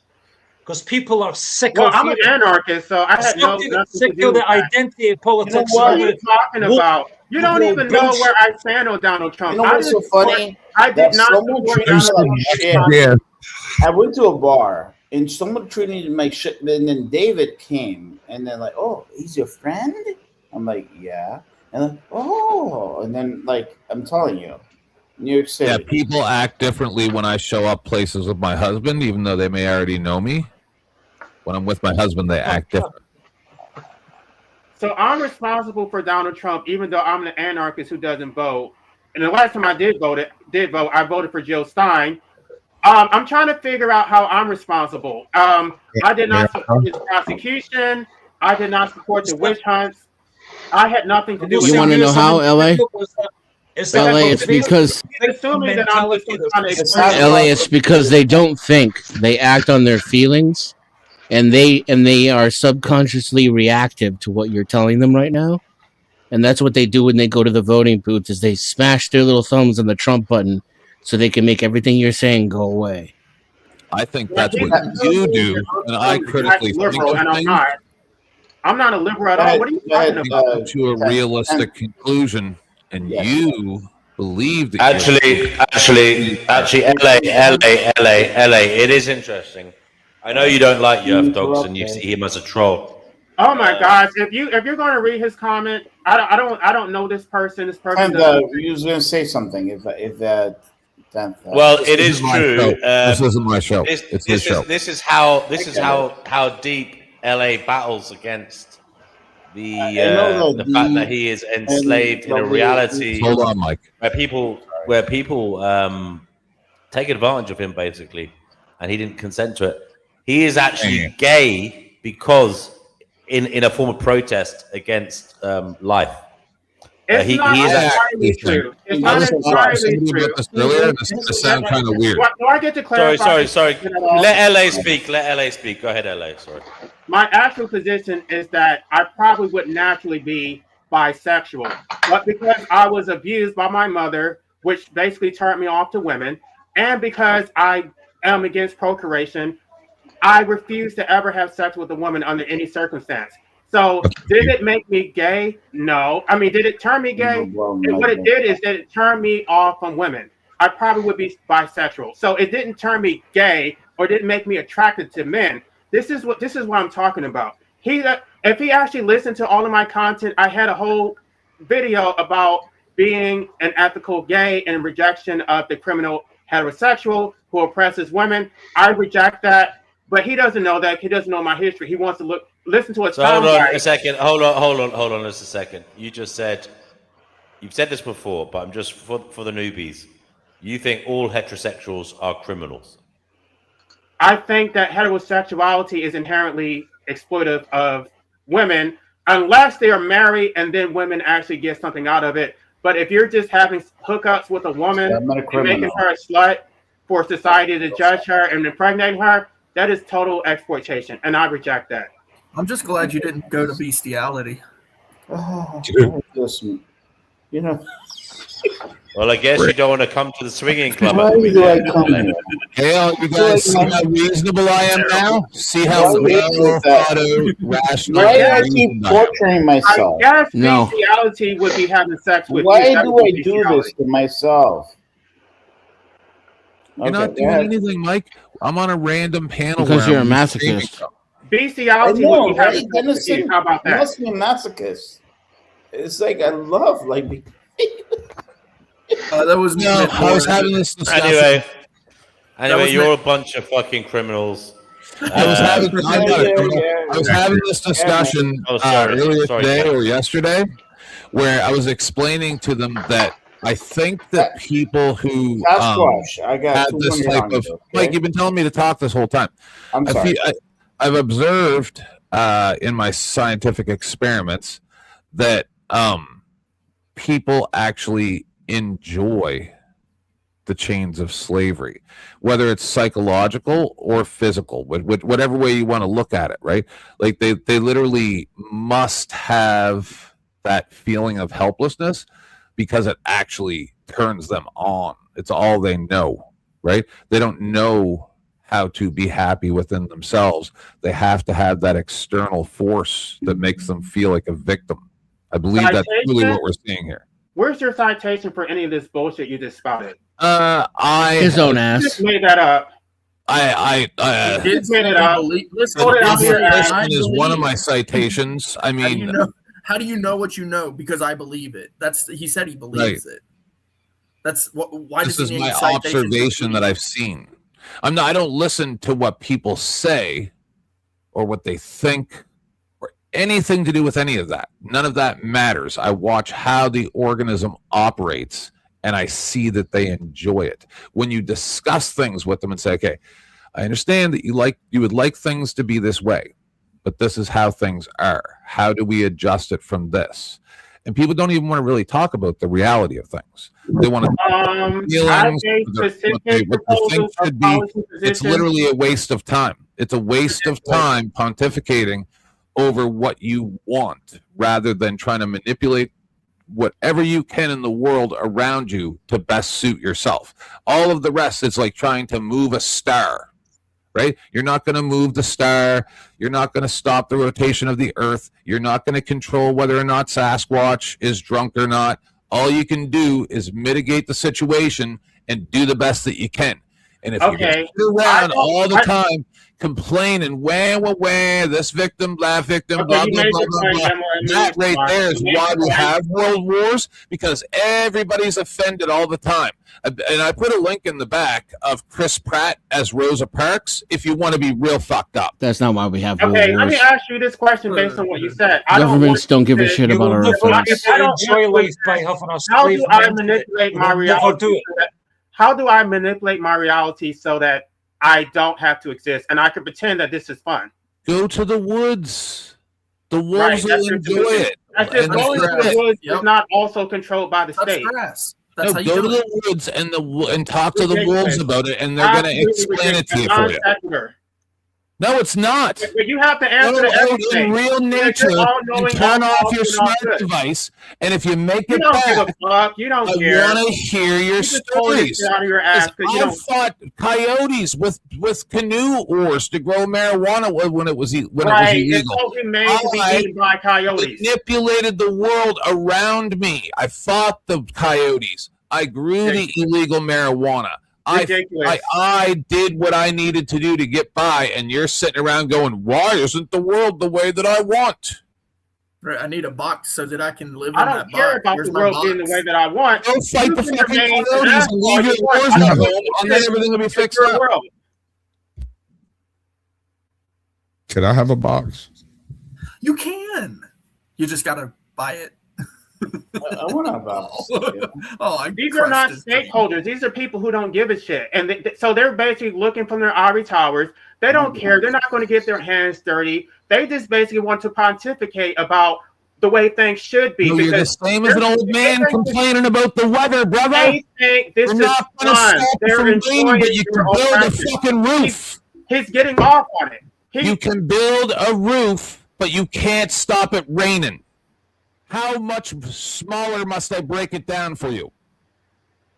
You know, I wish Steve Pender was still here because he was he was that much your more sense of rational than will you. can outweigh another? I'll engage with Steve Pender. I've Do already you emailed him. We believe can that have a you're debate with scared? him. Do you I'm not believe going that to your debate you force because of will this is bad faith. overcome others? Yes or no? And he loves them, Donald Trump. Speak of the devil, and the devil will appear.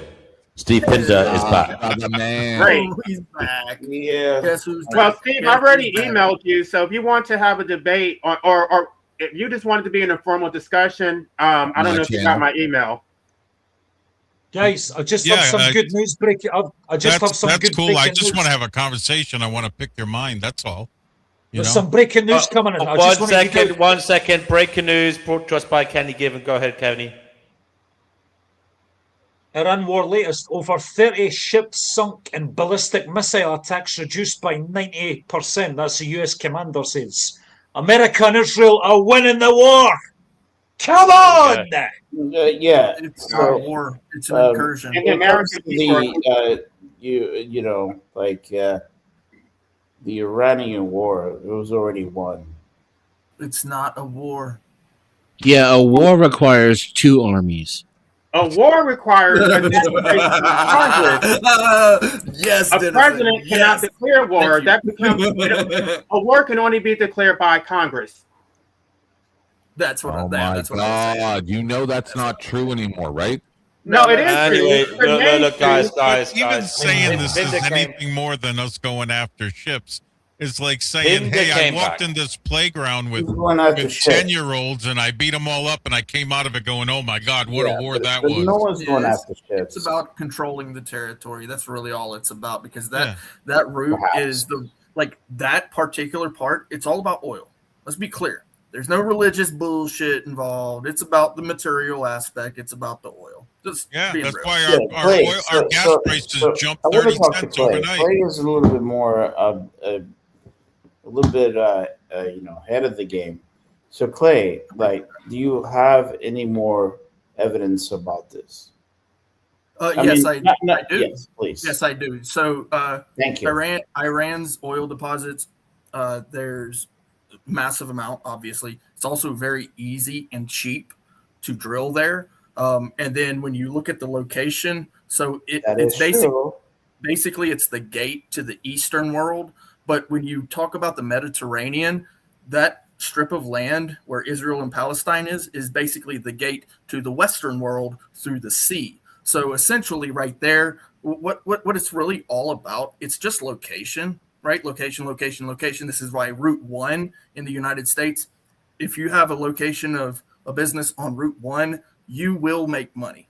You will. It's a fact. Yeah, and it is recognized that that strip of land and the oil deposits where it's super easy to drill, that you don't have to sell around Africa if you have that route. So it's really just about control of the land. I really like that you pointed out that it's easy to drill there. That's one of the reasons those deposits are so desired, is they're so close to the surface and under pressure. And so you just tap it and it goes where you put the pipes. Yep. You don't really have to put a lot of effort into it. The Venezuelan fields are like 3,000 feet deeper or some freaking shit like that. They're bigger, or they're just as big. Yeah, that's why we drill. Don't forget, it's not just about having oil; it's about depriving oil from China. Yes, we get it instead of them. See, yes, 100%. This is why I love the fact that we're delegating a little bit, but we're narrowing it down. And then so Clay actually, and then Sasquatch, and then we over here defining what it is. Yeah, and the thing is we've been told that it's this religious aspect, which, I mean, there is a little bit to that. Like, so a lot of people in that region don't like Israel. So there are people that aren't like necessarily religiously affiliated with either, but they're turning towards Islam versus towards Israel because they just simply don't like Israelis. So because of that, there's this pressure from those higher up in the Israeli government to basically drum it up to a religious thing. But like I said, it's really just about the material gain.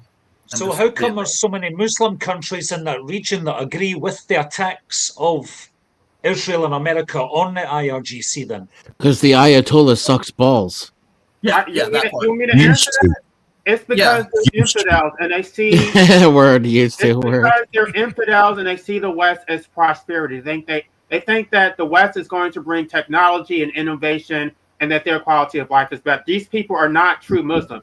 They may be Arab or whatever, but they're not Muslim. Okay, so you get to decide who's a true Muslim and who's not. And according to you, the Sunni Muslims. Not only that, but Persians don't want to be Muslims. So the Shiite Muslims that are the true Muslims, right? I wasn't gonna. You're not a real black person, or you're not a real gay person. And by the way, guys, I didn't want to go to that point. They're not. I didn't want to. Hold on. By the way, guys, I didn't want to go to that point because I know. By the way, guys, in the Iraqi war, we had the English was very supportive this time around and not supporting us. Yeah. So I want to be very clear. So when people get into like, a you know what? Fuck hold you on, guys. hold on, Mike. I'm So sorry. when people get into a religion, after a while, certain individuals down the Mike's line getting decide turned up. they don't want to be part of it anymore. And it works the same way in Christianity, Israel, Buddhist, atheist, all of the different religions. Eventually, down the line, someone along the line say, "I don't want to be part of it." Well, Islam is a very strict religion where you can't actually leave, and so it's very strict, and so there's a domineering factor about that. So that's why the oppressed people are saying they like that the West is stepping in, because they don't. Let's be real, they just kind of don't want to be part of it, of this extremist version. Just the same as like the Crusades, there were people who were like, I don't want to be part of that extremist version of Christianity. Right. But Kenny can't address the fact that I'm American and I don't support democracy. So who's going to liberate me from democracy? Who's going to topple Donald Trump? That's oh my God. Like Can I, before we get too far off subject, we had a discussion. What I had a discussion with 10th about the Crusades. That so can it be possible that I'm not? I'm an ignorant person. I'm stupid. But can it be possible that you guys, like, when you talk about like the history, can please like know the time frame, and then I'm okay with it, but I think Steve was really trying to get some. If that makes sense.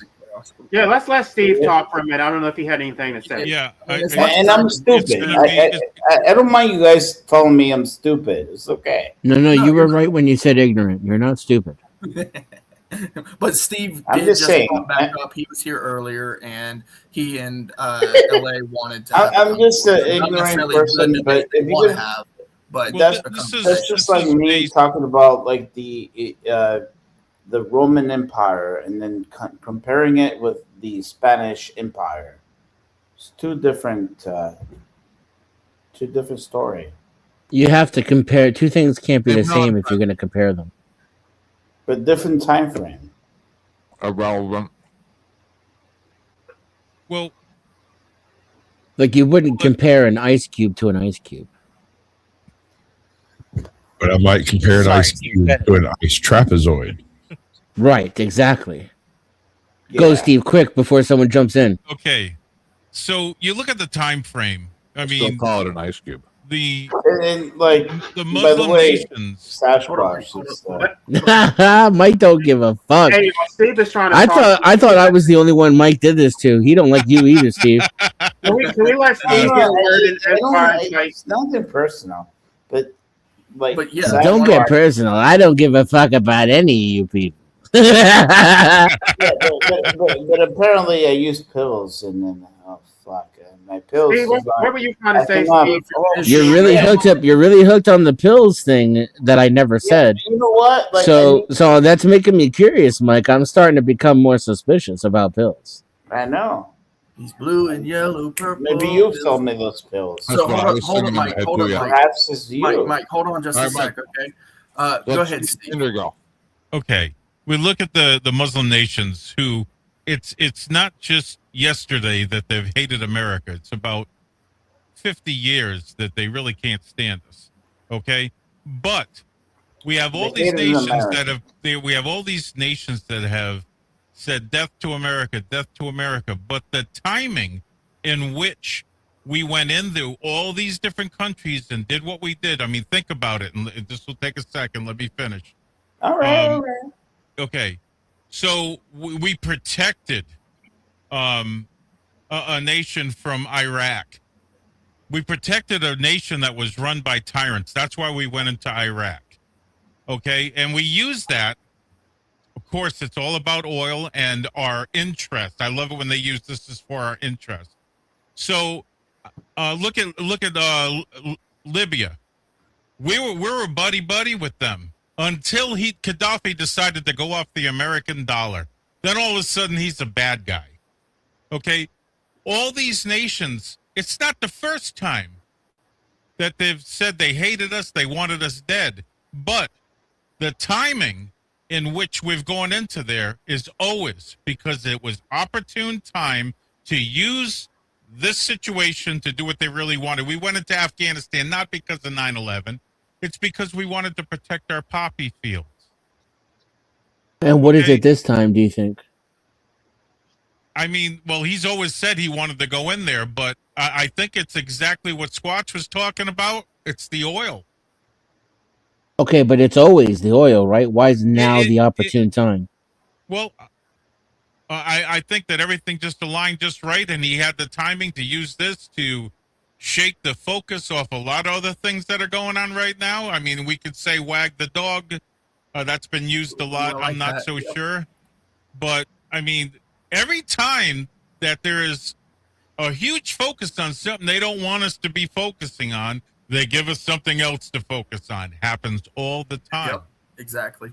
And there are some very big things that are other than this conflict. Right. We just had the midterms. So you're going to invade a country right before the midterms. And the files being released. There's a big part of it. Files just got released. Don't forget about that one. That is one of the. What I would like for more people to consider, though, Brick, is what it is that they want to distract us from. Like, I'm not entirely convinced that the Epstein files themselves are not a distraction from something else. Ooh, that's a good point. Yeah.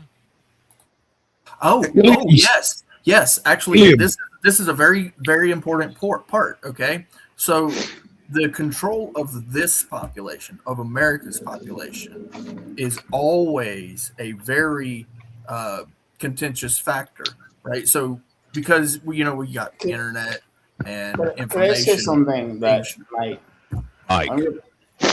Fuck, man. Information being shared. So when it comes to all of this information that's being shared, the oppression, right, is happening, and we're him sober, right? No, we're actually living in a time where many government actors, not necessarily in the files, are being revealed through press actions of people literally just going out and trying to hold their local governments accountable. This is a very big moment in time where in the past, like, you didn't have your phone on your camera. So yes, I think there's a distraction being produced for that as well. Look at what Hillary said about going into Iraq when she was in our wonderful political structure. So you know what her words were? She told Congress, she said, hey, there's a lot of business opportunities in Iraq when this is over with. Those were her words. True, especially if they could do the same in Iran, and then fast forward 30 years, it'd be like, like Cuba was supposed to be in the 70s. Yeah, Iran was a beautiful place in the late 60s to go to. Right. Okay, people visited before the CIA overthrew Mossadegh. Yeah. So now you have, like, oh my God, we could have a lot of businesses. They want our technology. They don't want to be oppressed. I think it's a distraction. It's one heck of a distraction. Sure. We love to saber rattle. We love to flex ourselves in countries that couldn't fight back. with all the atrocities happen in China, why haven't we gone in there? Because there wouldn't be all that flipping easy. Yeah. And they've done twice the atrocities that Iran ever believed in doing. Yep, absolutely. Well, here's one too, right? So if I showed you a local story from your personal hometown about some corrupt government officials, and it was very egregious to the point where you actually felt like you actually needed to take action, but then I also showed you a story of a massive offensive going on in a different country where we're involved, which one is going to take precedent over what you will pay attention to? Think about it for a second, because your local stories. The Bonnie Blue story about her newest record, that's the one that's going to take precedent. Well, look at the Oklahoma City bombing. Okay, right. So what Bill Clinton said before that was, there's a lot of stuff going on, with his what do you call it? His scandal that was going on, not the sexual allegations, but with Whitewater. And he said, he goes, we need another Pearl Harbor to take their mind off of this. He got caught on tape saying that. Yep. See? They tried to pass the Patriot Act after that bombing too. Yeah. It was their first attempt. It was called the Victory Act. Yeah. And then they renamed it after 9/11 and got it through finally. Yeah. Right. So it's about control of this population. So if they can distract you to that thing that's going on over there, then maybe you won't pay attention to what's going on over here. Yeah. I mean, we're all looking at all these countries as to the cause of 9/11, and everyone forgets the Jews that were celebrating, caught on film celebrating when I remember that. Yeah. Okay. And I'm Jewish. Me too. Okay, so Finally found one. Yeah, he's Jewish, but yeah. Right, and that's why they're saying that Trump is supporting this invasion in Iran, or they're saying that Israel was blackmailing Trump in America, that they were planning to attack us if we didn't support it. He's a piece of shit. They say that because they say Epstein was connected with Mossad and he was gathering all this information to gain leverage on our political structure, which he did. They even said if we exposed all of this, our structure would collapse. Well, maybe our political structure should collapse. That probably just tweaked LA over there with the. I love everything you're saying. So, Steve, you're religious or traditional? I wouldn't even say I'm religious. For me personally, it's about my relationship with my personal Creator. relationship. Very good, very good. I like that. So since you've all brought up the topic of distractions, so I'm a climate scientist, and I have my own channel, Cougar is a Doomer. I do videos on this topic all the time, and you folks are in big trouble. And for someone on here who said they like the way I communicate, you may want to hop over to my channel on YouTube and get some correction. Can you put your link in the back? No, it's YouTube. Just look for Cougar is a Doomer. Put it in the back. And that'll get you where you need to go. Are you sure? Yeah, YouTube. Or Cougar Doomer, or Cougar W, any of those will work. It's already getting more complicated than it sounded a second ago. The distraction is Cougar is a Doomer. The voice of God has spoken. Yeah, Yahweh, that guy again. The distraction is that scientists have known for about 150 years that this was coming. And there's been a lot of research done that in England, the time is coming, the time is here, and just about the time that the Earth system has the wheels have just about come off, folks. The wheels are coming off. And I don't know what that's going to mean for you and I and everybody that we hold dear, but the wheels are coming off, people. That's some science for you. And you're a climate scientist. Terminology, I believe you. You're going to have to deal with. You're going to have to deal with it. And as real this quick before you go on, Cougar, could you just give us a brief description of your credentials and like what you have a degree or educational professional background in? Yeah, sure, I'll do that. I mean, that's not how we play this game, but I'll do that. So well, you brought it up, otherwise I wouldn't have. Yeah, fine. Anyway, I have a master's degree in biology. I worked for the EPA as a field biologist. Most of my work was in technology, so I segued into technology work at about the time the internet was taking off. Startups, .coms, the whole thing. A 35-year career doing technology, and I finally retired.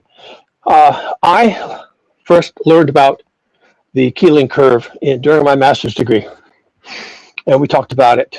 And of course, it's been in my wheelhouse the entire time. So the way I keep up with this is I follow the changes, I follow the data. Everything's happened with the IPCC reports, the conferences of the parties, all the ins and outs. There's a lot of people on YouTube and elsewhere that are looking at this and talking about it. The work of James Hansen, Jennifer Francis, a bunch of others. And if you follow these people and you follow the work and you follow where this is headed, then it's pretty obvious what's happening to us. And there's a considerable effort in the science community to sandbag this because the topic is so dangerous to their careers to speak openly that they have to kind of speak in code. James Hansen had to retire before he could actually do some serious work. And the work he's been doing in retirement with other authors is basically bone chilling. We are in trouble. That's the data. Okay. How long do you say we have? This summer. Raffle sauce. This summer, the wheels come off. I'm not going to be able to get to hunting season. It's going to be over before then. Come on. Okay, so none of this has anything to do with individual behaviors or what you want to do. What it comes down to is civilization going to be able to continue in the manner that has done so for the last 150 years? The answer is probably not. We don't know when that's going to come to an end, but that is the topic today, and so I want to throw that out there. What happens if we actually make it to 2027? That's two people on here that refuse to talk to me. If we make it to 2027, there's 4 people talking at the same time, and for some reason your mic's lower than it was before. Oh. I'm trying to ask Cougar a question about what he just said. What happens if we make it to 2027? Is that, I mean, because you're making very specific predictions. Yes, this is called a polycrisis. It's a rolling crisis where one thing sort of leads to another, if you rather. My favorite way of looking at it is that the Titanic has hit the iceberg. Then it caught on fire, and then it was attacked by a tentacled sea monster, and then the aliens came and landed on the deck. So you have increasing numbers of seemingly disconnected crises that are all actually driven by the same underlying cause. Anything like you haven't been. You know what? Can I say something? In this specific hemisphere, like I know a little bit about climate science because I'm a scientist. So, I don't understand. Like, you haven't given any actual data. It's because it's full of shit. You've given less data than the inconvenient. Okay, this isn't about vice president. Okay, it's not really about data. I love you, Ben. Shout out to Ben in the chat. Science. Okay, I didn't get an answer to my question. He's always making me laugh, and he's a smart guy. I didn't get an answer to my question. The data is in his book, but for my specific question, I think that you back yourself into a corner because if you're making a really beautiful specific prediction that it has to happen this summer, if we make it to 2027, then nobody it discredits everything that we're saying. I have a problem with your Everybody question, should give me all their money because the Ken, end is nigh. Ken, I could hold save on. you. Ellie, I have a problem with your question because your question is just, what if you're wrong?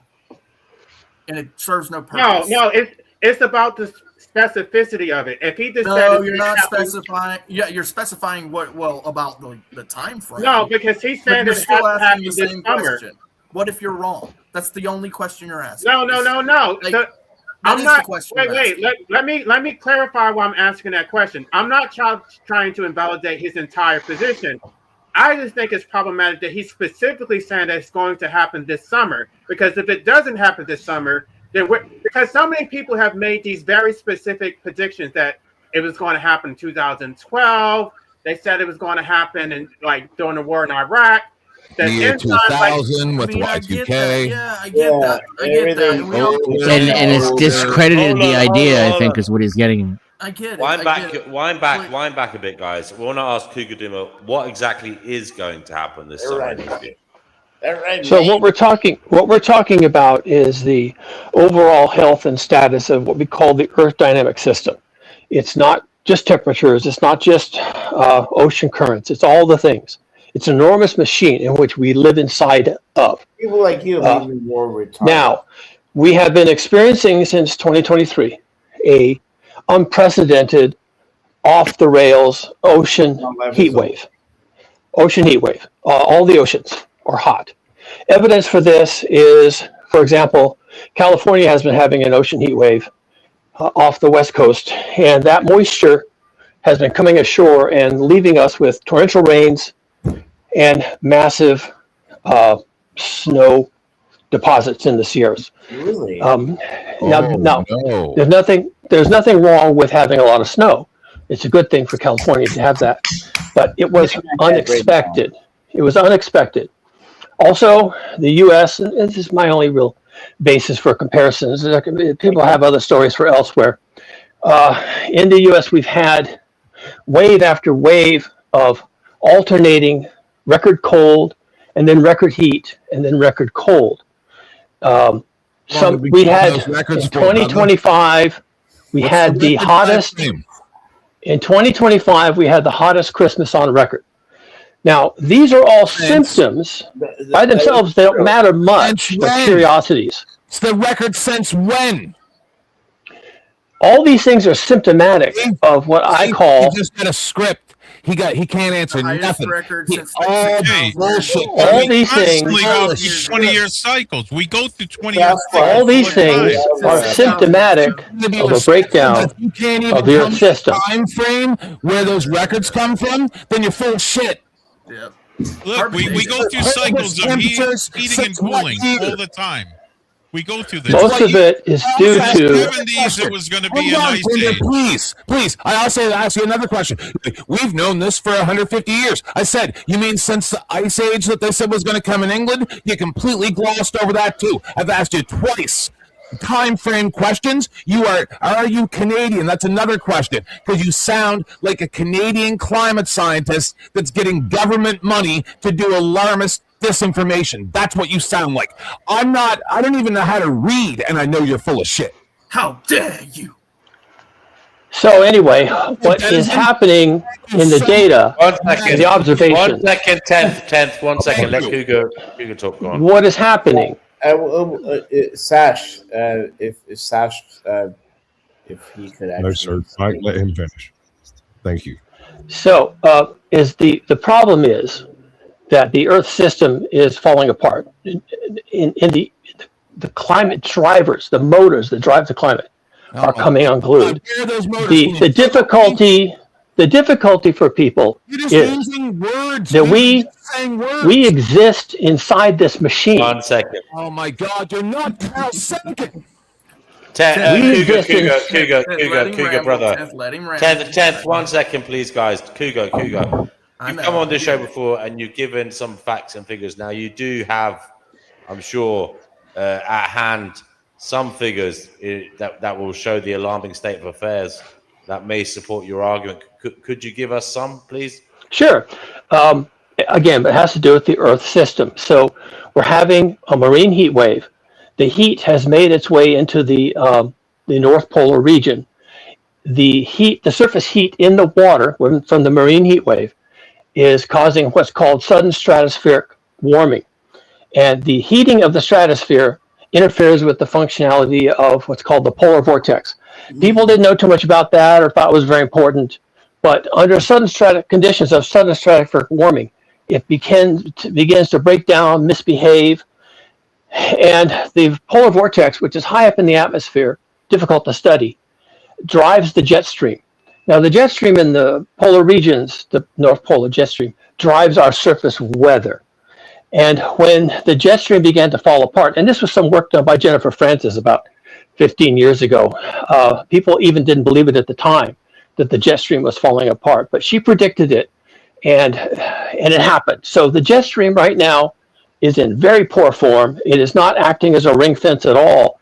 It's letting cold air escape from the polar regions. That cold air comes down and interferes with normal weather patterns and causes all kinds of disruptions. And combined with record ocean temperatures, the extra moisture in the atmosphere is interacting with these polar cold air masses and creating massive extreme weather. These are all facts on the ground. The polar vortex has been malformed, basically in decline for a good solid 3 months. These used to be a few days or maybe a week. These conditions would persist for a few days or a week and might give you some strange weather that would be interesting, but then it would go away. This has persisted for about 3 months. I was just checking it again today, and the polar vortex is basically gone. I've been sitting here listening to this nonsense the whole time, and you've not mentioned solar cycles not one time. You know nothing about science. You are a climate alarmist. You are what is wrong with our society. You make people drive cars that can't even drive in the winter because of your imaginary sky is falling nonsense. You know nothing about science. Nothing. So the reason things are going to be troublesome this summer. Decimate you. You know nothing. This is the data that the host called for. This is data. You're using the reason that people are becoming alarmed about this summer is because the breakdown of the polar jet stream, which is now ongoing, is going to cause hot air to intrude into the polar region. See, we also have saying that it's magic and that it's not. Okay, I was asked to give evidence, so here it comes. No, also, the Pacific Basin ENSO, El Nino Southern Oscillation, is about to swing into the hot phase. It does this periodically. There is some evidence, some discussion anyway, that the weak phase, the cold phase, the La Nina phase, has been progressively weakening, and that the El Nino phase has been strengthening. Again, this is because of marine heat waves. So it's not too surprising that the hot phase of the ENSO will be also getting hotter. That's kind of to be expected. So we're going into the summer about, what was it? Late summer and into 2027. From for Earth, where's the heat? We will about the come from? From the ice mountain. Where's the heat come from? You know about the time that we get the El Nino phase, which is now predicted for late in the summer. There is now a perfect storm being set up. We'll see what happens, but the perfect storm is that the collapse of the jet stream and the onset of a potentially a very strong El Nino phase of the ENSO, combined with an ongoing global maritime heat wave, means that there is going to be a lot of energy in the system. The Earth dynamic system. There's going to be a lot of heat. Heat has to move. It has to go somewhere and do work. It has to melt ice. It has to climb mountains and melt glaciers. So where's the heat come from? Oh, that's called the greenhouse effect. No, where does the heat come from? Cougar, I have a question because I don't think my original question was ever answered. If you can't even answer where the heat comes from, how are we supposed to listen to you? How do you know specifically that it's going to happen this summer and not sometime in the future? I just got to that. You missed it? I'll say it again. Because of the marine heat waves that since 2023 have been increasing and kind of becoming alarming, and because of the ongoing collapse of the polar jet stream and its ability to moderate temperate zone weather, and due to now we are swinging into an El Nino phase of the ENSO, which does tend to drive global temperatures and storms. Because of all the confluence of these three things, which individually might not be too alarming, but taken in context is looking like, and I'm not the only one saying this, that towards the end of this year, summer and into fall and into 2027, we will continue to see what we have already seen this winter, which is record heat. David's Daniel Swain. Daniel Swain just made a report. The truth is that people like you set up thermometers and move the weather stations to places directly beside tarmacs and shit. I appreciate to provide climate data for your agenda because science has become a religious cult. I appreciate that is what you're doing right now. I know the truth. I've been spent 30 years on this. You are a liar. Just a quick clarification. Science itself will never become a religious cult, but climate science has become a cult. So anyway, sorry, guys. Just to stick up for science for a second. DNW asked me to explain. I used to believe people like you. Can you mute everybody? That's why I'm angry, because you're lying. You're lying to people and hoodwinking them the same as what was done to me. Yeah, he's all right. Hold on. Okay, buddy. Okay. Sorry, guys. We can't have the shouting. I'm going to ask, does Squatch want to say something? Because I think someone said he wanted to say something. Squatch, did you want to say something? I wanted to ask Homie a question, but I know the answer to the question, and I'll tell it since he left. This effect he's talking about is going to have a really interesting effect for the desert Southwest because it's more monsoonal conditions, more water, more erosion, which is what they're worried about. But if that water is managed properly, you're talking about a massive amount of mortality. And on that point, to the title of the stream, End Times, same thing in Iran, Syria, other places of similar geographic representation. They're going to be affected. Okay. Tehran in Iran is basically out of water. I don't know that people really understand that, but there's 8 million people that live in Tehran metropolitan in the capital city, and there's another 8 million that live outside the city, and they've run out of water, folks. I saw this movie. Very serious. It's very serious. Pinder wants to say something. Steve Pinder, and then we've got a newbie, guys. We'll have to go to the Short Bus podcast after that. Pinder, go ahead. Okay. What happened in 1960 and then again in 2010, the Chilean earthquake in 2010 was so bad it knocked the Earth 3 degrees off its axis. Everything has been adjusting since then. That's why we have ice melting in certain areas and gaining in others. This has affected everything, the currents, all that kind of stuff.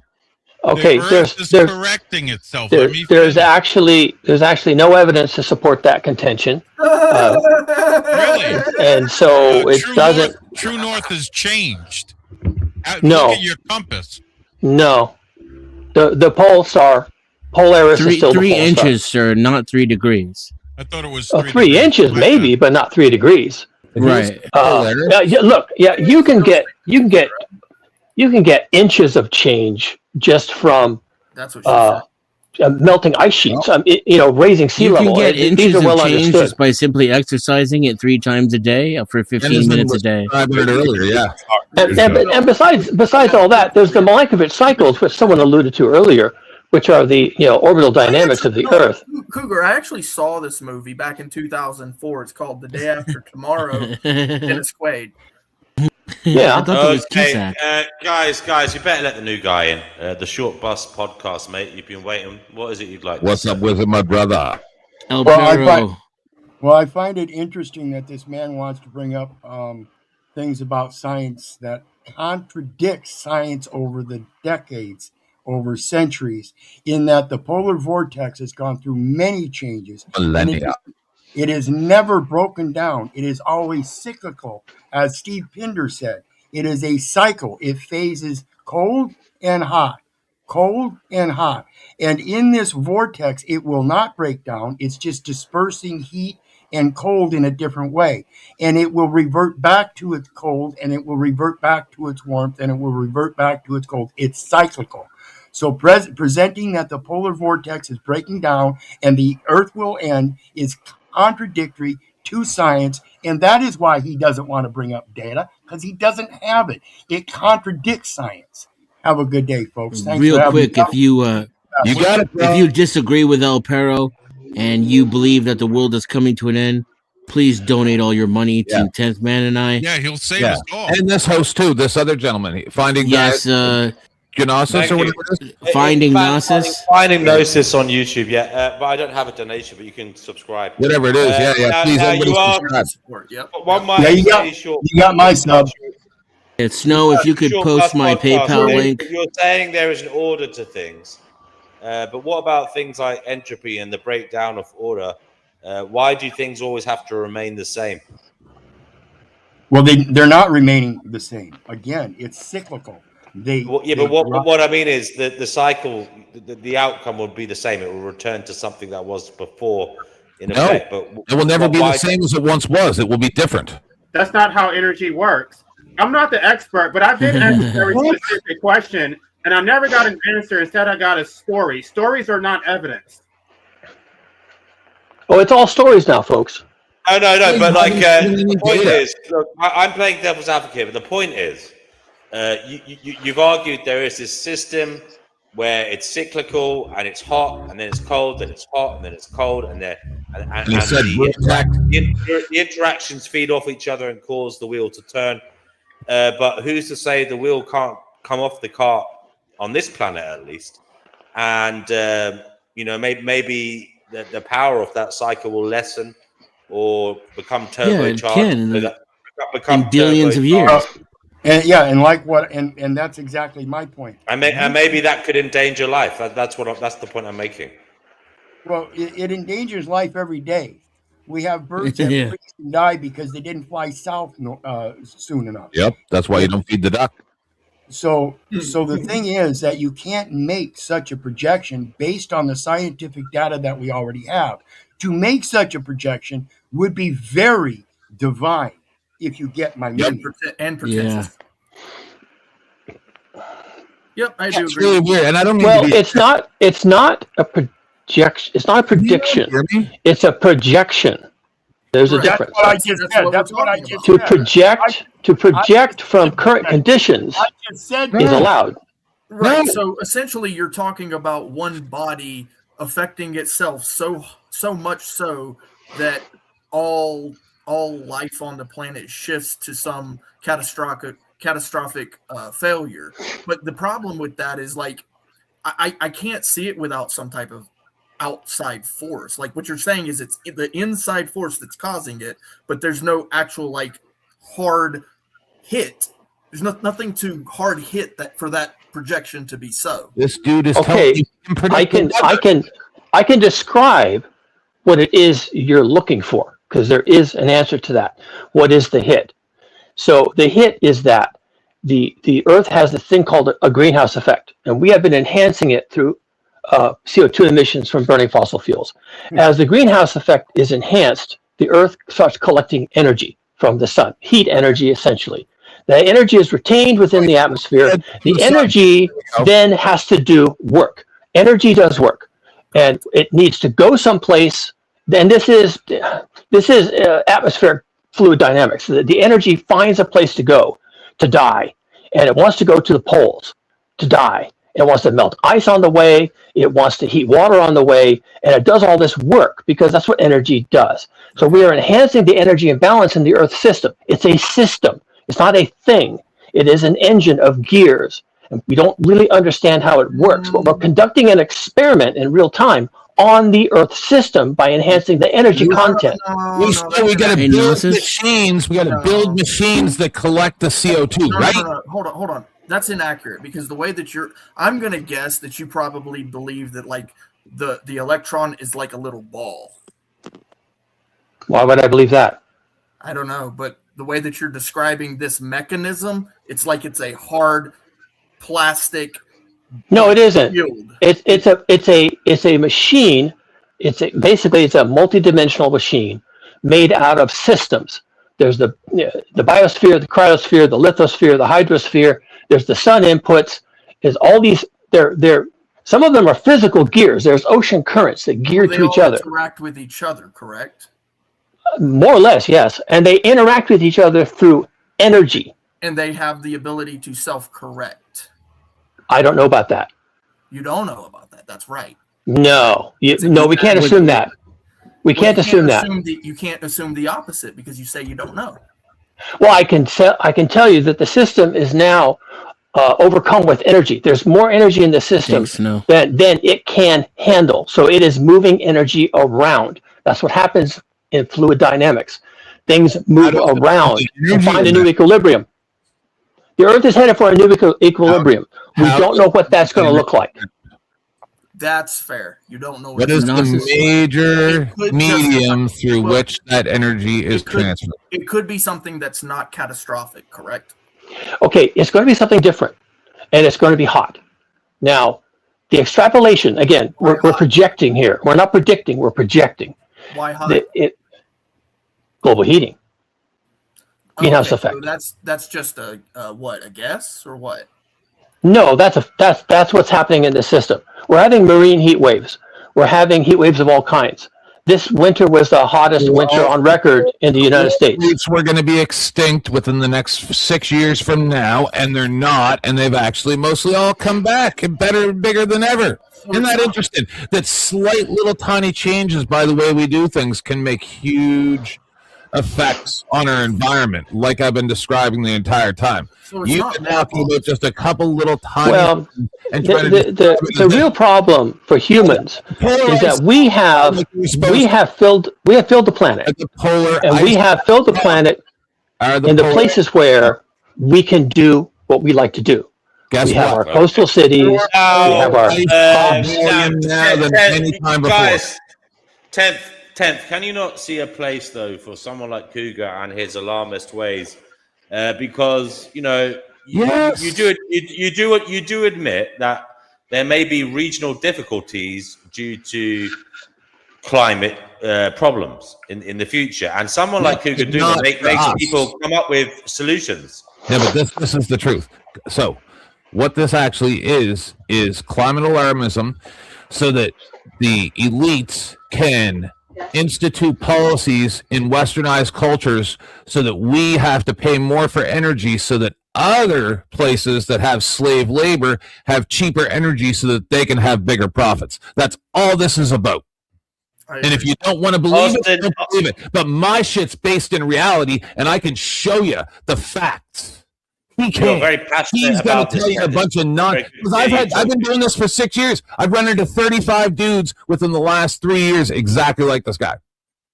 Okay, Austin Murphy's new here. Sorry, Austin Murphy. We've got to give the newbie a chance. Austin Murphy, you're on the Finding Gnosis show. What would you like to say? If you have a direct question, I'll answer it, but that's just too broad. There's too many topics going on. Okay, no problem. Well, feel free to interject when you feel like you have something to say. Pinder, what is it you'd like to say, mate?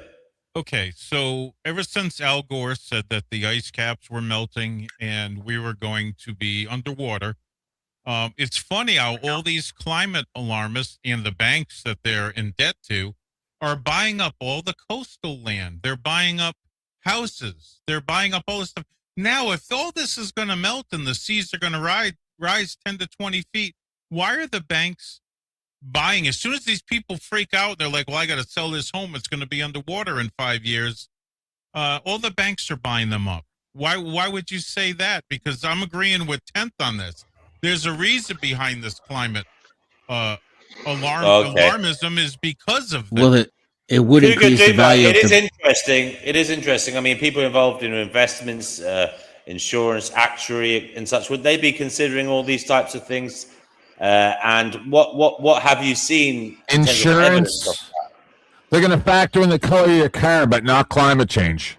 Well, tax money. Yeah, they factor it in, but it's going to become beachfront property. So it would only increase the value. No, it would be covered by water.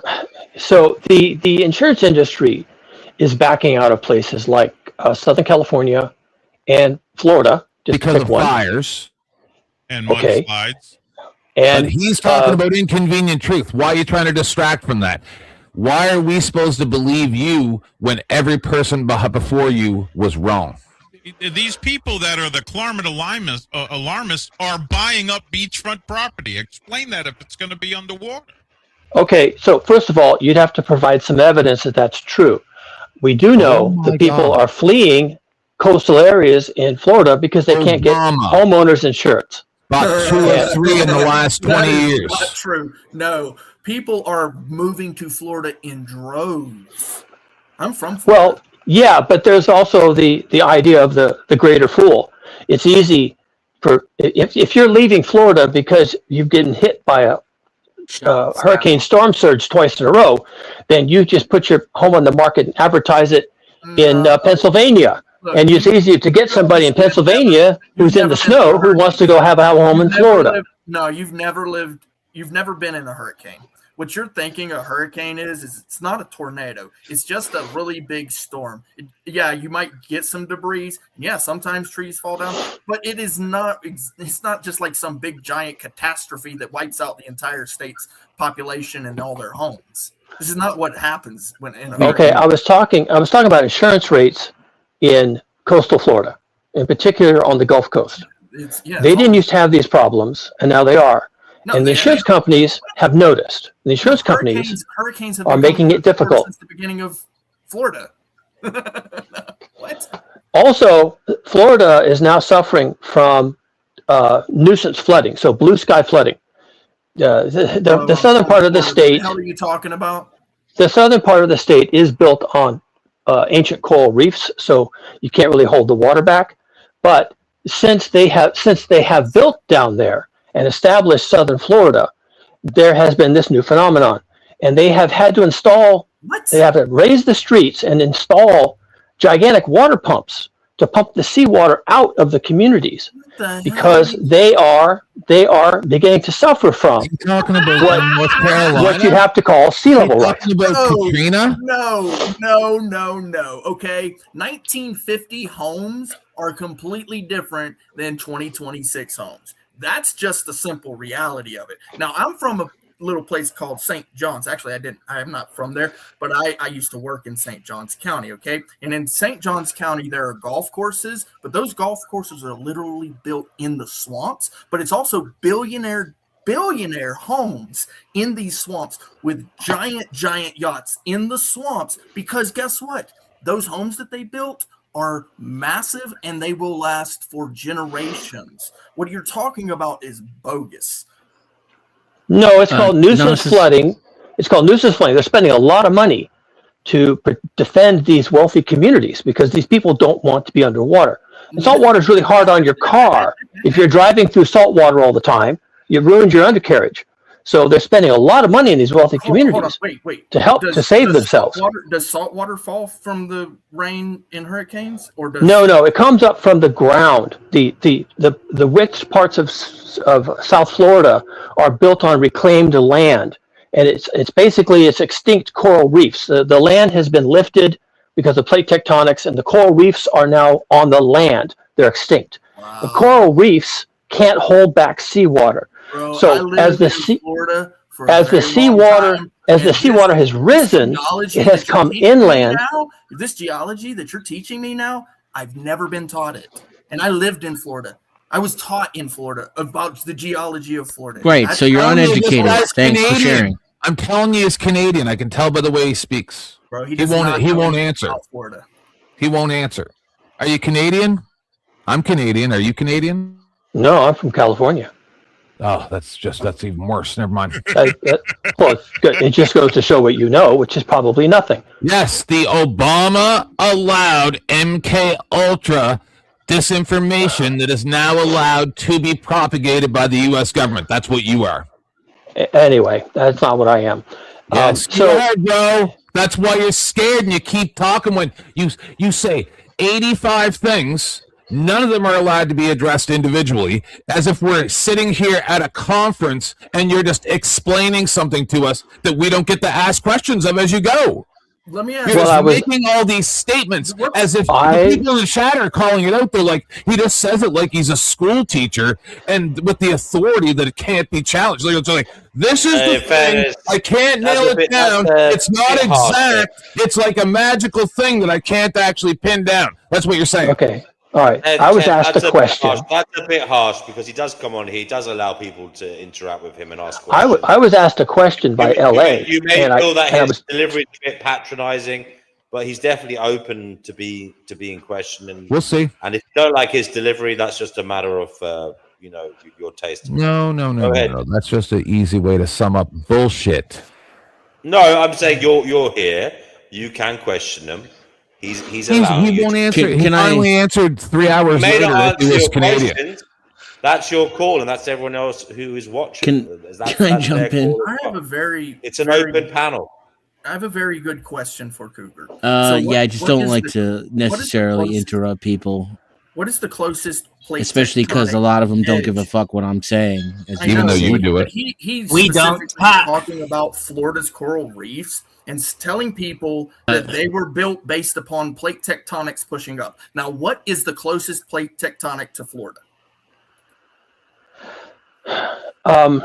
It's probably complicated. I don't really know the history of Florida's geology. Down in the Caribbean, bro. That is so much bullshit. The closest plate tectonic to Florida is out in the middle of the sea, bro. It is not even close. Okay, but it's all made complicated. Words to say. He knows the words to say to make him sound like he knows what he's talking about. That's actually not true. It is made somewhat complicated by sea level rise.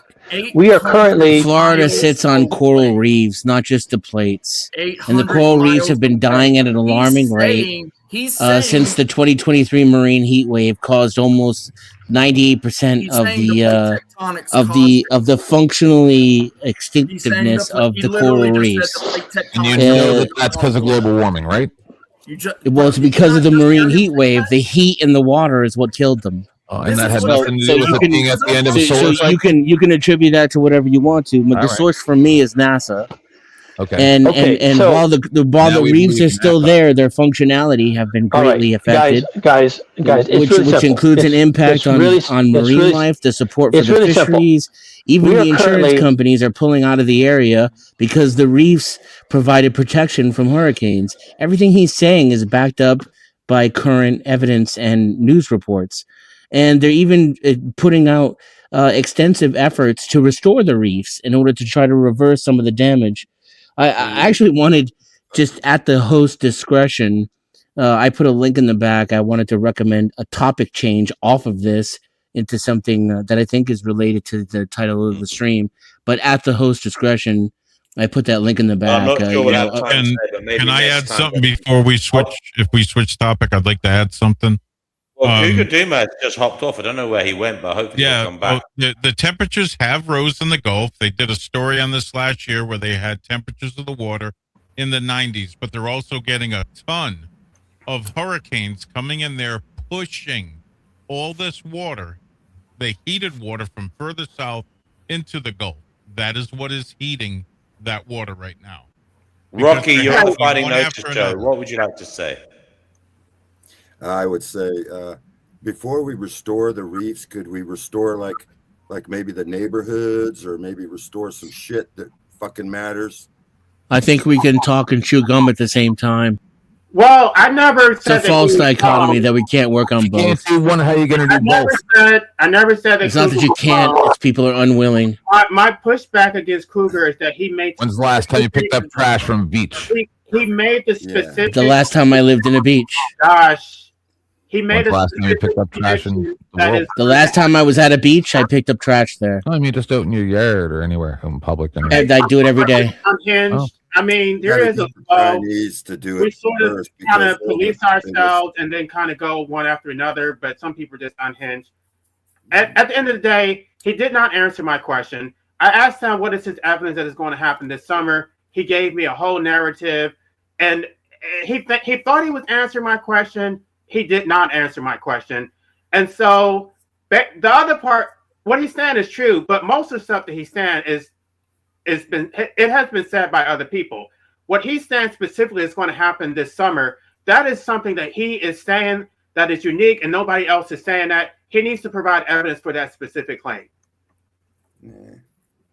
It's a Okay, Fatima, you came back on. What would you like to say? Oh, I'm in a good mood.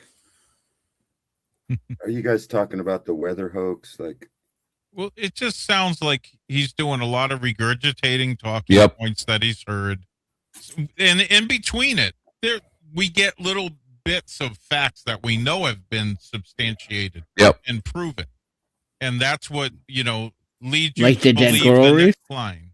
Well, yeah, the coral reef. Pretty big deal, right? Yeah, I believe so.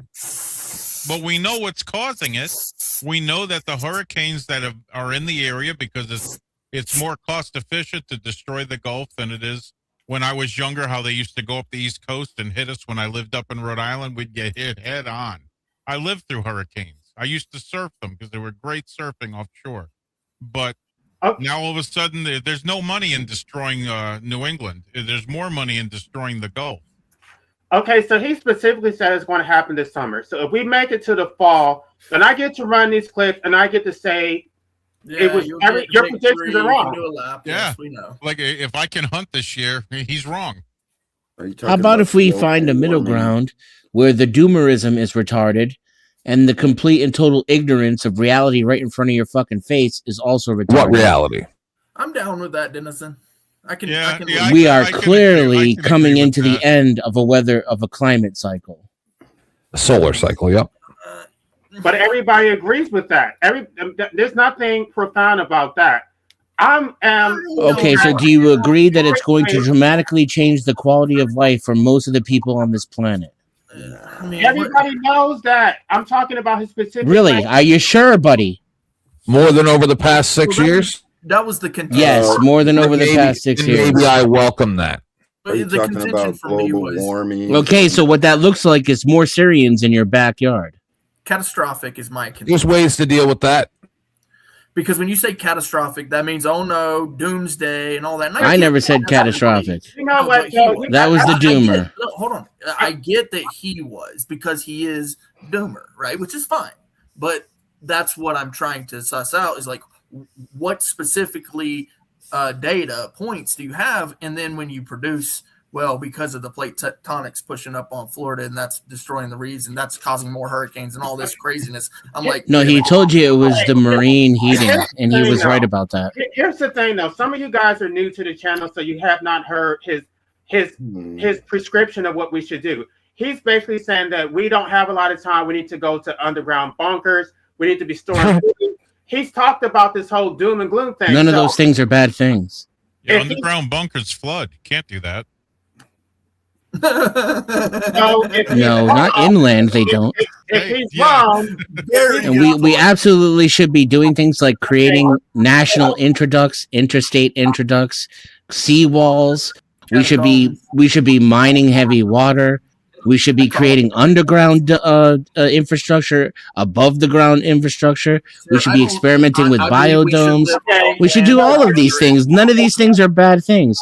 We should also unleash all different kinds of energy technology as well, instead of making that a political, hammer to hit over people over the head. Living under the ground. I don't want to. I like living above the ground. You don't have to live underground. We're just going to build some contingency for in case you people who are sure that nobody's going to be affected, and we need to, have a place for 10,000 Syrian refugees fleeing complete and total, what's the word, a drought in their area.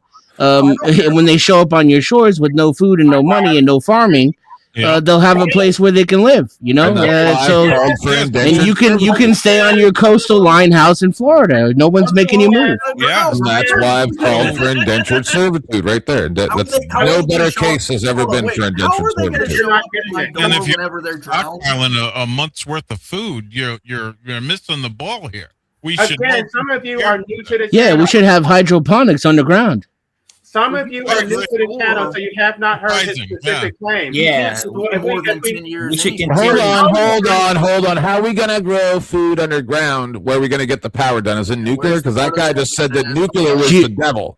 Yeah, we should use nuclear. We should use nuclear. We should use coal. We should use oil. We should use natural gas. We should use wind. We should use solar. And we should use geothermal. That's the one that's really going to blow your mind in the future is geothermal.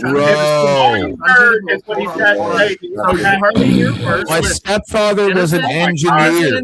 I learned about this stuff at single-digit age. Then you should stop shitting on it like it's fantasy. I know what reality is. The reality is shut up. The reality is people like you are shitting on ideas. One at a time. Sorry, guys. Who was talking there? Clay, go ahead, mate. Yeah, I just want to grift a little bit. So 10th Man and Denizen are going to build us a bunker. So make sure that all your money go to them. I already put that in the chat. Donate to the Denizen X bunker. Also, we're going to have this mods. Please drop the PayPal links. We're going to come over here to what DNW's channel. What is it again? Once we complete the channel bunker, is Finding Gnosis. You can see it in the top corner there. There should be like a little logo there. Finding Gnosis. Yeah. More often. So give all your money to 10th and Denizen. Come over here to Gnosis. Sub up to 10th and Denizen as well. We're going to have this discussion, and we're going to continue to build. We're going to create this bunker. Yep. Send all of your money to 10th. Send all of your money to Denizen. No. Once we finish the underground bunker and the above ground biodome, we're going to build a biodome on the moon. Biodome Luna. That's the third phase of our project. So please donate today. Let me tell you why it's not benign. Because I've listened to it. I'm not new to this channel. I've been here. And I had another channel for this person who said that I'm new to the channel. I've been here very long. You knew what he said is that he's making. I don't have any problem with his descriptive claims. I have a problem with his prescriptive claims. Because if we listen to him, we wouldn't necessarily want to quit our jobs, go store food, go form some community. Sounds good. It's all positive so far. It's not positive because you're going to completely disrupt your life thinking that the end is near, and then if the end is not near, now you don't have a job. Now you're better off. You're self-sufficient, growing your own food. You're healthier, happier. I'm looking for the downside. This happened last year. Remember, all those people maxed out all their credit cards and everything, and then they found out the end of the world wasn't, and they were all over TikTok going, "Oh, they said it was the end of the world." That's what we're watching. Yeah. Don't max out your credit cards, people. Increase your portfolio diversity and divest from the government and the system. So invest in what you can whenever you're able, because not everybody has the same level of ability. Some of us are not capable as others. Grow your own food, find your own water sources, create your own lodging, build your own communities. 100% look away from the system and look towards yourself and your family and your communities. These are not bad things. They're not things to be afraid of. It's exactly what this country needs.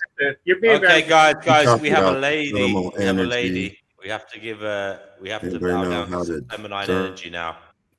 We have They are bad things, but you don't want to consider them. Witchy Bishy, you're on the Finding Gnosis show. I heard they got thermal power plants. Rocky, hold on, dude. There's a lady on the panel, man. Yeah. Witchy Bishy, you're on the Finding Gnosis show. Dude, what would you like to say? Show some respect, will you? She's muted. She doesn't want to talk. Okay. Okay. It takes her a Sorry, minute. Rocky, go ahead, Rocky. Go ahead, Rocky. What do you want to say? Well, I heard they have these thermal power plants in Alaska and they use it. It's a pretty good idea, the thermal plants, but I wouldn't worry about the end of the world and shit. That's what you guys ain't worried about the end of the world or something, are you? The problem is that Gnosis. Salute to Vinny. Salute to Vinny. What comes before Gnosis is wisdom. You can't I mean, that's what the whole thing in the garden was. They wanted the knowledge before they had the wisdom. And Word. You guys are searching for knowledge, but you have no fucking wisdom. And anyway, Here's the get thing, wisdom. though. Get wisdom. You get wisdom and understanding before you get knowledge. Wisdom and understanding comes before knowledge. So get some wisdom, get There's some no understanding. difference between the two. I'm trying not to interrupt. I'm not sure. Okay. He's not the first one to make these predictions, right? Because there's been several. We talked about the Y2K 2012. There's been so many predictions. Something happened. There was a prediction made in the 1970s. And then people believe this stuff. And they start making bad decisions thinking that, okay, it doesn't matter. Or, I mean, you're being dismissive about credit card debt, but it could be student loan debt. It could be abstaining from, I think abstaining from having children is a good thing. But many people will delay stuff or make bad decisions thinking all this is going to come to an end. And so you may take out student loans. You may buy a car thinking you don't actually have to pay it back. back. That's not the doomerism that we're talking about. It's very dangerous. I told you to come meet me halfway in the healthy middle ground where there are threats from all areas, and preparation for those threats is not necessarily a bad thing. Right, guys, we've got Cougar Doomer back, the man of the hour. He's having arrows flung at him from all different directions. He's fighting everyone. Cougar Doomer, have you come back with your shield? How can you protect yourself with this onslaught?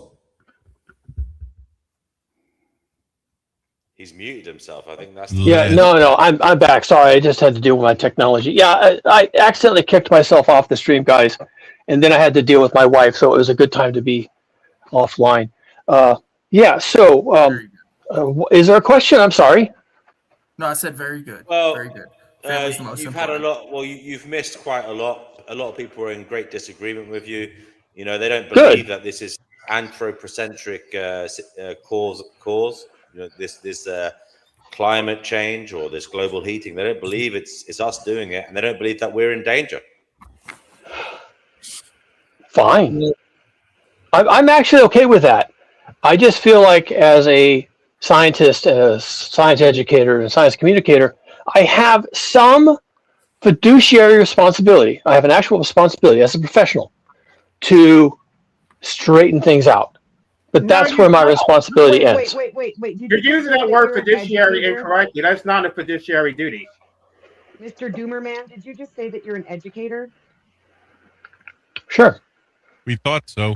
Professionally. Well, I think what I said was that I'm a science communicator.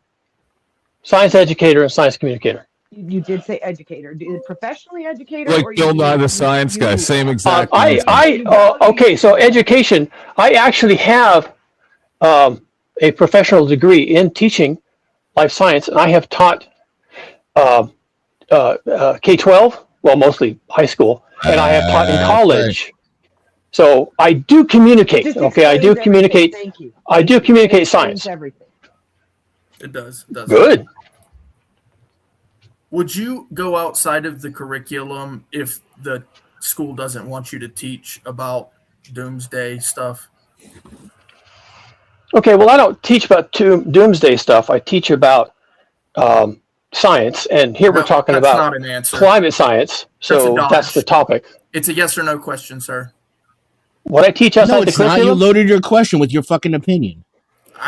So he's telling you your opinion is invalid. It was a direct answer. Okay, so let's just take. It's a yes or no question. Okay, let's just take California. Let's take California as an example. California has a core curriculum. They expect teachers to teach certain things, but you're not limited to that.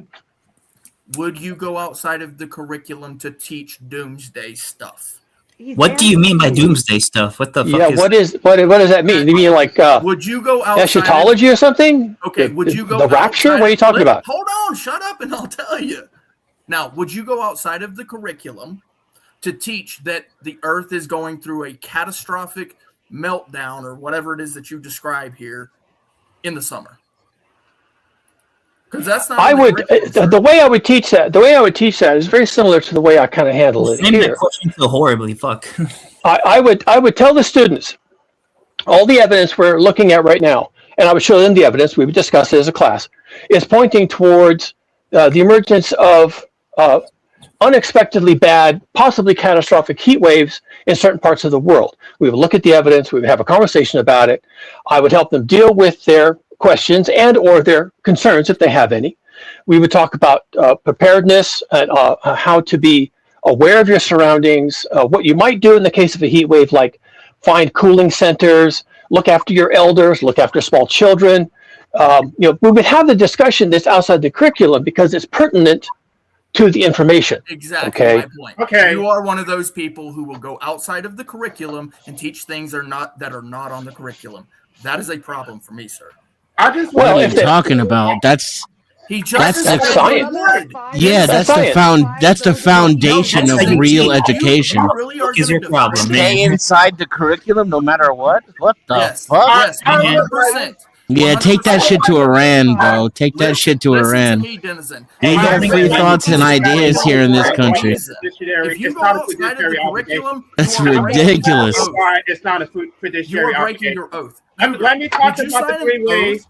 Let Did me you sign talk an about oath? the three ways that you can have a Cougar, did you fiduciary sign an obligation. oath? You can have a fiduciary obligation based on a contract, which is an express duty. You can have a fiduciary obligation based on a law, based on your status, relationship to your children, a corporate director, an executive of an estate. Yeah, I think he meant to say ethical. Obligation that is implied by fact. That because of your actions, it is implied that you have a fiduciary obligation to help someone. Like, for example, if you're a lifesaver and someone drowns, you have a fiduciary obligation to save them. You don't have a fiduciary obligation to random strangers, and I think that is very manipulative because it basically says, "I'm Captain Save-A-Ho. I'm saving you, and you have a duty to listen to me." And I'm pretending that I'm actually doing this for your benefit, but it's actually for my benefit. Are you hot? Going outside of the curriculum is exactly how we get this tranny stuff in schools. Yep. As he's speaking about a fiduciary obligation, he is a scientist, is what he claims, with an education in science and educating. Based on that, if he has knowledge that affects the stakeholders, i.e., the people and families of those he's qualified to teach, then it is still a fiduciary obligation. Guys, we've got about It's 10 directly minutes. to him being a teacher, and that's why it makes sense. We've got about 10 minutes. He has no We've got relationship. about 10 minutes. No relationship with us whatsoever. We are random strangers. Can we watch that video for 10 minutes? Hey, brother, can you let me know exactly before you're going to do it? Because I'm going to raid myself over to another stream with myself. So just let me know, like, 10 seconds before you're going to end it. I'm going to switch. And if he believes that he has a fiduciary obligation, he has to state the basis of that obligation. You guys have okay, guys. I suppose we can do that. What the hell is that? Leave that on. That was awesome. I don't know what that was. That was Iran building the nuke. Hopefully. He said, "Hopefully, nice one." Closing remarks, then, guys. Closing remarks. Yes. We'll go round clockwise. So we'll start with Denizen. Do you want to go ahead? Yeah. I'll be real quick. Mostly, I just want to say I appreciate this panel. I do a lot of YouTubing, and I've been doing it for probably about 7 years. And I like your style, Finding Gnosis. I'm definitely going to be coming back here in the future. For what it's worth, it got out a little out of hand every once in a while, but there are a lot of stray cats on this panel, and I think you deserve some applause. Mods in my channel, please put Gnosis's links in the chat and check him out. We'll definitely be coming here and restreaming him in the future, hopefully.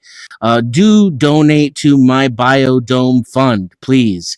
We're going to save America and the American way of life. The rest of the, places, I don't know. It may end up underwater. And if you're interested in my views or what I have to say, check me out at Denizen-X, where we have discussions and not debate about ideas instead of people. You can also check out the beginning of the stream. It was just me and Gnosis for a little bit going one-on-one there, and hear basically what my closing thoughts would be at the beginning of this stream. Thank you again for letting me up here. I appreciate it. Nice one, Denizen. Good to have you here, and look forward to next time.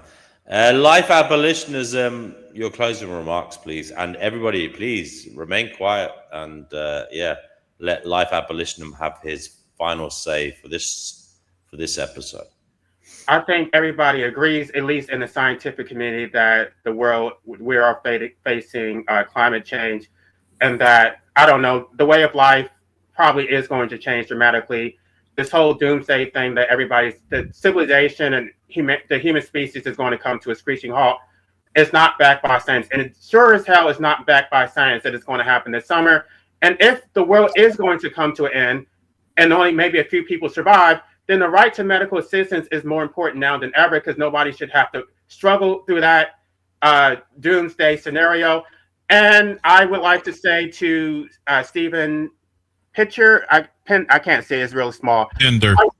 Okay, I would like to have the discussion whenever you're available. I did email you, so just let me know your availability, and then we can make that happen. Absolutely, I'd love that discussion. Okay, wonderful. So we got Come to my show right now, Pinder. Both of you. My turn. Oh no, your turn. I will just take my leave. My link is in the back chat if you want to share where I'm going to after this. That's about it. Nice meeting everybody. Okay, thanks, Ted. We'll go to Pinder next, mate. Go ahead. I really enjoyed the conversation. I love to interject questions and my thoughts, and I was allowed to do that, and I appreciate that. It was a great panel. One thing I do want to say before I leave is, as a former educator myself, I never taught my students what to think. I prided myself in teaching them how to think. And that's Amen. the most important thing as an educator, I believe. Thank you so Amen. much for having me up here. Okay, look forward to seeing you next time, Mr. Pinder. Cougar Doom, my brother, your turn, your closing remarks for today. Sure, thanks. Well, I think that people broadly misrepresented my position, and that's fine. That just seems to be the way this is going. I'm really troubled by this idea that I don't have responsibilities. I don't care about contracts. I mean, whatever. I have responsibilities. I accept those, and I think I have some agency to act on those responsibilities as I interpret them and as I see them, and as they change and as they evolve. So I don't have an agenda, folks. I'm just here to share. And I guess that's all I have to say. Okay, thanks, Cougar Dima. We'll go to Witchy Bishy. Please speak into your microphone, give your closing remarks for this stream. Yeah. I appreciate the environment you create. Thank you for having me up. Okay, short and sweet. Thank you, Witchy. Hope to see you next time. She is also short and sweet, by the way. We'll go to Fatima. Do you want to give your closing remarks for this stream? Yeah, it was nice, and death to America and Israel. That's all. Rocky, you mate, first. You're the last voice tonight. Hopefully you have something to say. DNW, well, you never did get to me either, so you know. I'm a Christian. You all know I'm a Christian, and I believe that wisdom comes before knowledge, and before, not, you know, like AI may have a lot of knowledge, but it doesn't have no wisdom. It's like, you know what I'm saying? Climate change and all this. You got to first remember that Scripture says that only God can destroy the earth. That, I mean, you may be able to damage some areas, but you can't destroy the earth. Can you define God? No one else talk. Flat, and you can't go to the fucking moon, so don't even try going to the moon, okay? Anyway, okay, Rocky. Thanks for having me, you guys. I love you all. Peace. I'm out. All right, thank you very much. And Fatima, that was bold. DNW, no talking when others are talking. DNW, you never did let me go. Oh, sorry. Who did I miss? Who's that talking? Clay. Oh, Clay. Sorry. Very apologies. Okay. Well, there you go. An unexpected final remark. Sorry, Rocky. The honor now goes to Clay. Sorry about that. I appreciate it, man. Yeah, no, this was a great panel. Definitely some educated people up here.